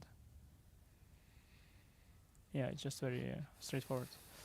Yeah, I don't know if I was lucky because, No, but you maybe were it's not, in come the on. maybe Like, in such position it should be there. I don't know. You played all the best moves, so you should. No, but I mean I didn't see this, so then you could say that you got lucky. But yeah, fortunately, yeah, no, this is no chance. Yeah. So Anish, how does it feel like to end this tournament with 2 victories? No, I was really happy. Of course, I didn't see it coming. I thought I played okay before, and I was really okay with the tournament in the sense that I didn't regret coming here. Sometimes there are tournaments that I even think afterwards like shouldn't have even come maybe here, but this is not such. I learned a lot. I thought it was very useful, so I was happy with it. Also, I stopped caring about my rating. It's way too low, so that doesn't matter. You know, okay, it can go just to. It's also nice that there is some kind of there's no more pressure to keep this, to maintain the rating, because otherwise you're always maintaining your rating your whole life, and at some point you realize that instead of playing, you're just maintaining rating. So that also I didn't mind very much. I was just focusing on improving as a player. So I thought, yeah, I learned a lot. Also, to be fair, I think nowadays the ratings are just. I mean. I probably am where I should be, but in general, the ratings, if you look at the rating list, it's complete nonsense, like complete nonsense. I mean, like, What? like so many retired people at the top, and so many people who are definitely good are still at the bottom, and they keep coming, and the retired people are going so slowly because they're playing some. I mean, just the system is working as long as everybody was playing, but the moment some people stop playing, the system just stops working. And if you see the list, like many very strange things are there. People who are not professionals are there. Simply people who are doing other jobs are in the top. They're not even playing. I mean, they're playing sometimes some games, but they're not professional chess players. So it's remarkable. But anyway, that aside, I was happy with the tournament. But now that I won 2 games, I'm even more happy. Amazing. And also, this gains you couple of rating points, which is nice. As you said, you learned things, plus you gained rating. You're closing in on 27, 40, 27, 50. You're moving. You're 2739 now. Yeah, sure, yeah. So I remember actually it was funny. At some point, I was a kid. I broke into 2700 already. I was 2720 or something. And at some point, I was talking to Kramnik, and he says a phrase like something like, "Yeah." Then I was 2740, which was my lowest in years, and I thought like, "Wow, 2740 was your lowest in years." But I sort of relate a bit. But at the time, I thought like amazing, yeah, that the guy says 2740, that was his lowest in years. But yeah, ratings. There's deflation in a strange way. There is some kind of deflation, but there are some guys who win a lot of it anyway, like Arjun and Gukesh. Okay, Arjun now dropped a bit, but there's some sort of a weird hybrid of deflation. Just weird situation happening. I mean, ELO system is amazing. It's really, really good. But you need for it to work people to play. There has to be liquidity in the pool. People have to play. And then very quickly it would be all sorted out. But some people, they don't play. And then, and some are slow. And post-COVID also, of course, but still like people were improving and didn't play. So there's some kind of minimum number of games per year or something like that. That's the basic thing. Yeah, basic thing. Whereas minimum has to be at least a tournament. But even then, then gradually it will shuffle out. But it's fine as it is. You just, I mean, it's also okay. So in a way, who cares? Anyway, it's not about ranking so much. Like, who cares? You are number 17 or 22 or 13. Nobody cares. But yeah, of course, you have world champions. So these things matter. Yeah, to win world championship candidates and. Ranking also matters, but actually not for so easy. this tournament, because you will finish most likely joint second, you will also get some FIDE circuit points, which is I think quite important in a way. Yeah. No, FIDE circuit is another thing. That, but it's actually worked really well last time because the race was between Fabi and Arjun, who are both incredible players. So it works in that sense really well. It does some other things that are not good. That. Sure. It basically makes the money disappear from Top Chess, from the sub Top Chess. But okay, I guess at some point it will be also fixed. So happy with the circuit, but I think it doesn't matter. Like FIDE circuit, somebody said the race is heated up, but the thing is FIDE circuit is always decided in the last months. Like the whole point is just you sort of start. It doesn't matter how, but then in the end, that's when the race, when it ends, it begins. Yeah, as we had seen. We had seen that with me and Gukesh. It ended literally on like December 31st, and we had seen it with Arjun and Fabi. It ended at the last moment. So the beginning is sort of irrelevant. You can be really bad, and then you don't get a chance. But usually, the FIDE circuit is going to be won in the end, and it's basically. I think it's right now early to look even at the standing. And Thai Dai is winning or not? Thai Dai one is winning, but I wanted such a big eval. Yeah, it's. I think he played an incredible game today. Yeah, no, I thought that he. Because somehow these pawn down end games, you assume that they are not that bad, but this one is really good, for white. No, also he just kind of ground out epic this prep. Tell me after bishop f4. Yeah, bishop f4. Can you go back a bit? It's an epic novelty bishop f4. Yeah, I was wondering during the game, is not bishop c5 stronger move to try avoid the trade? Because I must say that I know this position, of course, this one, but I don't remember move bishop f4. It's an incredible novelty. They all usually take, and then they go queen g2, and then this is this draw. They take, and this endgame is draw. Even before is, I think, forcing it. So bishop f4 is a really nice novelty, and I thought that it is shocking to allow a trade, but okay, I don't know. So what was the issue here? Can you tell me? Yeah, maybe he had this b4 idea here. to shift the bishop away. Yeah, I was thinking about it. Yeah, and then I go. Oh, can you go bishop d6, bishop c5 or something like this, or it's too much? Well, yeah. Then Or you actually create a bishop weakness. I go bishop e5, bishop d4. Bishop e3. Yeah, maybe you go. Yeah. Bishop g4 is a difficult move. Queen d5 is rook d8, I guess, or bishop e3, rook d8. So queen f4. Queen f4, bishop Bishop d8, d8. Okay, I just want to basically keep the. queen g5. Yeah, nasty. Yeah. Okay, this is also. I kept the bishop, but Yeah, suddenly. looks unusual. Yeah, unusual. So good. I think Taiwan has had great prep in this tournament. He Yeah, always for he sure. always has great prep, yeah. But this, by the way, practically is better than the game. No, I think that. But okay, this at least you mobilize the pieces. Let's see, it was probably good. Maybe he was remembering his prep. Ah, yeah. Look, you see, it's all Compi likes it. Maybe he just. Ah, yeah, it's Compi likes it, so it was just prep. Yeah, it was just prep. And step by step, he just went rook d1, rook d4, f4. Yeah, Just he had, played I on- was thinking here, by the way, when I was watching the game, I was thinking d4 feels good. D4. And now, yeah, activate this. I was thinking that maybe you should do d4 because he you didn't were take. also looking and finding moves in other because games. because he didn't. No, I just found this very interesting. This new bishop f4 idea. So I was thinking a bit. So I thought queen d5. He didn't do because bishop d7, right? Yeah. Although he can play queen g2. So I realized that he's playing for compensation. And then I thought, if that's your concept, which is very nice, then why don't you here do kind of similar? Of course, I have passed pawn now, but it's some similar thing. Allowing bishop e6 is a crazy. Oh, okay. He wanted to go d4. He wanted to go d4 clearly. And then he probably missed rook e8 or not. Yeah.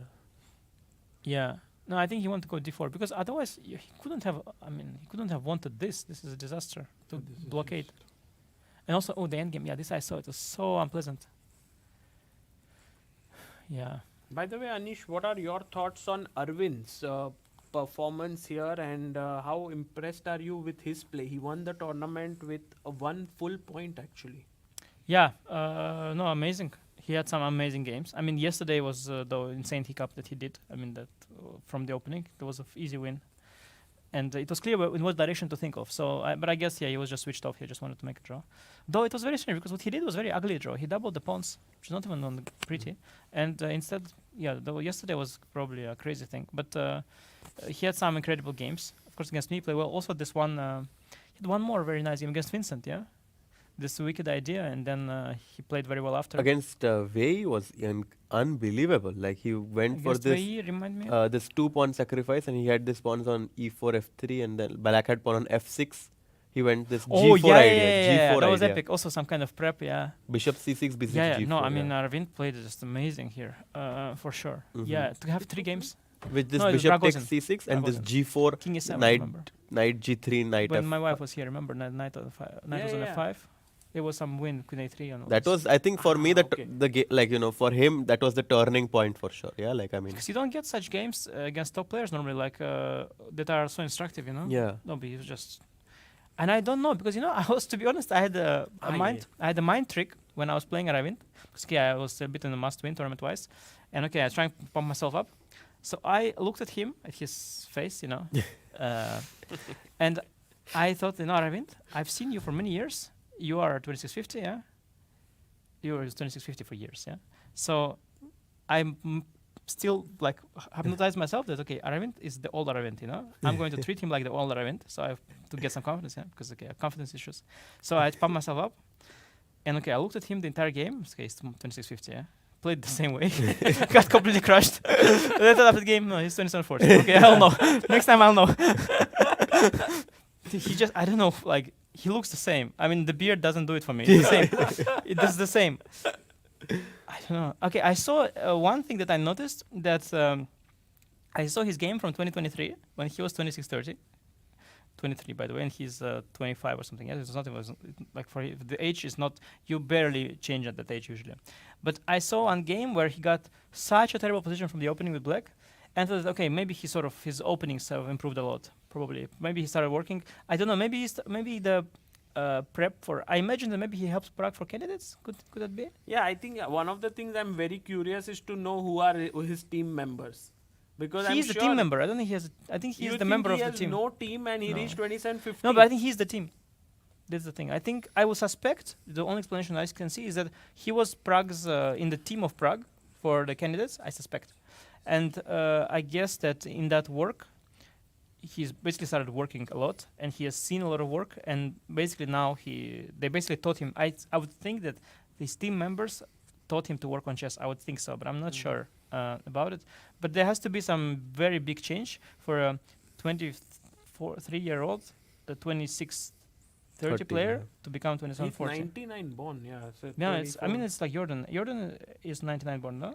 Yeah. And Jordan is not a 2630. Jordan is 2700 player, and he's trying. He's still not improving or not breaking through to where Aravind So broke through. actually, Arvind's case is quite unique in the world of chess. Extremely. Right now. I mean, I think Aronian used to be the case of late bloomer. But do you know when Aronian broke through? Do you know what is his birth year? I think it was 2006 or. He's 90. He's sorry, 80. 86. 82 born. Okay. Oh, he was 24 at 2006. Yeah. Yeah. Yeah. Aronian a bit similar. Aronian a bit I similar. guess Shakhriyar was very similar, no? No, Shakhriyar was winning World Junior under 20 already, crushing. Oh, okay. No, Shakhriyar was early. Levon a little bit late. Hari Krishna also a little bit late. I don't think Hari. Okay, he had 2040 at the peak, yeah, easily. Yeah, no, Hari also late. Yeah. No, Hari reached his peak 2770 in 2016 when he was 30 years old. Yeah, but let's say he switched from 2600 to 2700 at age of around, I would guess, 25. Yeah. So you have a few cases in history like that, but yeah, it's possible for sure. But it's not common because your biggest growth comes when there are all these childhood steps. I think the last big growth is supposed to happen between 17 and 21. This is like the last one. And how would like a player of your caliber who has been at the top for years know that Arvind, like, is it only the performances or you just see his play also that he is really world class? Frankly, I never seen his play before. I mean, I played even him, like maybe Blitz, but I never watched it up close, so I don't even know. So for me, it's most of the results. Yeah, well, what impressed me in our game is, okay, maybe was a bit, circumstances were such, maybe that the game turned in like 2 moves, and then it all came. Okay, knight g5 is an amazing move. To be fair, at that point I saw the option also already because you see these things. So in some sense, maybe it came a bit too easy in a way. I mean, it was all extremely difficult, but yeah, maybe it was sort of a relatively straightforward win. But I don't know. I think the games are really good now. I haven't seen before his games this close. I don't know. I mean, also he was clearly he was the original Indian youngster, yeah. Like before OG, Indian. Yeah. OG Yeah, talent. he was the OG. Yeah, before I think Chess India didn't exist at the time, no. Yeah, at that point I think I Qatar wrote Masters, my this first one. article for him in chessbase.com. Yes, yeah. For Qatar, him I and- remember this Qatar Masters. He played Carlsen round 2. And he played E4, C5, B3. Yeah. And he got chances, but he didn't. He lost. Yeah. And I think that's where like he was going like this. Then he got the chance to beat Carlsen. Maybe he would beat Carlsen. He would go like this, but then he didn't, and it went like this. Like not his rating, but his sort of career at the time. Like he was going to be this big prodigy, and before that, like he was always everybody spoke to him, Aravindh this, Aravindh that. He won some tournament in Chennai. He was like Prague before Prague, and or like Nihal before Nihal. So he was really the OG, and he was really very very gifted early on, and collecting all this, the big prodigy. At the time also there were very few prodigies. Now we have 2 guys from Turkey, like 25 from India, a couple from Uzbekistan. So there's so many prodigies. Back then it was very few, and Aravindh was that one. And somehow, yeah, that game was last thing I heard of him. Like, I mean, I saw him play, but he somehow didn't deliver. And in some sense, okay, Wei Yi had a similar thing, right? But Wei Yi got stuck at a much higher level. So somehow, yes, people assumed that there's something like with him that was not like maybe psychological issue. Maybe he doesn't work on openings. Some kind of big flow that he probably had that prevented him from growing further. And maybe he has overcome that flow. I don't know, but it doesn't shock me that, let's say, it's Aravindh who makes it, because I did hear he was the prodigy, right? So also people that prodigies often do this late. Like for example, Vidit was also kind of prodigy, also came a bit late. Nepo actually really came also late. Like of course it was 2700 for many years, but he was not really breaking through. And only when he started working on chess, he broke through as well. So. Often the prodigies they get a second chance. Amazing. Well, one thing I also noticed with Arvind, like that, he still has such an inquisitive mindset. Yeah, like usually it happens in very very young players that they're so curious and like like they are like a sponge. They want to learn a lot because every time after the interview, he starts like, I hope I played everything well. Like even after winning a game, he Yeah, but wanted that's to. fake, of course. I mean, this is just for the public. I mean, no, he was a gangster. He has this, he has this. He's like, he's just faking for just based India that I'll play well, and then he comes back, writing rap songs in the evenings. I played knight g5 and I crushed him. No, it's just Aravindh is the. What do you think? Look at him. He's a thug. Thug life. Yeah, He's a beast. It'll be amazing to have him. Before we let Anish go, any questions for Anish that you have here? Anyone, if you would like to ask? And yes, please. How much psychology plays a role in big level? I would like to ask. How much does psychology play a role at your level? Yeah, it's hard to take psychology out of chess because it's part of the game, kind of at the high level. Yeah, so it plays a big role, but it's difficult to take it separately. That's why also when I at some point had some consultations with psychologists and Cookie, he has his guy. Yes. Paddy. But okay, they can be helpful for sure. But it's difficult. The big issue of psychological prep in chess is difficult because in other sports you have to put psychology like it's a problem. Yeah. So let's say you're doing like this archery or whatever. Yeah. You have to just do with hand like just do your thing, and psychology messing with your head. Yeah. But in chess, psychology is messing with the head, but also it is part of the game. Like it is part of decision making. In other sports, it's not. Like there's no psychology in the decision making. So in chess, the fact that psychology is intertwined with the moves, it makes it extremely difficult. So when I was working with a psychologist for a while, like psychologist at some point said that I cannot do it anymore. Like he quit. He said that it was too complex. Yeah, he quit at some point. But he didn't realize he helped me a lot. Actually, it was really helpful. He didn't realize that. No, he did help me a lot. But in the way he used to work with the sports people, he felt like he cannot because he told me like funny thing. He said like we're supposed to solve. I said I usually work like this. I identify a problem and then we are solving it. But every time you come, you bring me 5 new problems. So then, yeah, this is not problem. I didn't bring him problems. I brought him just chess. It is how it is in chess. It's psychology. It's part of the game. I mean, you cannot separate it from the game. You play King's Indian. There is psychology in there in the King's Indian. Yeah. Wow. Okay, that's pretty deep there. I think. And yeah, Anish, maybe just Divya is winning. Divya will win. We have Mark Kuhn, who's actually played well in this tournament, will win against Richard Stalmack. But Jonas Beer might also win this with one. Then it will be a tiebreak. Tiebreak in the challengers. Do they play? Yes. So Jonas, Oh, he what choked is at the your Nodirbek. thought between Jonas and Nodirbek Yakuboev? Who do you think is stronger? Because both are really good. Yeah, I think tiebreak. I remember how Yakuboev beat.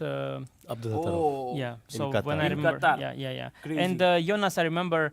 Okay, he's a great player, but I remember him Global as Chess League. yeah, that first season of Global Chess League when he was the guy who was losing everything, poor guy, and then he won the final game, which mattered, right? Silvero. But even that game, he kind of got lucky a bit. So,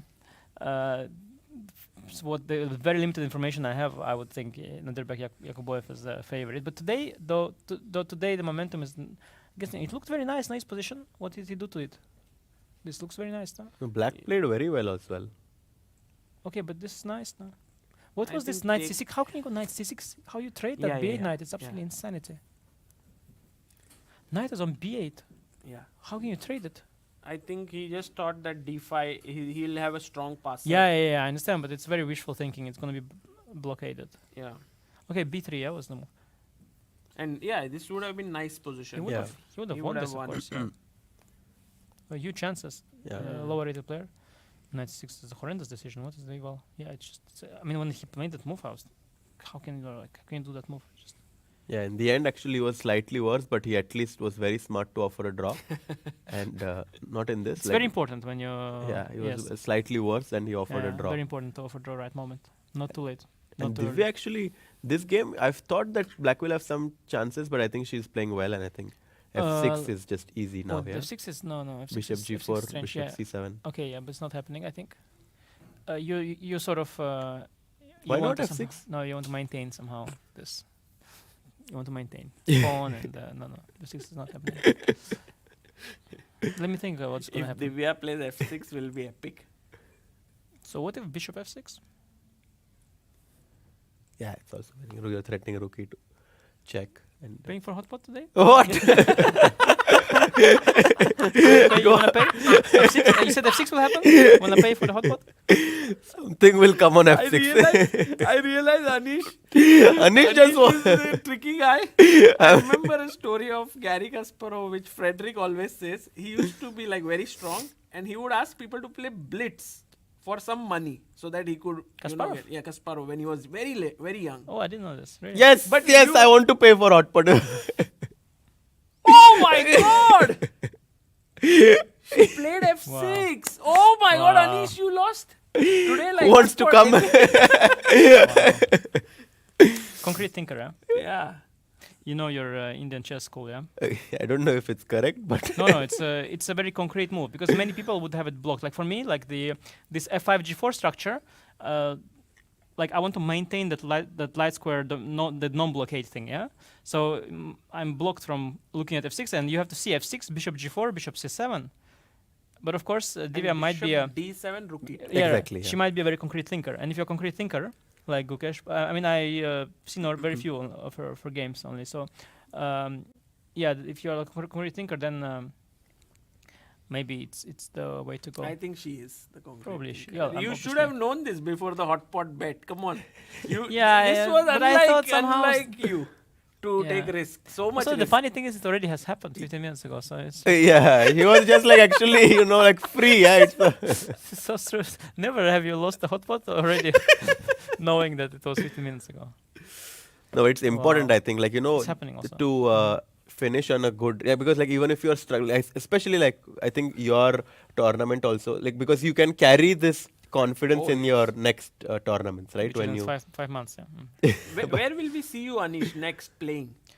Actually, I'll play a very interesting open tournament. Oh, where? really? Wow. Don't know if it's announced yet, but Okay. gonna be very exciting. What? Oh wow, Okay.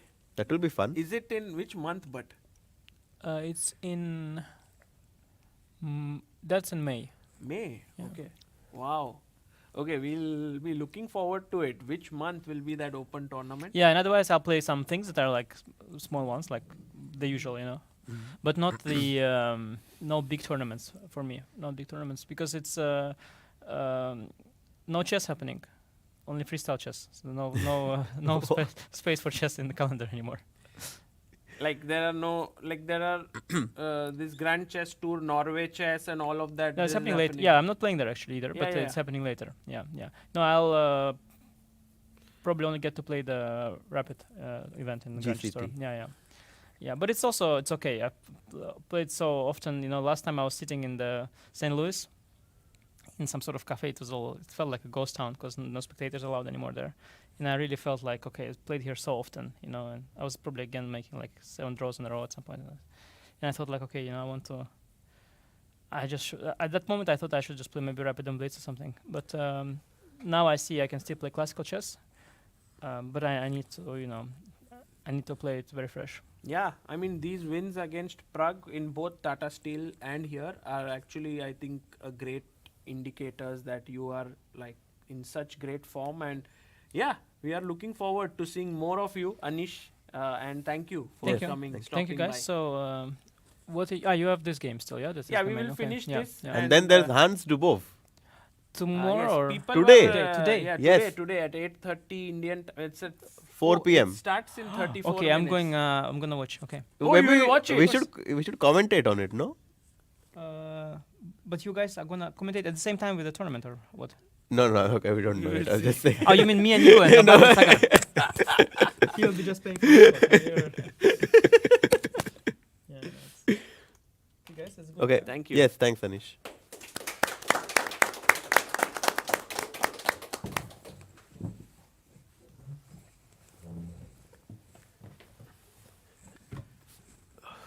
Wow. Guys, that was Anish Giri with us joining in after 2 spectacular wins in 2 rounds, Yeah. showing his class. And also insights about many things besides just this No, tournament. it was fantastic to have him. I think we are having a great game between Vincent and Van Nguyen, where Van Nguyen might win. But of think- course, we are all waiting for one thing to happen. Yeah, Harshit bhai, which is Aravindh. Aravindh. I don't know if Aravindh will join us. He will. Oh, That is, oh yes. yes. That would be epic. And please, guys, think of some questions which are there on the top of your head, because many times I ask questions and they have already answered them. But when some new people ask, then they get inspired to answer. So Yeah, for looking sure. forward to your questions here. Also in the chat, if you guys have Any questions? Yes. any questions. Hobby Talk says Anish is simply so joyful and an amazing commentator. I absolutely, agree. yeah. I agree. By the way, we should also, if we Divya won, maybe That's we good, can ask Divya to join at some point. She played quite a tough event Yeah. for her, but ended on a high. Yeah. And but for sure, the most important Bier's game game, right yeah. now is in the challengers between Jonas Bier and Nemec. Because if Bear wins, we are going to be here for tie breaks. Yes. And I think likely. No, by the way. Oh, this. Yes, likely. In the live position, yeah. Oh, what a what? blunder. What? Absolute blunder. Bishop c5, missing a huge Oh my god, tactic. guys, white to play. Can you find it? Yeah, very tough. It's tough but very instructive. Oh wow, this kid is super good. Knight h6 check. Can you tell us the analysis after takes? Wow. And if knight e4, can you find the crushing mate? The cute mate. Ooh, wow. King h8, rook h5, king g8 and rook h8 mate. Very beautiful. Wow. Well done, Elliot. That was brilliant. Yeah. And knight h6. He's ready, yeah. His mind is sharp, he's looking sharp. Elliot is ready for business today. Yeah, ready for playing in the Masters soon. Yeah. Maybe in few years. Rook g5. Rook g5, absolutely. yes. Knight takes Queen and h8. mate. Yep. So Knight h6 is crushing. Is he going to find knight h6, Jonas, you think? Because it's a little bit weird move, right? Sudden, definitely is. Weird tactic. It definitely is. And with the bar rising up, we are like, oh, it's weird, something is happening. But with them, it's not so clear. yeah, No, he's they just don't attacking know. his queen. Yeah, he's like, Yeah, what? he's like, where to move the queen? Oh, queen d3 looks good. Queen f3, So I will be surprised if he finds knight h6. The good thing is that even if he doesn't find it, he He's still still winning. maintains a huge advantage. But I can sense excitement. Can we go full screen on him? You sense excitement in Bear. Yeah, he's like, he's seeing that side, I think. Yeah, he's looking on that side. Oh, And look. look at that guy also, like you can see Nemec also looking suddenly at knight h6. If I was Nemec, I would just not look on this side of the board. I would get up from the I would, board. yeah. Like no, no. I would way. just focus on the right side of the board. Okay, queen d3. Yeah, it's happening. It's because happening. now I think he's It's spots happening. it. Yeah. He's looking at that. At some point, we should get this eye trackers, yeah, in chess. This would be very cool. Which square are they looking at? I think with AI, instead of eye trackers, we are just going to get mind trackers. We will even get to understand their thoughts. Oh no. I mean, it's Then possible. I think people, like, for example, are playing chess and like, oh, when will this end? What do I have for dinner? All of that. Yeah. I wonder what will be in my mind.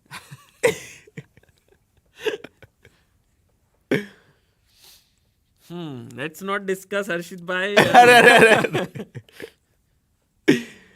Bishop c5, knight h6 would be. I mean, imagine if he wins a game with knight h6 check and qualifies to play a tiebreak. Yeah. I think that will really boost his confidence. Oh, wow. Well That's done, a great tactic. Jonas. Yeah.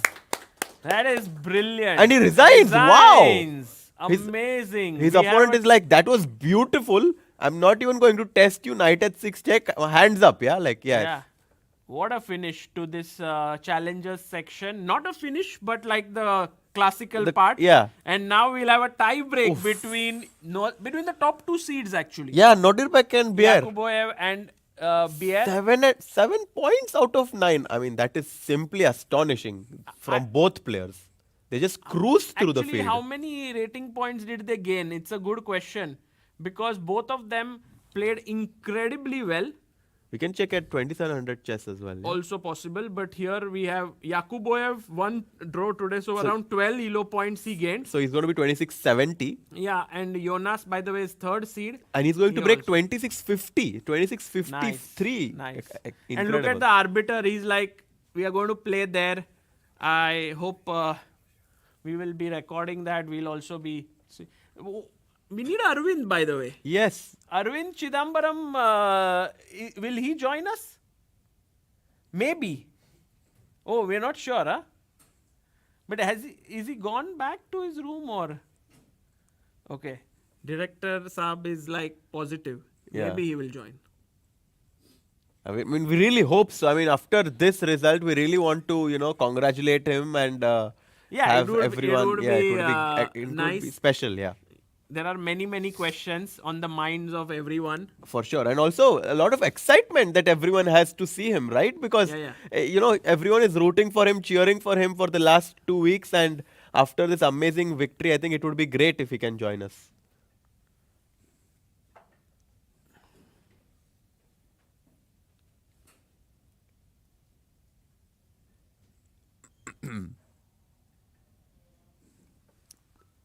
Not yet. Every time someone comes in, I'm like, oh, is it Arvind? So we are waiting for Aravindh, but in the meanwhile, When does the tiebreak start, by the way? I think 4 o'clock maybe. Once all the games are over, I don't think they'll start before all the games. Yeah, are and over. also the players need some rest, of course. Like they just finished. No, I was told 1 second. I was told that the closing is at 5:30. So maybe the tie breaks are also that point Around, at 5 o'clock yeah. or something. We are at 3:30 right now. So maybe there's a break. All rounds end. So that might take some time, right? Because then I think this is the perfect time for us To take a small break or? to find Aravindh. Yeah, take a small break, but also just I think maybe the best game to focus on is this one. So if we can have the camera for this game. And also Wei Yi, Quang Liem, because while it's completely drawish, it has that element of like if Wei Yi wins, he finishes second, Yeah. sole second. And that won't happen most likely, but still. Yeah. I think Nguyen Keymer is a good game to stick to because quite likely will we see a result in this game unless Vincent defends very well. So I think we can keep this game and wait for Arvind to join us, yeah? Yeah, we can go full screen and it'll take a very quick break and be back. Yeah.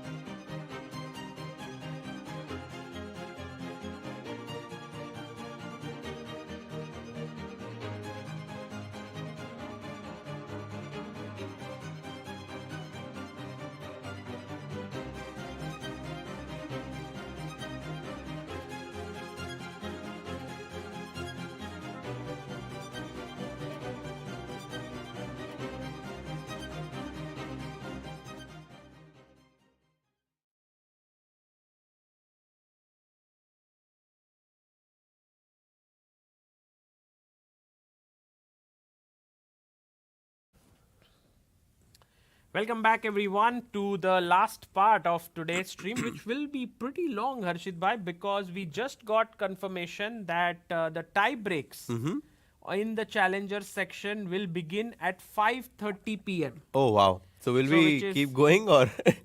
We can. And What? we could also- I mean, it's just 1 hour 48 minutes. Not a big deal. Yeah. But we have this game. We have Aravindh coming in. Yes, so I that think would be there nice. will be there will be few things that will happen. Do you think Arvind is? Do you think Arvind will like keep his beard after winning the tournament? Oh, or this question, can you ask him? Like, I was wondering, like, what is the reason behind it? Is it just a style? Is it some kind? It you know, could be some people- superstitious. yeah, some people are like, I will. Like, I remember. By the way, this is the story of the boy who became the world junior champion today. Pranav. V. He became the world junior champion, and I think at some point his father had made a thing that until my son doesn't become a GM, I won't. I won't shave. And I was like, okay, this is. It could be really. I'm very happy that he became a Yeah, GM pretty quickly. soon. But yeah, there are many things. Also, You Aman know- Hambleton. Exactly. The chess bra, like very, very, of course, great people and commentators. He had made a deal when he was an IM that he won't shave until he becomes a GM. And finally, in Sitges, I was also there. He became a grandmaster and then he shaved live. Oh, he Maybe- shaved live, huh? I think so. Oh, yeah. wow. So maybe. Oh, we have the The winner. man of the moment. Great, great.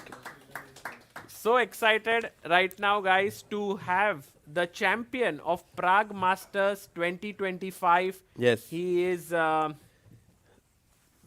played a brilliant tournament. I mean, absolutely. +4, +3, Plus +3, three. 3 wins and 6 draws, and also his rate of victory in super tournaments is 100%. In classical chess, he has played 2 super tournaments and won both Hi, of congrats, them. Arvind. Please join us. Chennai Grandmasters first, and now Prague Masters. Guys, let's have a huge round of applause for Arvind. Arvind, kind of an hour has passed since you have become the champion. How has this time been? What have you been up to? I'm extremely tired, to be honest. I mean, like, I did not sleep for the last 2 days. Really? Yeah, like, because of the, like, tournament pressure, and as you could have seen me, like, during the games, yeah, like, I was extremely tired. Yeah, hopefully I will have a good sleep tonight. Was it like the tournament pressure that led to non-sleep, or was it some other reason? No, I was completely fine till, till 7th round. Like, once I got that lead, so... Sole lead. Yeah, so lead, I was under pressure, yeah, for sure. It's, probably I have to work on that, really, for sure. Yeah. Was it like winning the tournament meant a lot for you? That's why the pressure came, or was it something that was not you didn't even think about, but it was coming? Like, it's not every time you like lead Prague Masters, yeah. So it's, yeah. I mean, also, I will take this moment to like thank like many people. Yeah, you Yes. please tell us. Yeah, we are. We want to know who is part of your team. So, I'll start with, of course, my coach, like Ramesh sir, like he has been my like mentor for many years. And like regarding seconds, like actually, I have couple of seconds, but they're also chess players, like so I could not like hire them like full time. So they were part time. So so I would like to take this moment to thank them as well. So, but I cannot name them. Oh, and not such- yet. so- We don't know that. Maybe after you win the candidates or something, you will know it. It's too much. No, I mean, at which point will we get to know? At some point in the future. Let's see. Okay. So basically, you have like Ramesh sir is the trainer, and you have couple of people who are sort of working with you part time. There's no like someone full time who is working with you. Yeah, true. Like I'm thinking to hire someone like who can work as a full-time second. Yeah. hopefully I will get someone else. And This is amazing. Yeah. Yeah, like I was thinking, we were discussing this, and I said like to reach 2750 without having a full time second is kind of I thought impossible. it actually it is possible. Even like till 2700, like I was mostly relying on my like middle game and end game skills. And but yeah, once you like break 2700, I mean it's you have to work on. I mean you have to be good at every areas. Like you have to put pressure like right from the start. Yeah? So now I'm like working on every area. This entire tournament, you've played some incredible games. We were talking about it. Vincent Keymer, a great win. Wei Yi, what a phenomenal win. Anish Giri, maybe. What was your favorite? Yeah, which one would you call your favorite? Maybe I would say Anish came. I felt that was smooth. Yeah, like in other games I misplayed like here and there, but yeah, with like in Anish game, like I think I played a good game. So. And today, why did you choose the Karokan? I was very surprised because yesterday you played like the super solid rookie one line, and today you went like something maybe you wanted to press for a like keep the game going. What was your thought process? Actually, like if I would have been like, I mean like I thought C6 would be a surprise for him. If I like most expect, I mean he would be expecting E5 from me. C5 unlikely, yeah. So yeah, basically I wanted to surprise him. But yeah, C6 would be the least expected. So. And I had one question. Like yesterday, for example, I don't know if you went back and checked. You had this one moment where Black played the move King G7, and you could play Pawn to G3, which gave you a big advantage. Did you look at that at all after the game? And if so, did that like change the way you looked at today's game? To be honest, like I did not want to check previous game, like yesterday's game. But like my mom told me that G3 is winning. Yeah, so it's, What your mom? Your mom was following. No, like she can check with the engine, of course. Like she doesn't understand. I mean, So it was like, I thought maybe some coach will tell or some second will tell you, but it was like your mom told you. I mean, they understand me better. That they would not have like told me like to miss such an opportunity. But my mom like doesn't know like understand chess yet. So this was the moment actually. King G7 he played, and we were all like, okay, Arvind's going G3, no doubt, and suddenly you didn't play it. Yeah, I told you like I did not like sleep well at all. I mean that I was fine with a draw, to be honest. So. You just wanted a draw. Yeah, I just could not calculate anything at all. I mean, so, And Arvind, you're like always traveling with your mom usually. Like I've always like she's always been such a big supporter of you. Is it different to like travel alone, or you're getting used to it now? Like it's been a while. Like I mean, so I'm like already traveling alone. So it's Yeah, I think nothing. Harshit has seen you when you were very young. Since last few years, I think you've been traveling alone, or since when? Yeah, like since like probably the last 5 years I've been like traveling alone. So it's, But I think mom has been a big support in your career. yes, of course. Like whatever I win, it's for her. It's for her. Yeah. It's for her. Yeah. Amazing. So And- like I would like to thank like one more person. Like, Yes. I would like to thank like Kidambi, Sundarajan Kidambi. Oh. So I was going through some tough time like during this tournament. So like whenever I have tough time, like I would call him and he would give me some life advice. And Oh, wow. so yes, I would like to dedicate this award to him. Oh, wow. For all the people here and back home, GM Kidambi is one of India's very wonderful GMs, but also very deep and philosophical person. He has read a lot of things. In fact, he writes a lot of poetries which are very deep, On has the spot, great right? knowledge He can write about poems. Tamil literature and so on. So that's wonderful to know. Any particular thing that you can share he helped you with here? No, I would like to keep it like It's for you, okay. I also asked the people if they have any questions, can they ask you? Yeah, sure. Yeah. If you guys have any questions for Arvind. Yes. Arvind, if you can reveal what is your next tournament? What will be your next tournament, Arvind? So I'm getting a lot of invitations now. Oh, Like even wow. during the tournament, like I got so many invitations. Wow. I'm thinking to play like Grand Chess to this Rapid and Blitz in Wow. Warsaw. So You got invitation to Grand Chess Tour? Wildcard? Like yeah, I mean this like, Rapid and Blitz. Poland like Rapid and Blitz. Wow. Oh, Congrats. Wow, that is So, amazing. thank you. That's so nice. So you will be playing in Poland So- Grand Chess Tour maybe. I mean I haven't like confirmed Yes. my entry, but I'm thinking to play it. So, Okay. And what else? Anything else? Classical chess. I'll be playing Sharjah, BL. Yeah, so all those lineups. Yeah. Oh, you are playing Sharjah Open as well. Yeah. You might well be the top seed there. Yeah, maybe. Amazing. Yeah, anyone else? Any questions? Yes? What is your long-term, middle-term goal as term of a ranking? Like to be top 5, top 10, top 1, being Okay. higher than Magnus? What's your long term and middle term goals? So my like short-term goal would be to reach like 2800. So I will try to do like within 2 years. And then I will. But my long-term goal would be. Actually, I don't have any goals. Like just going with the flow. So let's see. Yeah. Superb. That's a great answer, yeah, like to reach 2800. And anyone else?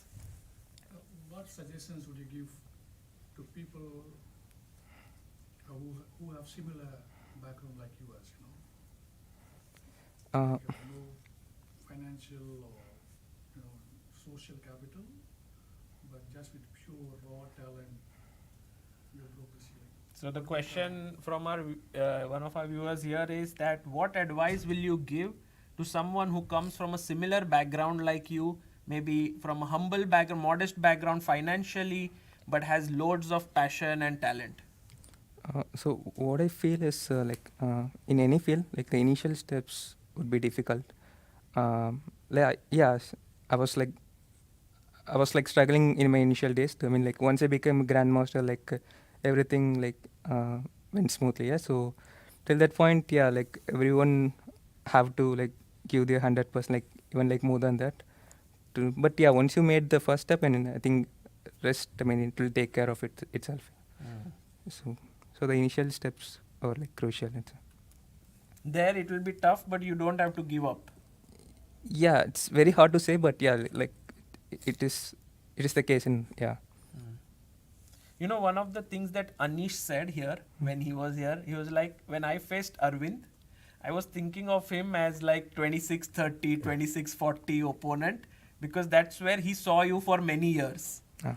But then it was just his way of trying to sort of feel more confident.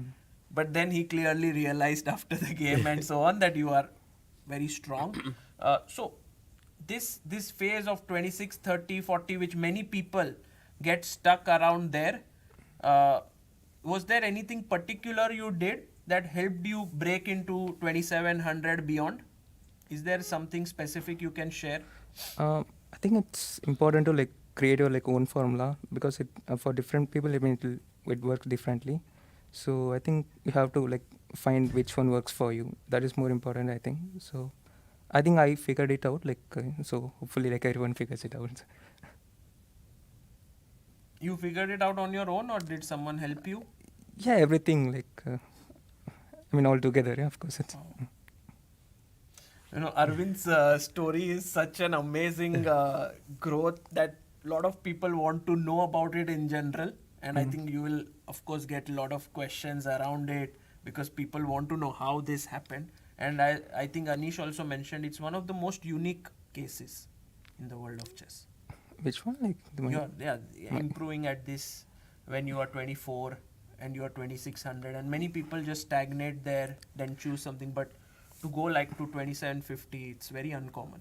So in general, like my coach, like Ramesh sir, like believes I have very good potential. Also that gives me confidence. It's I believe in himself like more than I believe in myself. So Wow. so yeah, yeah, he believes that I have very good potential. I think since you are a very little kid, Grandmaster R.B. Ramesh has always been on your side, right? Yeah, like since 2011, I think, yeah, like we are working together. 11. That's almost 14 years now. Hmm. And so, and did it help that, like Prague, who is also somewhere in the same chess academy as you, and there, him being around and him reaching 2760, also reaching the candidates, did that somewhere inspire you? Yeah, I think we get inspired by each other. I mean, we keep improving ourselves by beating each other, like in training games or anything. So yeah, I think that's how we improve our game. Yeah, I think Prague also mentioned when you won your game against Wei Yi, that day he also won, and he came and said, it might be come as a surprise to others, but for me it's no surprise because I've played so many games with Aravindh and I always knew he's strong. Yeah. So all of this is no surprise to him. Yeah, like Ramesh sir and Fred knows me well. It's like more than others do. It's just Brilliant, general. brilliant. Any more questions from anyone here? Does anyone have any particular questions for Aravindh? Did you speak with your family? Your mom? Yes, I did. Yes. Yeah. What did she say after your win? They asked me to sleep. I mean, like, Yeah, I think it's very important for you to take some rest. Arvind, Harshit bhai, for you. No, I'm just super happy. Of course, I in the last few years I didn't really get to see you so much, but I'm super happy and proud to see you do so well. So congrats, and yeah, maybe you can take some rest before the closing ceremony. Yeah, absolutely. Please do take some rest. And Arvind, thank you for joining us. As always, a huge pleasure talking to you. thank you. Thank you. I don't know what I spoke, but I mean, You spoke amazingly Yes. well. Thank you for coming here and speaking.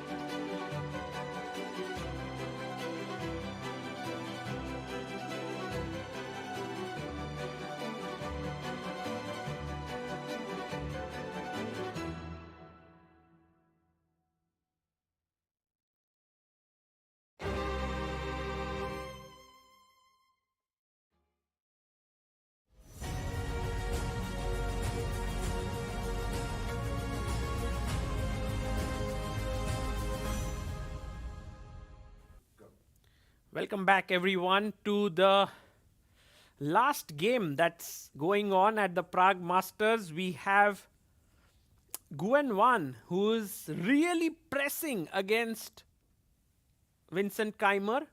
And this is the board position that we have. And really, Vincent is under big pressure right now. Is the last move that was played was f5. And with this, like, black has a few options, can take the pawn or can push the pawn. And I was wondering, like, what way should he continue? He takes the pawn, and you can actually think about going into this rook endgame, because after take, rook takes, white has all these weak pawns to attack. However, after knight takes, there seems to be a very good move that black has, which is not so clear here. So maybe taking that is not a good decision.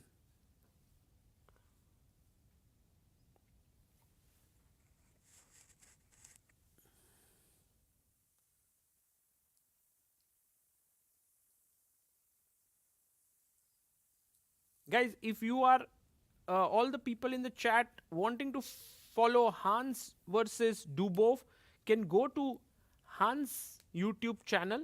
There, I think it's live. Maybe you can watch it there. It will be an exciting match to follow for sure. But we cannot stream it here on this stream, so we will continue with this. And also, there's a tiebreak game coming up between Jonas Bier and Nodirbek Yakuboev. Okay, so by the way, knight e6 played here by Van Nguyen, which is a nice move. But just so that you know, in this position, instead of knight e6, if he would have gone for knight f5, then rook h1 is already very good counterplay for black, which leads to equality. So good decision here by Van Nguyen to play knight e6 check, which is the best move in the position. Okay, not easy to beat a player like Vincent. You know, it's said that when you play against opponents who are rated 2700 and above, you have to be very accurate right until the very end, because the amount of resistance that they show is huge. So he goes back to c8. By the way, maybe a better move was going to b7 or b8. We'll try to understand why. Because after king c8, now white can go for the move rook d6, attacking here this pawn. And if you go king b7, then c6 is super strong. So the question, of course, is that after rook d6, how do you protect your a6 pawn? It's actually very tough. But Van Nguyen actually here went check, king b7, check again, and now he went back king c8.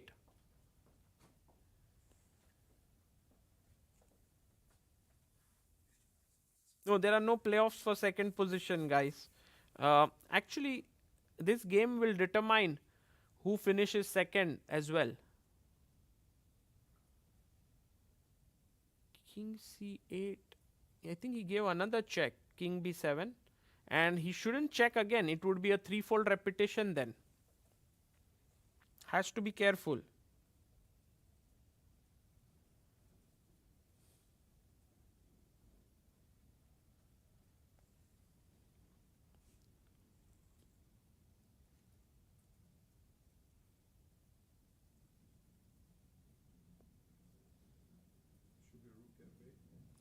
Yeah, rook f8 is possible. The main problem being that I can give you a check. Let's say you go king d4 up. I give you another check.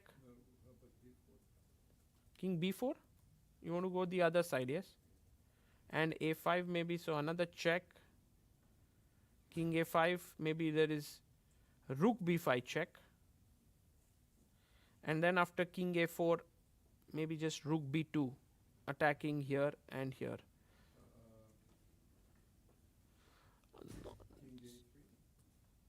Now? Now or before? Yeah. King a3 is a much better move here. And then maybe king c6, rook takes f6, king b5. It's still very difficult to perhaps convert this into a win, especially with your king on the sidelines. So actually for Van Nguyen, after check, king c8, he goes check on c7, king b8, and now plays your idea rook f7. So a good kind of pushing him back on the last rank and then going for this.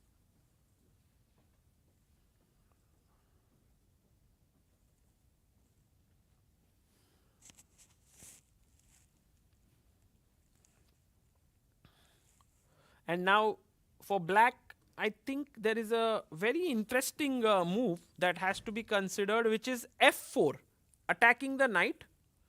And after knight takes f4, maybe just trying to give this check, because you can try and win this pawn, although it doesn't look very simple.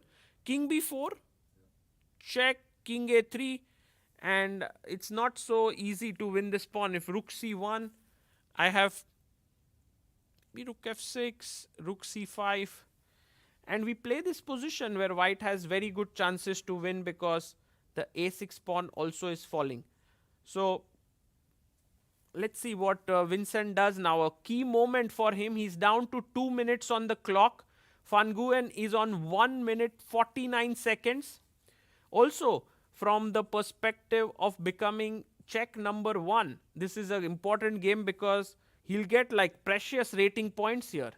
There's a big race to become Czech number 1 going on between David Navara and Van Nguyen here. Check.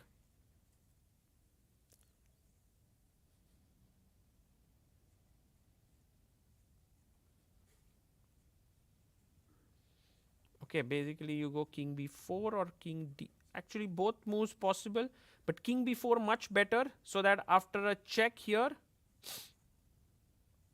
you can go king a5 even further in, and it really helps that you have cut the king out here. So very, very good technique.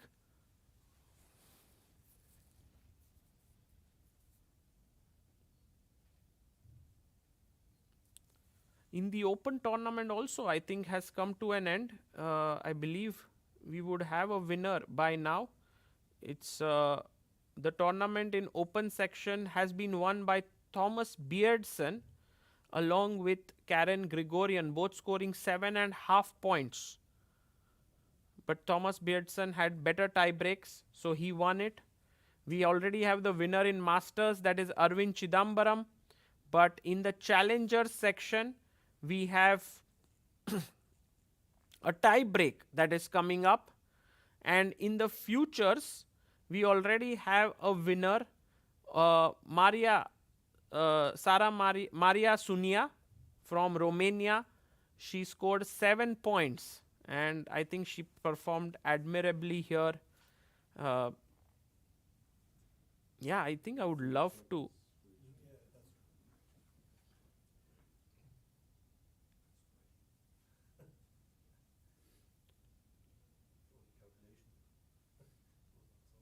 Rook f7, check, and he goes king b2. Maybe much better was to play king b4 and go further up ahead, but he comes back.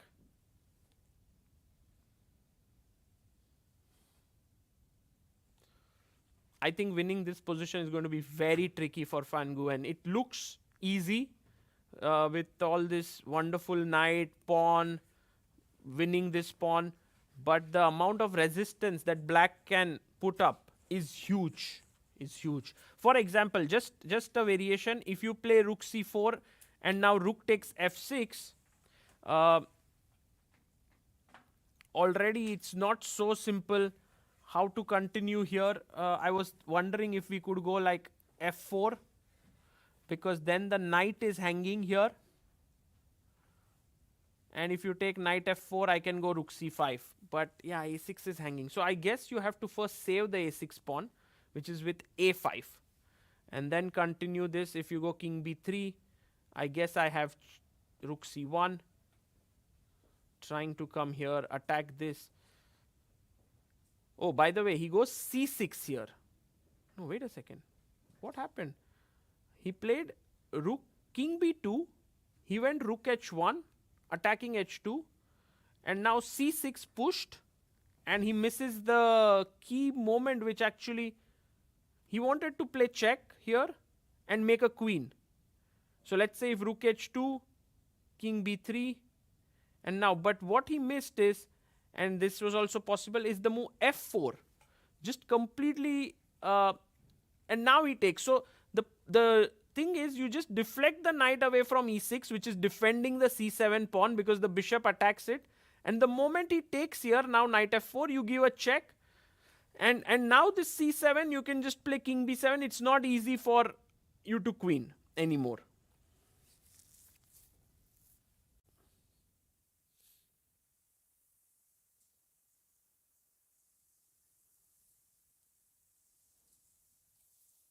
King c3 played here. Can we actually go and even snatch this pawn here? That seems quite a juicy one. And I think there was a reason why he didn't keep up this pawn, king b3. Maybe at some point he was afraid that this check would come in.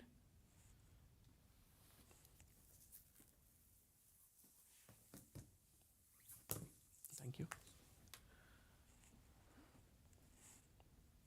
So, but maybe it was worthwhile to keep this pawn. I think now Vincent might just capture the pawn as well on a2. Vincent has 2 minutes 20 seconds. Nguyen has just 36, and you can already see the game is equal. So tough to beat these top players actually.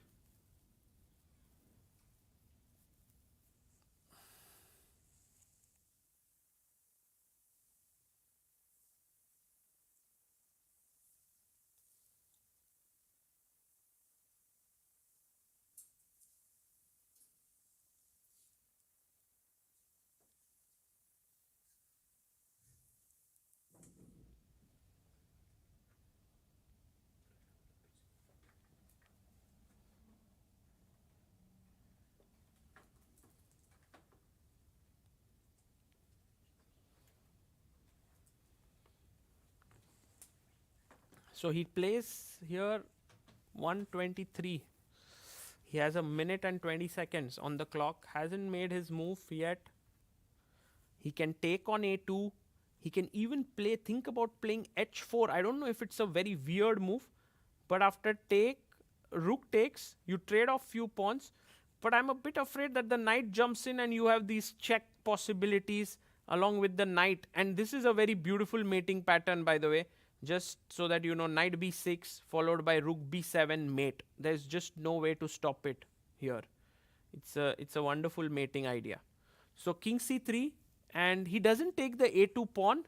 He actually goes bishop f3, which is also a great move, attacking the c6 pawn, maybe forcing white to go c7, and then you go king b7, and it's not easy to queen here because you would love your knight coming into d6 to push the pawn to the queening square.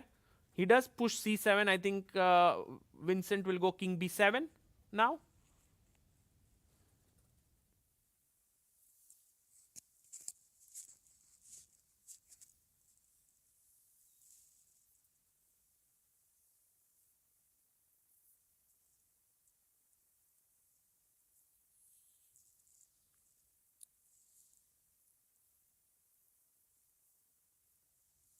So king b7 played.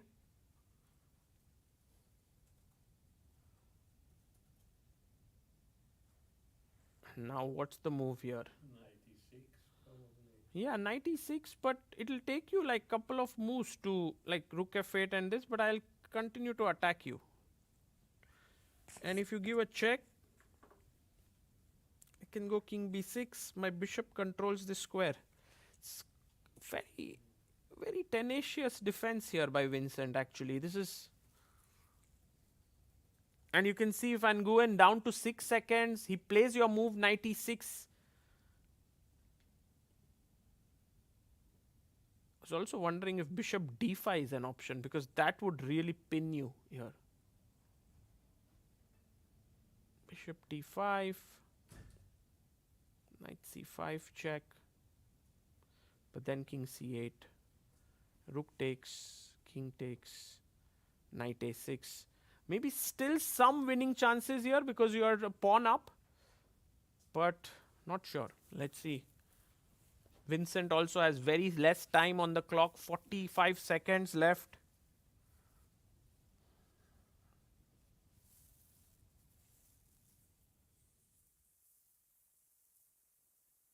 bg4, attacking the knight.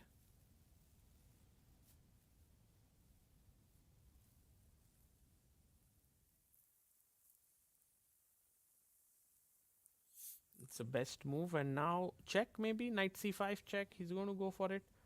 Yes, and king b6. Bishop g4, knight c5. Very important not to go back here because of a check.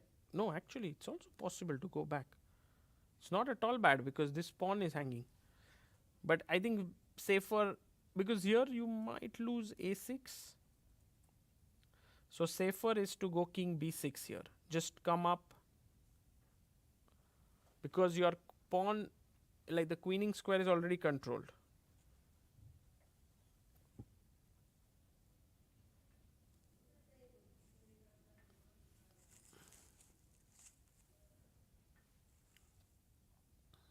Yeah, king b6 on the board. You can bank on Vincent to find the best defensive ideas. Where is he playing now?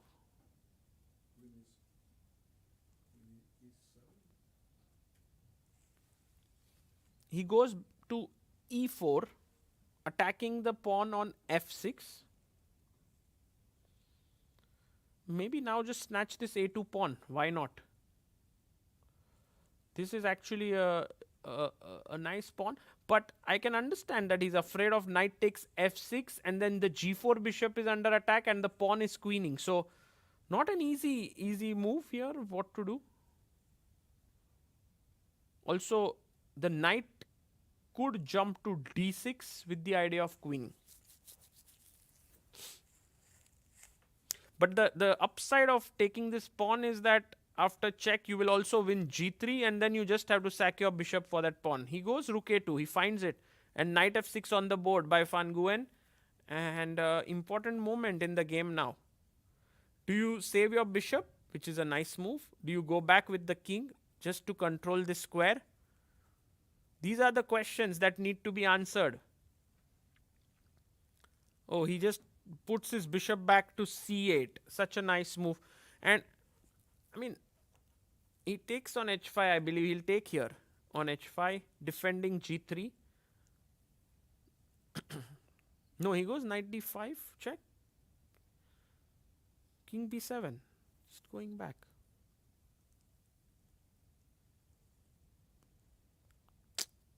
I don't see a way to win here.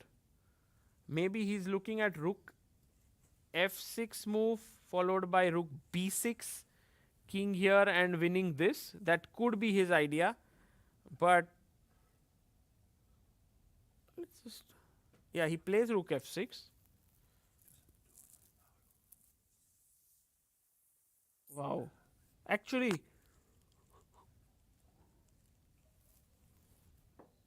quite a tricky move here, because your rook cannot come here. Also, the bishop has not too many squares where it can go. This is a real threat, actually. Nice move. What is Vincent going to play here?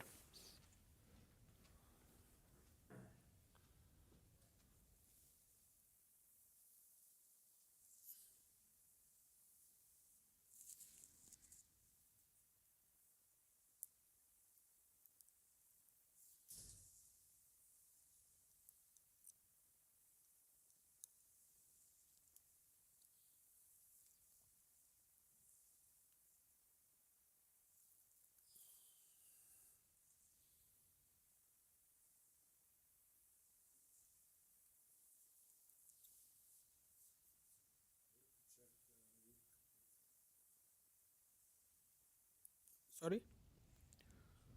He plays rook a1, which is the best move. Wow, I can't believe he found it. Because now, check, king a7, rook b8, and perhaps he just moves the bishop away. And then if queen, you give up your bishop, rook takes, and a nasty check from the back rank loses you the rook. Tricky, tricky. Super tricky here. What a guy. Okay, now Van Nguyen again down to 50 seconds. Okay, he has time now. He played his last few moves quickly.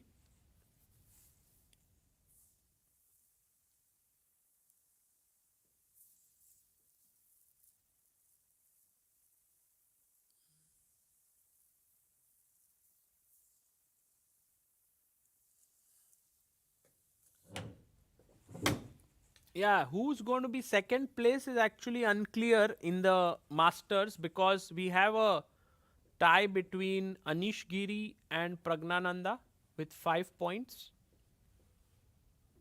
And also Wei Yi on 5 points. So I think 3 people are on 5 points. He goes king d4. Okay. So king d4 on the board.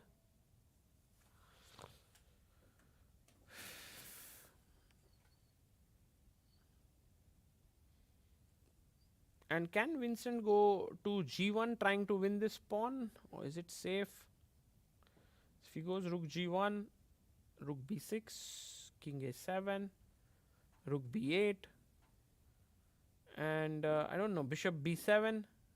If you queen, I just take it, you take it, and I take it, and it's a draw.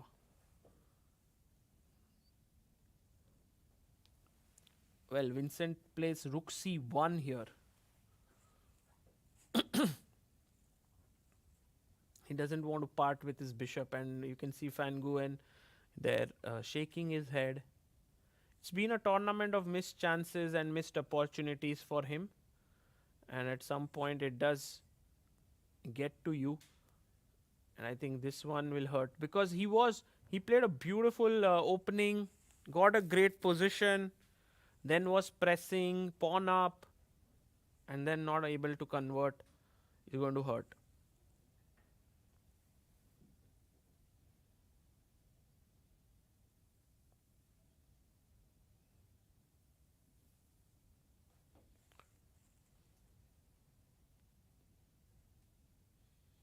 bg4 played.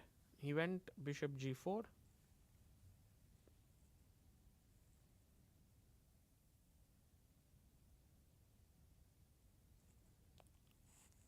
And maybe now, if I go rook h8, trying to check and queen, but it's not possible. Yeah, like the rook covers it, the bishop covers it. Yeah, this is very solid. I think white should be slightly careful here not to overpress and get in trouble.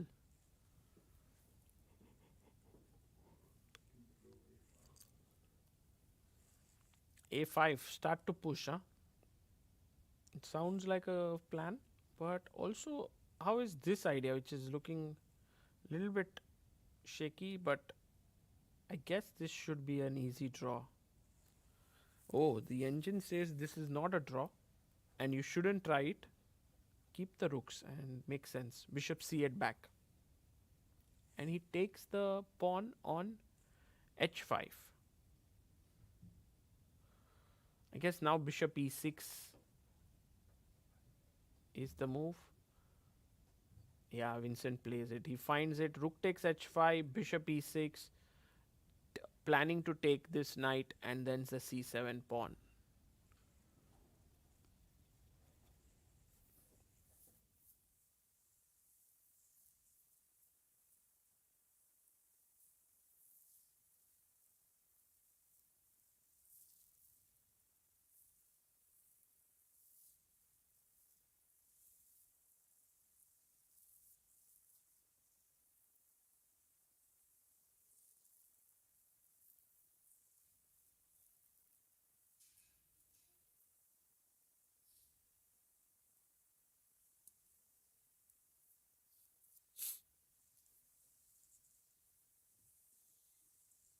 Now there's down to 10 seconds again. Moves the knight away to f4, attacking the bishop. But now this pawn is gone. There's no way to defend it. So if I just move my bishop away to b3, he went back to c8.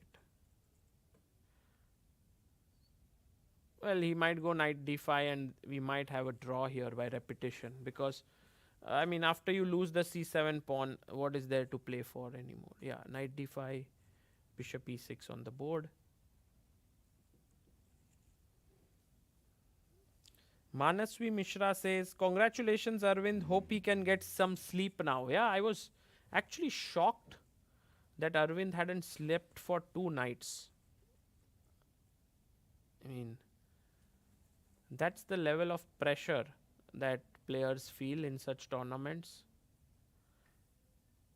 And I think, yeah, they agreed to a draw. Whew. So the playoffs are going to start now? No, the playoffs are at 5:30 p.m. It's 45 minutes away. Okay. Yeah. So we'll see you then. Yes, yes. And Biere versus Nodirbek Yakuboyev will be playing. But let's have a look at the standings in the Masters section. We have Arvind winning the Masters with a full point, 6. Anish, number 2. Is this verified or will this be changed? Like, is this after the tie breaks?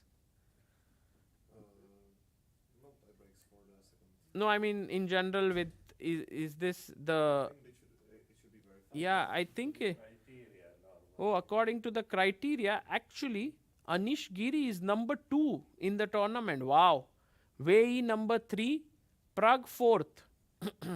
We can also say they are all joint second, but with the second tie break, which was the Sonneborn Berger, I think, and there was also direct encounter. So maybe in the direct encounter, Anish has beaten Prague. So that's how it is. Ediz Gurel finishing 5th in the upper half.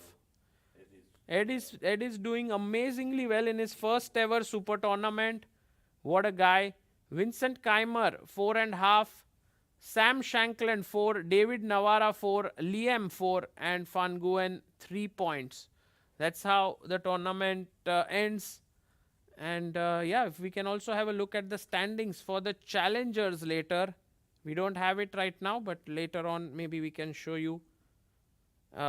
And by the way, guys, in 45 minutes, we will be back. And there we have, the standings.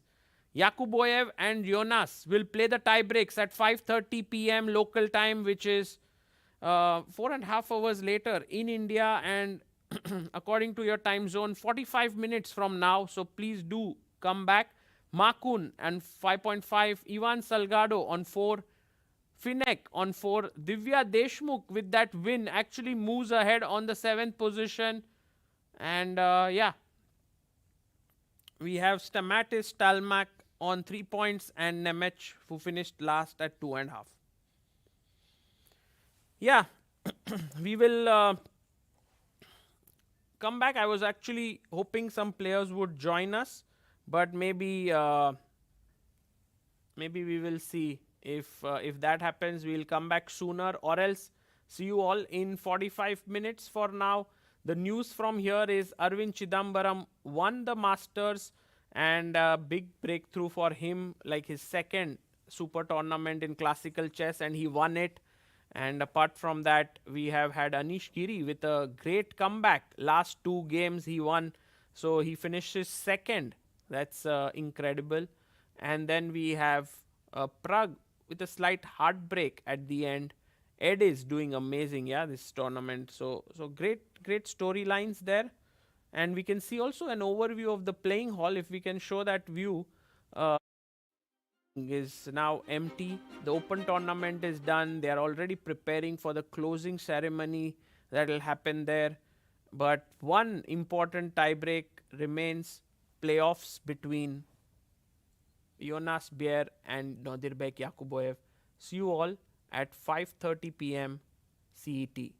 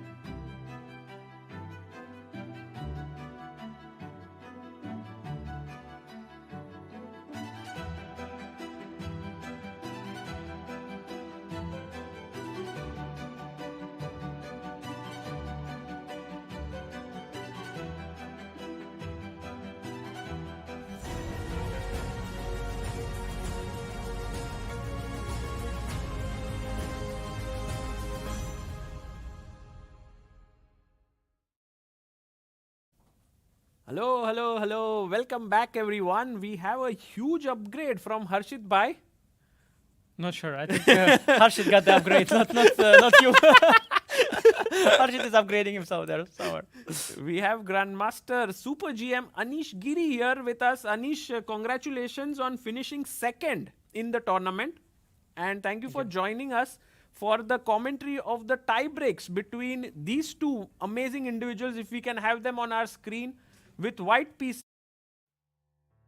with black, Nodirbek Yakuboev. Who do you think is the favorite, Anish? I think you know them quite well.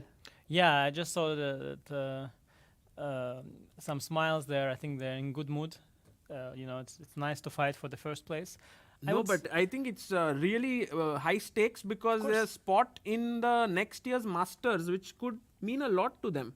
Of course, yeah, and there could be a mindset that you feel very tense. Yeah. But I think Jonas is in a good mindset. He's just happy to be there. He won the game today. He was probably thinking his rival is going to win as well. He's not going to catch him. So he's really relieved to be there and really happy. So I think the psychology is with him. But Yakuboev Nodirbek has experience of beating Nodirbek Absatorov in the tiebreak for Qatar. Tiebreak was such a big surprise for me because I thought to beat Nodirbek Abdusatorov. You need another Nodirbek. Yeah.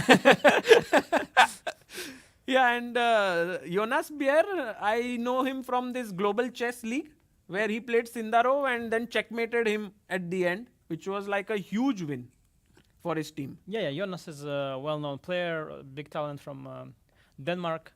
I saw him most recently in Vaikanze. He was one of the seconds. Yes, of Max Warmerdam. Yeah. That was very surprising for me. Must have helped that experience. Well, it wasn't shocking for me. I mean, of course, the youngsters, they always, in Europe, they are, you have your youngsters in India, but we also have our youngsters in Europe.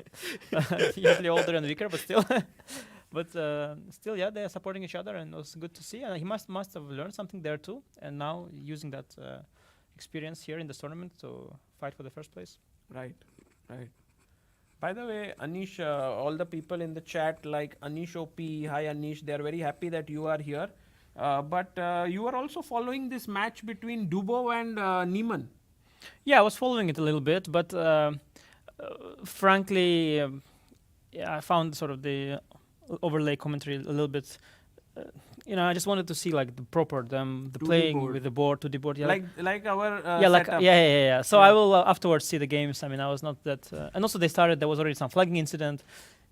These things annoy me. Also this match, Kramnik, Jospam, all these incidents, they just annoy me. I want to see it's Blitz. Just play Blitz. I just want to see the games. But yeah, I'm curious. We also did a death match where you played in Mumbai. We also had an incident, huh? There was. Yeah, there was. But I don't think there were piece banging and stuff didn't happen, luckily. No, but we did have an incident with this funny, the arbiter. Threefold repetition. Yeah. The arbiter made mistake and was corrected later. Yeah. Yeah, I guess it's part of life. I wasn't on purpose either, so. Yeah. So we are about to begin. You can see there everyone sit. What? It's like as if the half of the room is ready for the closing ceremony with all the futures sitting in one corner. True. It looks like a closing, yeah. I think once this ends, they are like, let's start with the closing ceremony as soon as possible. Yeah, makes sense. So everyone's ready, and I think it's also a nice sort of setup for both Jonas and Yakuboev, right? Like it's a big game. They feel like they're in the middle of a big act. Yeah, and they are. It's important to see who's going to play in this event. And there you see Wei Yi entering in. So I think some of the masters are also there, which means that there's additional pressure, when you see players who are stronger than you also sitting around. Yeah, there is that for sure. But I can imagine. I mean, I was also, I had my food and I didn't know what to do because normally I would go prepare my openings, but okay, tomorrow no game. So I didn't know what to do. In the tournament, I now need to go back home, realize, I have 3 children and everything. But maybe you could have called one of your, maybe Danny or someone. Yeah, and of course I was in touch with my family already. Yeah, no, but okay, I thought it's nice to. Thank you. See the games. I'm really very happy that you are here, and that we can commentate together, because I think it's the first time, that we have done sometimes online, but in person maybe first time, no? Yeah, probably. Yeah, I mean I joined you, so it's not the same. But now, of course, we are looking at someone else's game. Yeah, for sure. You think they're going to start soon? What do you think they're waiting for? Is there a starting time you're waiting for, or? I think they're starting soon, right? In like a minute or so. And we have some viewers here joining us. We have the young boy, Elliot, who is just 9 years old, sitting in front of us. We have I am Piscopo, who is also here. So it's like a nice... and we have a regular viewer who has grown in strength from day one, can spot tactics at the speed of light. Yeah, and 2,000 more people here that you can see. So hi guys. A massive audience here. Elliot is nice style, his glasses. From afar, I confused him with my son Daniel. Oh, yes. Because they have similar glasses, you know, Yeah. and similar height. So it's very easy to confuse them from afar. Actually, when Daniel was here, they were like from very far. You could think like they're alike. Maybe we'll have Elliot someday. Elliot, do you like commentating? I've never done it before. Okay, maybe we will ask you to join at some point. Is He's it a natural. okay? He's natural, yeah. Okay. Yeah, wow, okay. And by the way, the chief arbiter shakes hands with both the players there. And off we go. Oof. Jonas is just so happy to be there. I just love it. Oh, e4. Jonas plays e4 and we have the Sicilian. And he played c3 today as well against his opponent. It was in Nemec. it was in 96 bishop b5, I think. So it's a little different, but the little same in spirit. Yeah, some interesting trendy line is appearing. I played this against Aditya Mittal actually with white pieces. So he wants to go to French, but then black says, sorry, I'm not allowing you. Yeah, this d3 g3 is a fashionable thing. I did that against Aditya. But Aditya went for the e5 pawn. You can go knight g6, queen c7 and collect the e5 pawn. Yeah. And dc, bc, b6 is a more positional way. You don't rush any complications. He's hitting this d3 pawn though. He's Quite hitting concrete. here. I don't know, is it prepared or is it improvisation? Let's see. Might be prep. I think I've seen something similar in my prep too. So maybe knight e1, yeah? I don't know. It doesn't look very pretty. I'm thinking maybe c4 perhaps. I don't know. Knight e1. Yeah. This move queen a4 was there. Actually, I've looked at this line. It's theory. Queen a4. Yeah, attacking here. And what if takes rook d1? Yeah, actually, this is preparation by Yakuboev. Computer is Wow. recommending this. Yeah, I recall now. I looked at it once. And Jonas seems to be out of his prep already. Yeah, he probably doesn't recollect because so many different openings, and I don't think Yakuboev plays this very much, c5, e6, and also Jonas didn't even have time to prepare very much, right? Yeah. So I think they're... but also with black, it's difficult to remember this. And I think he did go queen a4. Oh, he played it, yes. Queen a4 is on the board. And bishop b7. It's very hard to recall these details, so it's going to be a very, very interesting game. Black's struggling with development of the king side, as you can see. He plays rook d1. I think the moves have stopped coming, maybe, on the DGT board. Yeah, there should be technology that reads through the camera, not from the board. I mean, Yes. DGT, honestly, they dominate the chess market, but it's about time, you know, we upgrade these things a bit. But for now, I think we have to get the moves. Yeah, the old-fashioned way. I mean, honestly, yeah, these issues, they're very, very old-fashioned. They always appear. Also, qualities of different boards. I mean, this is a good board, though. I think they play this tournament with good boards. Right. So it's remarkable that it's still happening here. But especially in blitz tempo, when you play so quickly, it can have issues. But of course, you should have this reading the board from the camera, yeah, eventually. That should be the technology. That cannot go wrong. Yeah. With AI, I think it will also help. Yeah, for sure. Knight comes to d5. Now we can see the board as well here on the left. So knight d5. Just the clocks will have to be updated. But it looks like black has got quite a decent position out of the opening. He'll go bishop e7, castles, rook d8, or maybe the other rook, and then this rook to c8. But white will start this King's Indian attack thing, yeah, with pawn on h4, and then anchor some piece on g5, and then do this. There was recently even a game Hans won in Aeroflot against Lazavic. So you have this type of King's Indian attack type positions. And the white has good attacking prospects, especially in blitz game. It's very nice with white. I like it with white. But of course, it can also backfire. The d3, c3 pawns are a bit soft. Black has good light squares. The bishop on b7 is controlling a good diagonal. So double-edged position, but white is the side that usually attacks. Oh, he went knight a3. Knight a3, bishop e7, knight c4, yeah. Knight c4. Yeah, this inputting moves is working very nicely now, but if once they reach time trouble, you're not gonna be able to keep up. No, then we'll go full screen on yeah, the we main should board. do that. Yeah. Yeah. And I was saying that I didn't like the Levitov match because of the because there were issues because of the broadcast. Yeah, so now Yeah. it seems it's difficult. Now. Oh, Bishop G5 is a nice opportunity. Yeah, the computer points BCDC. Oh, Very what? nice. Oh, what a move. Yeah. If He Jonas might- finds yeah, this, that would be epic. Very doable. Look at this. Very doable. I think he might. His choice is very limited. He also will realize that the knight is not hanging. So then, what move do you make? But you can go knight e3, right? It's a sad retreat. You are eyeing the d6, eyeing the d6 square, yeah, with the knight. You want to somehow utilize that. And if bishop takes g5, you can even go check first. Oh my god. Bishop g5, you can castle, of course. Yeah, that would be probably that's the best. Then knight c7, bishop c6. By the way, we have the clocks working also now. Amazing. Oh, he goes rook Yeah. b1. I was thinking you can try to do something else, yeah. Then bishop g5, trying to even put more pressure on b5 pawn. If and you now, do this, yeah. this is terrible. Actually, looks very smart. Rook b1. Then if a6, then maybe bishop g5 or even a4. I don't know. Wow. Maybe b4 black can go. You know, at some but then you release the knight from attack. But then you're threatening knight c3. I don't know. Start with a6 or start with b4. It's a difficult choice for Yakuboev. He would want to include a6, a4, but maybe white's not gonna go a4. So then there's nothing to include. So b4 is the move that you are recommending. Maybe it's the best move here. And Yakuboev is he played it. He played b4. Wow. On the board. Yeah, it seems that provoking this move, I think Jonas didn't realize that, okay, bc is not a threat. The threat of b5 was before, actually, you know?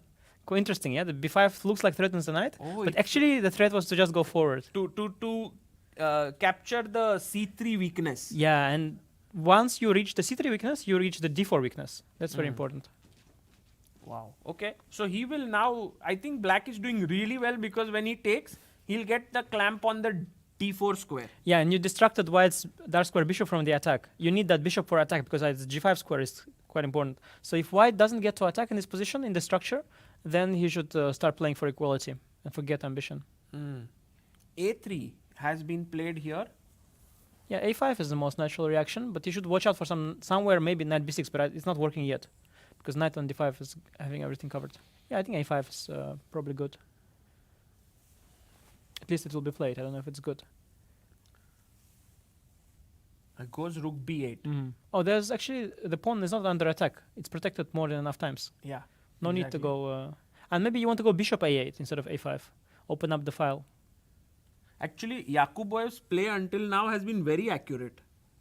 Right? Like, Yeah. a really good play by him. Maybe he had that bishop g5 chance that he gave the opponent already. Yeah. But maybe he understands these positions well and it's part of his prep. So far so good. But the game is only starting really. And you know, when the time starts to go lower, that's when most action will happen. We have like 2 minutes 56 seconds for Yakuboev, 1 minute 50 seconds for Jonas, 2-second increment. Jonas needs to speed up a bit, otherwise he would come under time pressure. But it is clear that he is feeling a lot of pressure from these knights. Yeah, things have gone a little bit wrong. He would want to attack on the king side, but he got completely distracted, and now he's busy with defense of the center and the queen side, which is not what you want with white in the structure. So things are a bit wrong for Jonas, but nothing too alarming just yet. Plenty of chances still. You know what is the format? How many games they have? 2 games. Only 2 games. So losing this one could be really, really Yeah, bad. and then if it's 1-1, they play an Armageddon. Oh, d4. He plays d4 and the engine hates it, but not so clear why. Because if CD, I think you would be very happy, right? Or CB maybe. CB? Yeah. No, you don't want that. Oh. You want to probably trade everything BC, CD, BC, and bishop C. yeah, there's some bishop A6, yeah, option, attacking but here. it's very vague. Let's see what Nuremberg will decide because it's a very tense moment. D4, I like it. Creates more pressure, more tension. I like this decision. It forces black to answer some questions, yeah? Yeah, at least, and okay, it can also backfire, but it could also work out well. And now in blitz, with such a little time, asking a question gains you some time. That's at least something. Many options, you know. I mean, also a3 pawn is there. I could consider taking the a3 pawn. But a3, I thought he'll just take back. Knight A3. Oh, he goes. Then there what? was CD, so that's why it's not so bad. By the way, he does your idea to first take on C3. The most bishop obvious, yeah, C3. in CD, yeah. And there is this intermezzo bishop A6 to attack this, but he takes CD. Most directly. obvious, yeah. He likes that the bishop is looking at the other bishop, neutralizing that G2 bishop, and it's understandable. You want to keep bishop on his diagonal. And this knight is beautiful on D5. Yeah, and now when the center is so open, the BC and D files are open, there is going to be no attack. You're with white completely distracted from attack. So in this kind of structure, when you have open files in the center, black should be doing quite all right. And E5 pawn, it could become a weakness in an endgame. Yeah, knight takes D4, and he takes back with the knight. I think Jonas is also happy. He has somewhat stabilized the position. But I feel like there is pressure here, right? On the C file, there's a pin. The knight could jump to C3. What is white? Where is white's pressure? Like, what is he trying for? Well, if white had time, knight b5, knight d6 would be really this nice. is the main idea. But indeed, rook c8 is a concrete question. So I'm a bit worried for my knight on the c file, yeah? because if I go queen e2, there's bishop a6, right? Knight c3 also. Ah, is there. knight c3. So, No, if I go queen d3, it's also some bishop a6. oh, he goes Took with the- knight takes knight, rook takes queen c7. Ah, rook takes, okay. Oh, queen c7 is nice. Okay, now I really like that black got this dark squared bishop. And the knight on f3 is very passive. It's not going towards d6. So now it feels like black has an advantage. Bishop pair. Also, white is very shaky. Bishop c5. Ah, he moved it back. No, he put it on d2. Queen d2, bishop a6. Ah, okay. There was some rook g4 sometimes. I should be slightly careful. If bishop c5, rook g4. Some attacking. Desperate attacking options. And maybe I think Jonas will do that, yeah? Now Yeah, he'll yeah. go for it. No, but now with bishop on e7, at least there is some defense. And now there is also rook b1 distraction. Oh, he took? Yeah, taking looks very bad. Now there is rook b1 check coming. I think white is just not in time. Sure, yeah? Ah, but bishop takes c4. Knight is also hanging. He goes bishop f1, but now rook b1 maybe. Yeah, Pinning. it looks very shaky for Because- Jonas. Bishop f1, he goes rook b1, queen c2. Attacking the rook, defending the knight. He's overloaded everywhere, but for now there is no He's win. somehow hanging on, clinging on. Yeah, but rook a1 maybe even just keep the rook on the active on the first. I like rook a1. It says no squares there, but it's just fine. Mm. It's just fine. Queen b2, then rook f1, and c4 knight is hanging. Aha. So I like this move, rook a1, keeping everything tied up for white, and it's Very nice. You're move. about In to blunder fact, something. It's the best move, yeah, in the Yeah. position. no, Amazing. it's clearly the money move. Oh, it's he a- comes back. It's a safe move. Well, black is still better, but rook a1 was really the money move. Right. Jonas Knight- trying to stabilize. And maybe Jonas back in the game a slightly. Yeah. 10 seconds for him, like 17. Yakuboev has 50 seconds. Yeah, maybe just h6, just create loft. Or g6 also. G6 also possible. G6. The weakness of the dark square is not so fatal without the bishop for Mm. black. And he's now attacking the rook. Rook e4. White is actually has everything really well protected, so it's not pretty, but it's holding on. Somehow everyone's protecting each other. Queen a2 played and Maybe switch to the long diagonal, bishop b7, and oh, he finds it. Oh, he's And it's- coming in. it's for free. The attack is for free. There is nothing the black has sacrificed. Just pure bishop pair for nothing. I think it's not going to last very much longer. Queen c6 is coming. He takes the knight and now you Knight d7, yeah. So maybe just a b. So bishop e4, knight d7. Is there something? I don't see it. bishop e4, knight d7. There's some crazy move here. Oh, he misses it. It was Yeah, bishop I d5. didn't see it. Okay, AB. He also didn't see it. Understandable. Little time. But AB is also this also Oh, what? He goes for the pawn, not the mate, yeah? should be enough. Bishop pair and extra pawn should be convertible. Mm. At least practically. Oh, he goes back, bishop. But some relief for Jonas. At least the game goes on. And why didn't he trade the bishops? Like, he went back. He wants the two bishops. Yeah, but now it gives white knight e4, rook b4 maybe. Okay, sorry, e5 is hanging still. So maybe knight f6, maybe knight f6 first and then knight d7 somewhere. He did it. Knight d7 on the board. He's fighting very well. Bishop c6. Rook d8, bishop No, of c6. course his position is on the verge of lost for white, but he's hanging on for now. But so little time. Yeah. Rook c8, bishop e4. Bishop comes back. But this b pawn, if it starts rolling, it will be super strong. Knight on d7 also I have questions to that knight. By the way, he took this pawn. Rook c8, bishop e4, rook c7. He just blundered the pawn? takes, and bishop e5. Ah, sorry, e5 is hanging. Okay.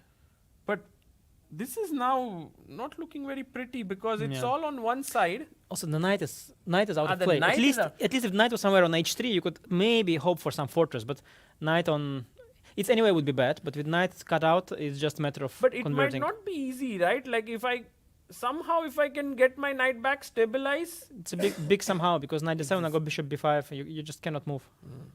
And I can even take on d7, go bishop b6 if I want. Yeah, and then 2 pawns. Yeah.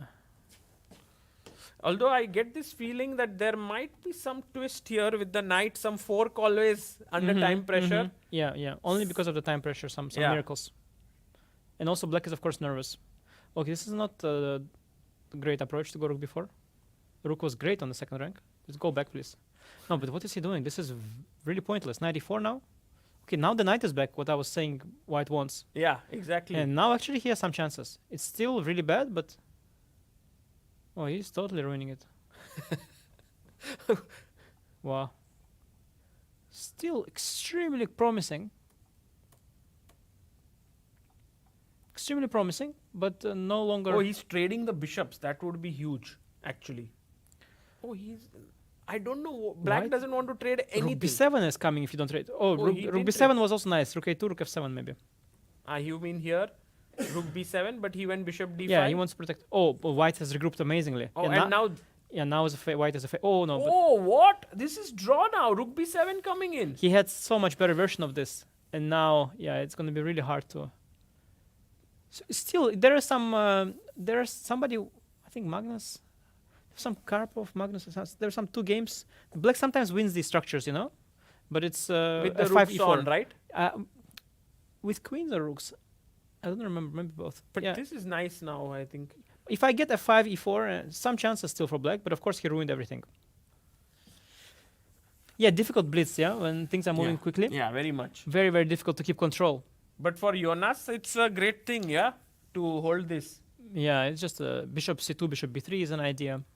But do you think like black will still have practical chances here? I think we still. Well, yeah. I mean, in blitz, everybody has chances. Also, white, maybe black will blunder rook. It's always. Bishop c2 is very nice. After rook a2, I have rook f7. Yeah, rook a6. Okay, rook f6 is a nice idea. Maybe. He's coming here to attack and defend. Yeah, bishop e4 is also good. Rook f6, f3. Wow. Yeah, just bishop d5 and f3. Yeah, and now black is stuck with the rook. He's trying to go to f5, but there's nowhere further to go. And now go Draw, back. yeah, Go maybe. back. Oh, he'll move around, but there's no chances. Just beware of bishop f2 with white. Just go back to f1. Yeah, go to g2. Go to g2 and stay there. To g2, please. Why? What's the danger? I just want it on g2. Just please to g2. Okay, this is nice. Yeah, now this is good. By Nuremberg, he's trying still to. Oh, can we take the bishop and go into rook? No. Yeah, but he doesn't want. He wants to draw it more easily, and it's probably better to keep the bishops now on the board. Back to b7. Gotta go f5. Okay, go f5. Some sort of He progress, went but F5. not really. But some sort of progress. But you just don't panic with white, and everything will be fine. Bishop f7, maybe. Yeah, although you see some f4 ghost maybe at some point. I have this feeling that Yakuboev might win this because Really? Yeah, because I mean Hot pot bet, another one. I'm pretty sure he won't. Yeah, I didn't want this to go what he did, by the way, rook to g7, but it's probably still all right. Yeah, no, bishop got out of position. Oh no, the passive. I don't like this. Yeah, some progress by Yakuboev. yeah, Some progress. some progress. White went passive. The bishop should have remained on the long diagonal.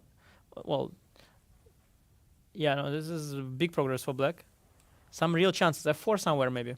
Huge. Now I think if he gets bishop d4, rook Ooh. b2, king starts to move. Yeah, in. no, now I'm with you. King to f6, and then this is a very, very unpleasant position. Yeah, especially after what he had.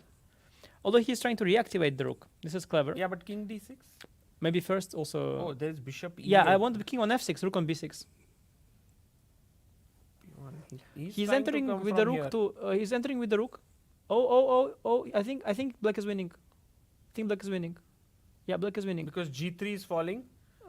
Black won a big pawn. Yeah, huge. I don't know if it's enough to win the game, but it's big progress. And now again, you know, And the he nervousness. defends this. Yeah. but it always turns around, you know? Like the side that messed up feels better, and the side who is winning again starts to feel nervous. Oh, really? Yeah, I thought the other way No, around. it's when you get the chance, you get nervous. By the way, Rook huge G1, mistake. Rook G1 and Bishop H4, yeah. And he just keeps this pawn protected on G6. I think that's good enough. But wait, why did he give the? Okay, oh, that's he also went okay. after the H pawn that's with his maybe good. rook, but now he lost this key pawn. And the white king is also cut out. It's very far now. It's a draw now again, like closer to a draw. What a game this has been. Yeah, it's a struggle. It's just so little time. It's just typical blitz game. So many things happen. I had once a similar game with Fabiano also, and I lost with black. You know. With black. Yeah, in eventually such I lost everything. Bishop and rook and everything. Blitz is crazy. Wow. I think black now it's now allowed it's the a block. Yeah, I fortress. think black allowed the blockade. It's a fortress because the bishop and rook stop the pawn from advancing, and king has come in. Oh, what a! But Yakuboev, by the way, he is nice. He is really trying really well in this game. But now there's nothing to try, But right? he will maybe find something. So far, he's always found. You know, just when it seemed like it was a draw, he always found No, something. but now this is hanging. Yeah, no, Has it's a to draw. go back. Yeah, white is completely fine. Oh, he gave up the pawn. Yeah, but just rook h7. Now it's a dead draw. White is not even worse. White is trying to make. Yeah. Oh, what? Wait, What? wait, white winning. E5. White's winning. I told you black can lose. Oh my goodness!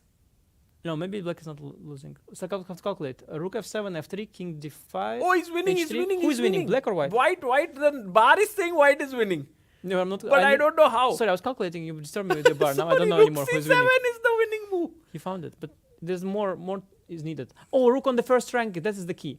Rook on the first rank controls both the pawns. Oh, Brilliant.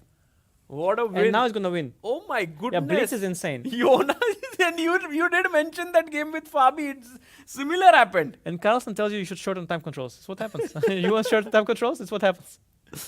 But wait a second. No, now, it's dead. King Dead? d6 is 7. but he's coming back. What? He's coming back. Why? It's a draw. It's Why a is he draw coming now. back? He, Well, why, just is go. he, why is he coming back? King d6 is 7.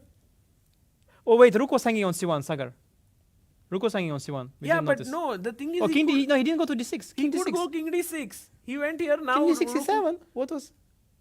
And now, oh, This he game bring- is oh crazy. my god! He Oh, but brings- no, but why is it a draw? Rook e1. Ah, bishop h4. Oh. Oh, Bishop bishop h4. h4 Such a- for a rookie one move, Yeah, and it's there's no only way move. to defend the pawn. Draw. Oh, Crazy. they This- played, and I crazy guess game. Jonas is still going to try. Yeah, you have to try this, but this is well known. And now he asked the arbiter that please count. Yeah, he's doing strange, Yakuboev. You need to bring the king to the other corner, but I guess he'll get there. Yeah, like if it's a dark squared bishop, go to the light square Yeah, corner, yeah. right? Exactly. Maybe you can also stay not in a corner. That's also allowed. Yeah, no, this is going to be trouble. It's incredible, yeah, how many turnarounds. They're unable to control, the emotion. Yeah. Peter Leka would say, it's incredible, the emotion. The players, the heart rates. Anish, having you here is like I can have multiple commentators. You can do commentary of anyone. But it's fake, yeah? You can never be, you Ah, can you never can do a never- genuine Peter Leko. Yeah, Peter No. Leko is only, there's only one Peter Leko in the world. By the way, I don't like what Yakuboev is doing. A little bit. Can we have the big board now? Like the way because to people can- draw these positions is you should just run to the right corner. I don't like this hanging around the wrong one. He's hanging around the wrong corner. He's not there yet. If he will be on h7, he will be losing. But he's sort of close to that corner, and I just don't like that. This is lost, yeah, if the king is Yeah, here. it's lost, yeah. Mhm. So now rook switches to the f file. He's getting pushed one more file, and then he has to quickly go to g6, g5, g4, h3. So quickly go down. He has to go to this corner here, guys. Yeah, Yeah. but just do that quickly. He's Yeah, doing now, it, he's and now doing go king g5. Yeah, I guess he knows these kind of things, yeah? You don't need to go to corner, yeah, maybe that's what he's claiming. It's true. I just know that usually people, they go to the corner. Yeah, it's the safest. But now this means that Nodirbek will have the white pieces, although it doesn't really matter. Yeah. It doesn't matter who has more pieces. Which white pieces doesn't matter. The color of them is not relevant. Just even the amount of them is not relevant. This game, black was 2 pawns up, opposite color bishop and game with rooks, and he lost it. Almost. I mean, he was going to lose it. Yeah. I don't like. Okay, it's fine. It goes to e7. It's okay. Yeah, he's going to count 50 moves. Also, he asked the arbiter already before to count 50 moves. Nodirbek is a bit like, how much do you want to play? Yeah. Oh, nice smile by both of they are them. both really happy with this. They are like, okay, this was a good show we gave them. Good content. Content creators, guys, they're on the screens. It was pure content. But it's not easy. Just sit there yourself with clock ticking. Oh, 100%. It's Yeah, very tough. Very difficult. tough. In fact, I sometimes go to our club, which is there in mall, and some people, random people, challenge me. And with less time on the clock, with all the crowd gathered, it does get sometimes very nervy. No, it's harder. I played also it's harder over the board than online. I played in Grand Chess Tour last year. I had a game like this and I actually lost it. So I told you, I mean, just things happen like that. You just have so little time. There's panic. Everybody's moving with hand. Also, the hand movement gives you anxiety feeling. Like everybody is nervous. Your opponent is nervous, and you are like. I think you need a lot of practice in general to be good at it. Yeah, that's why also Hikaru is struggling over the board because online is easy. You and your mouse, and you sit tick. Now, who practices over the board such things? Do people do it? I think Dubov is one player who is really good over the board blitz. Yeah. That's why he's excelling. Carlson, I don't know if he still does it. Probably not so much. But yeah, Dubov comes to mind when I think of over the board. Actually, Carlson, this is the first time recently I saw him in time pressure just not able to find a move. Like generally he finds. But I saw in freestyle chess in one of his games with Vincent. He made this move rook c8 and he was like, why did I play? Like I have never seen him doing that. Though he was under a lot of pressure there. I know, but it never. I have seen many usually what happens with him is that he at some point he makes a move by hand and then his hand makes a decent move. Just sort of the hand, he just switches off the brain and just the hand makes a good move. So that, but yeah, Vincent put a lot of pressure there on him, and it's a sign of rustiness. He thinks it's age. I think it's like a combination of these things. Yeah.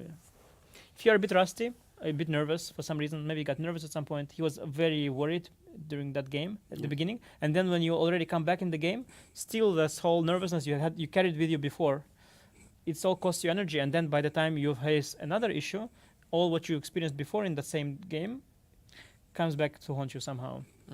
Like when, let's say, you had no problems the whole game, it's much easier. But when you had problems before, you solved them, but still it's sort of made you tired, So these things, they still affect you. So that game of Carlson was a very difficult game all the way. Correct. By the way, the players will now join in for the second battle very soon.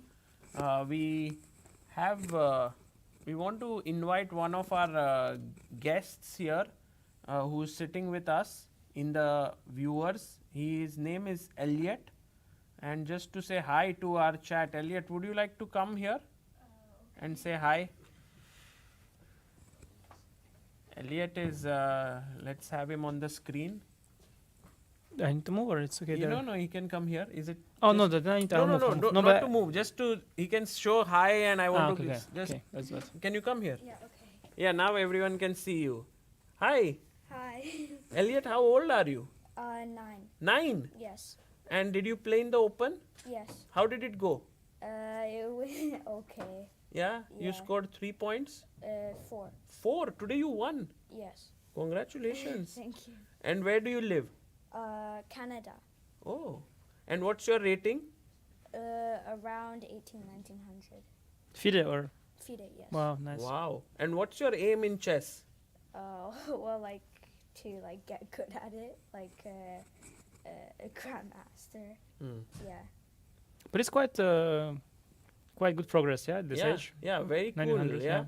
Who's your favorite chess player? I have a lot of favorite chess players. You can say Steve. doesn't know it. Okay, who's your favorite commentator at least? I mean, but who's one? I like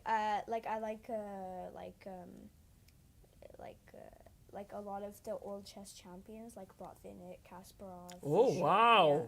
Cultured, man of culture. Wow. Nice. I didn't expect that. I thought you would say some young guys like. And you Gukesh, follow Praggnanandhaa. some Canadian players like Eric Hansen, or you don't care about the Not local? really. Not really, no. Yeah. No. Nice. International stage.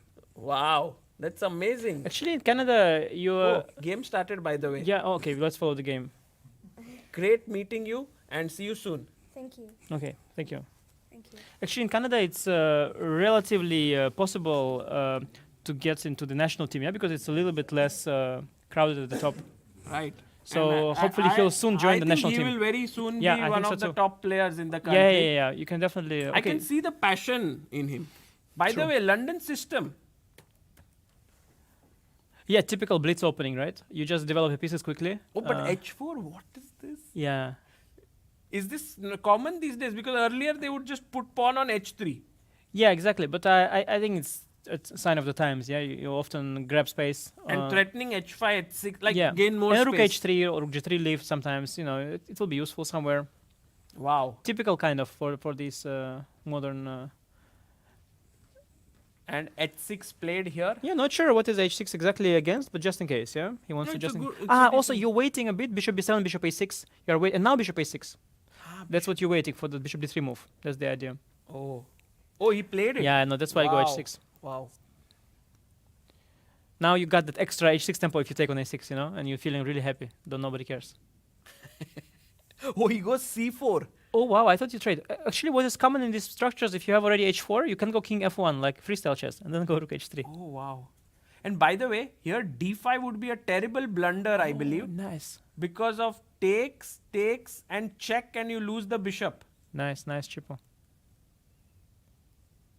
Knight C6 first He played, I played think. knight C6. Yeah. Sometimes they go A3 in this positions to control the B4 square. I don't know if it's necessary here. Also, at some point, you know, position is Oh, he played it. is ripe for like a move like somewhere, maybe G4 somewhere. Yeah. But suddenly the evaluation dropped big time. Sagar, after what we saw in last game, I don't think it matters But very knight much. A5 or what exactly? D4, no, D5, Queen A4. Oh, D5 is the move. Yeah, Queen A4, Bishop B7, maybe. Yeah. Yeah. But also you can castle. But I wonder if Yeah, castle, castle. how nuts is G4? Oh, Very nuts. Yeah, D5 just. Yeah, just D5. wow. But also take. Out And of then G1. I think in this game, when everything is at F5, stake, yeah, F5, yeah. F5. you don't play. Yeah, he won't go this way, right? No, like- that's how I play with Aravindh. It's not good strategy. And then after my game, after I push G4, Aravindh wants to become 2800. I will not play with G4 every game, Aravindh. Okay, no, G4 is... Yeah, now I don't know. At some point you have to decide. Are you going to castle or are you going to go this... Rook H3 No, feels I too don't adventurous. think he'll castle.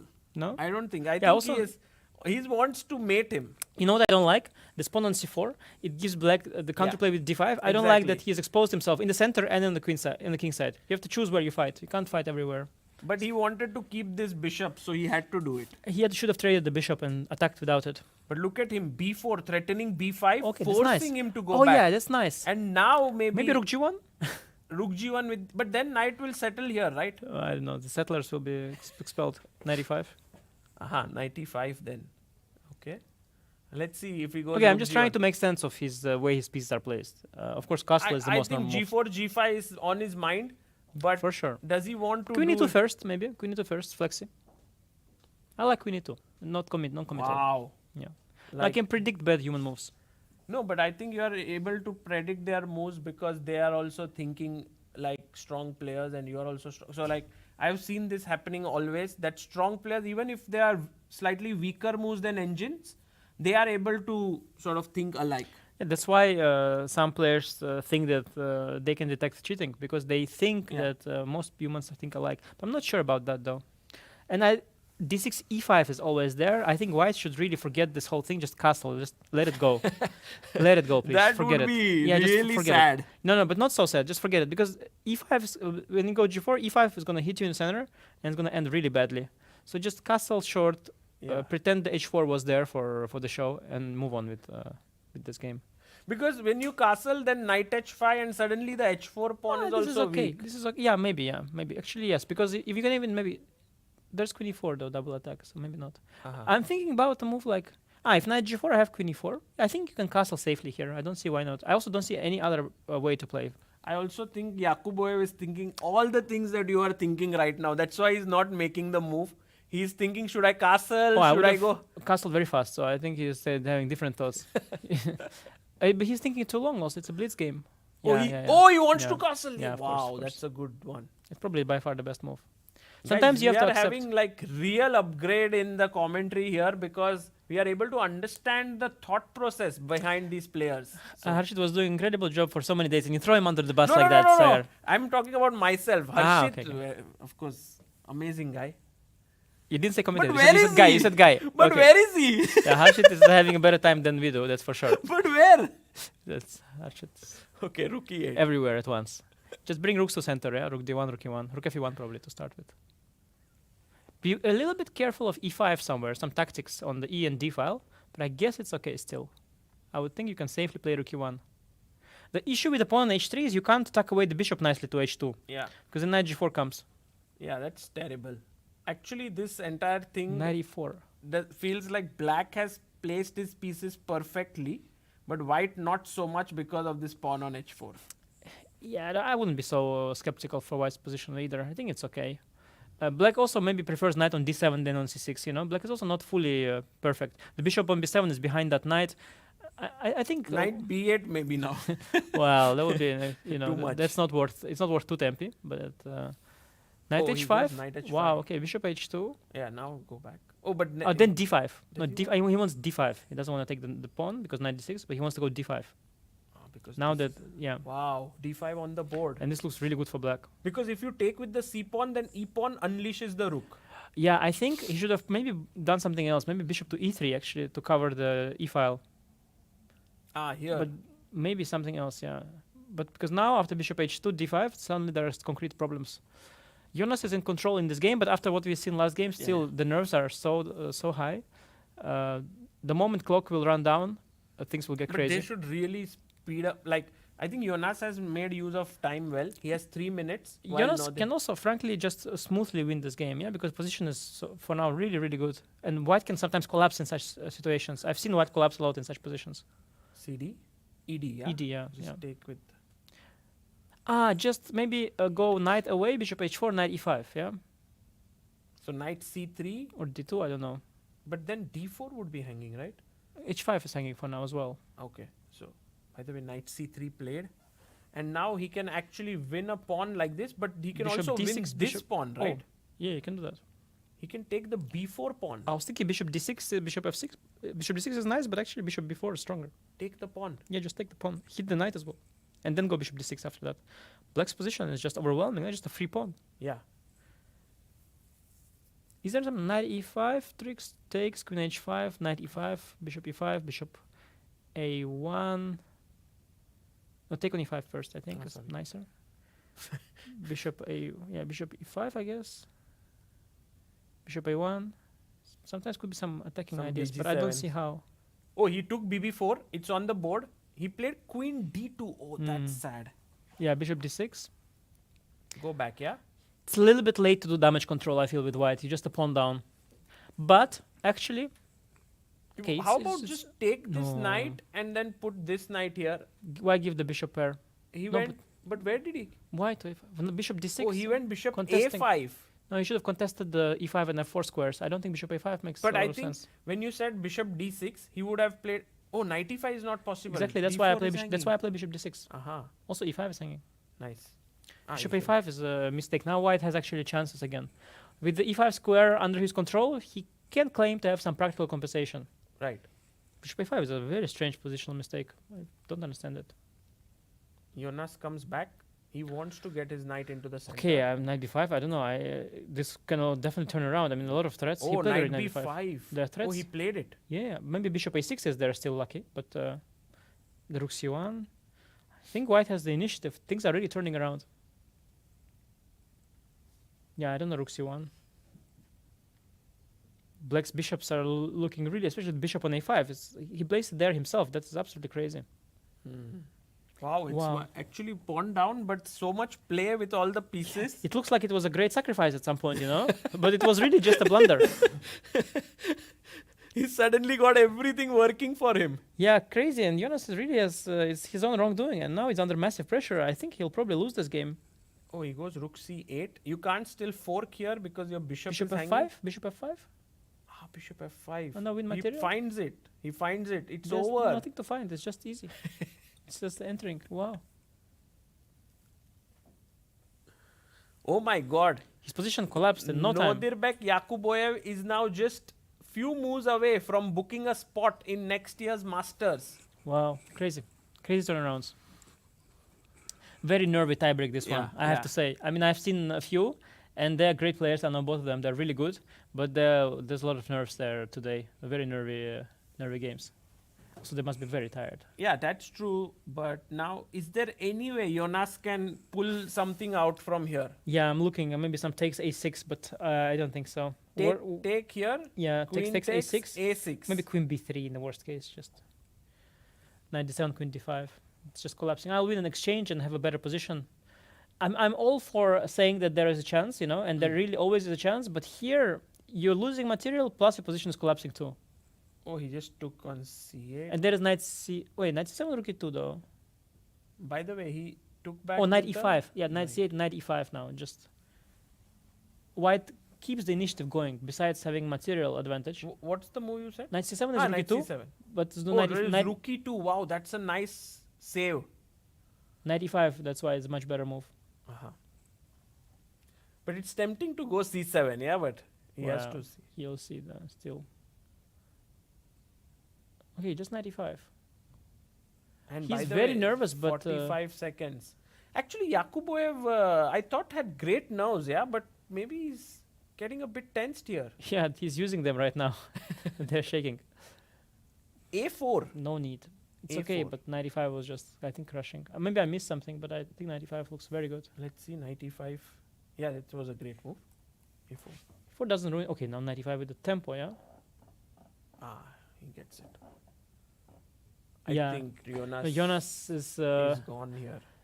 Now yeah, even knight yeah. c7 should work, right? He must be exhausted at this point. Yeah, just everything is collapsing. He's blundering everything, yeah. Oh, he resigns. Nodirbek Yakuboyev is the champion of the Prague Challengers 2025. Yeah, this was really the amazing turning point because bishop d6 is such a natural move and nothing is happening here. Yeah.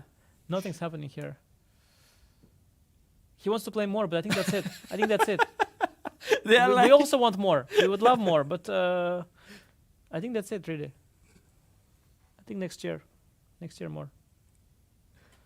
Yeah, it's like Yakuboyev, I think, deserves a spot in the next year's Masters. So does Jonas, but this could be the only one. Maybe if Jonas gains a lot of rating, maybe organizers could consider inviting both of them. Yeah, if because Jonas, he was so close. yeah, if he especially gains more rating even, and it would seem justified. Otherwise, it's fair game. You lose the tiebreak, yeah, you don't get the spot. It's normal. True. But it could be nice if he anyway becomes good enough to be qualified to play in the Masters. That would be nice if both of them will still come back. By the way, they are still sitting there. I think there is something that's still left or not. No, it's done, yeah? I think Anish, you will they're also have asking to if go. they can split Oh, it. Harshit Bhai is here. He's back alone, yeah? Harshit Bhai, where were you? Oh, I remember this Grishuk interview, yeah? It's none of your business where I'm sleeping, with whom I'm sleeping, it's famous. It's none of your business.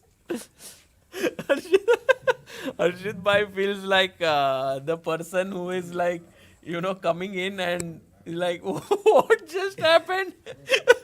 So there is the Russian fairy tale about the bear, and they're like, who stole my place, Sakai Yeah. was full of praise of your commentary earlier today. You're really saying all the time that I miss Harshit, and Harshit would have never made this mistake. Harshit would have never blundered like this. He always explains all the moves. No, I think Harshit Bhai, I mean, Anish joined us, so it was really cool Yeah, of that he course. was there. And now that you are also there, we have a champion, Nodirbek Yakuboyev. Wow. And he won from this position, yeah? Yeah, from white. From this position, the guy Jonas put the bishop on a5, which was the beginning of the root cause of his problems. And then knight came and everything came, suddenly all collapsed. Oh, wow. But I think the way Yakuboyev was playing at this event, it Yeah, was I think clear he- that he was a big favorite in this matchup. Also, he has experience, right? Because I think, Beer, of course, it's a great result by Beer to even come to play this tiebreaks. But like Yakubev winning Qatar Masters and also like being in this situation of playing tiebreaks, I think it definitely plays a role. True, In, true. By the way, we can have a long shot of just this closing Yeah, all just to show breaking it people. apart. The table. No, there's this one shot that we have where everyone can see what's going on up there. So we already, you can see in the front row, we already have all the guests of honor who have joined in. And by the way, Harshit bhai, Anish finished second. Oh, congrats. So Arvind, then Anish, it's amazing. Yeah, it's crazy. I mean, there's only one winner really here. Everybody shared second place, but it was a tale of one Yeah, warrior. but still, I mean, if someone told you at the end of round 7 that you would finish second, you Yeah, would be like, no, of course. I it's- couldn't have imagined it. Yeah. But it really was, I mean, like a one-man show, yeah, in the end. I mean, Prague didn't put up a great performance throughout, but in the end, he came short. And Aravindh just, really... sometimes you have these tournaments where there's just one winner, and this was one such, yeah.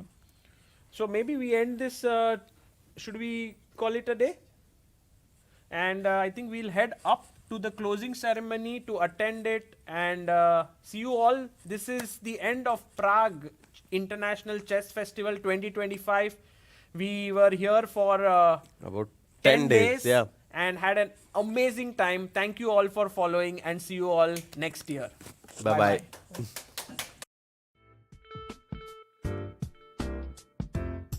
Stay still, still by my side. So pretty and so kind. I love your leather eyes, reflecting my clothes bright. You've got to be under your skin. I'm flying in a dream. I love your leather look, reflecting my love's good. I love your leather look. So pretty and so kind, forever.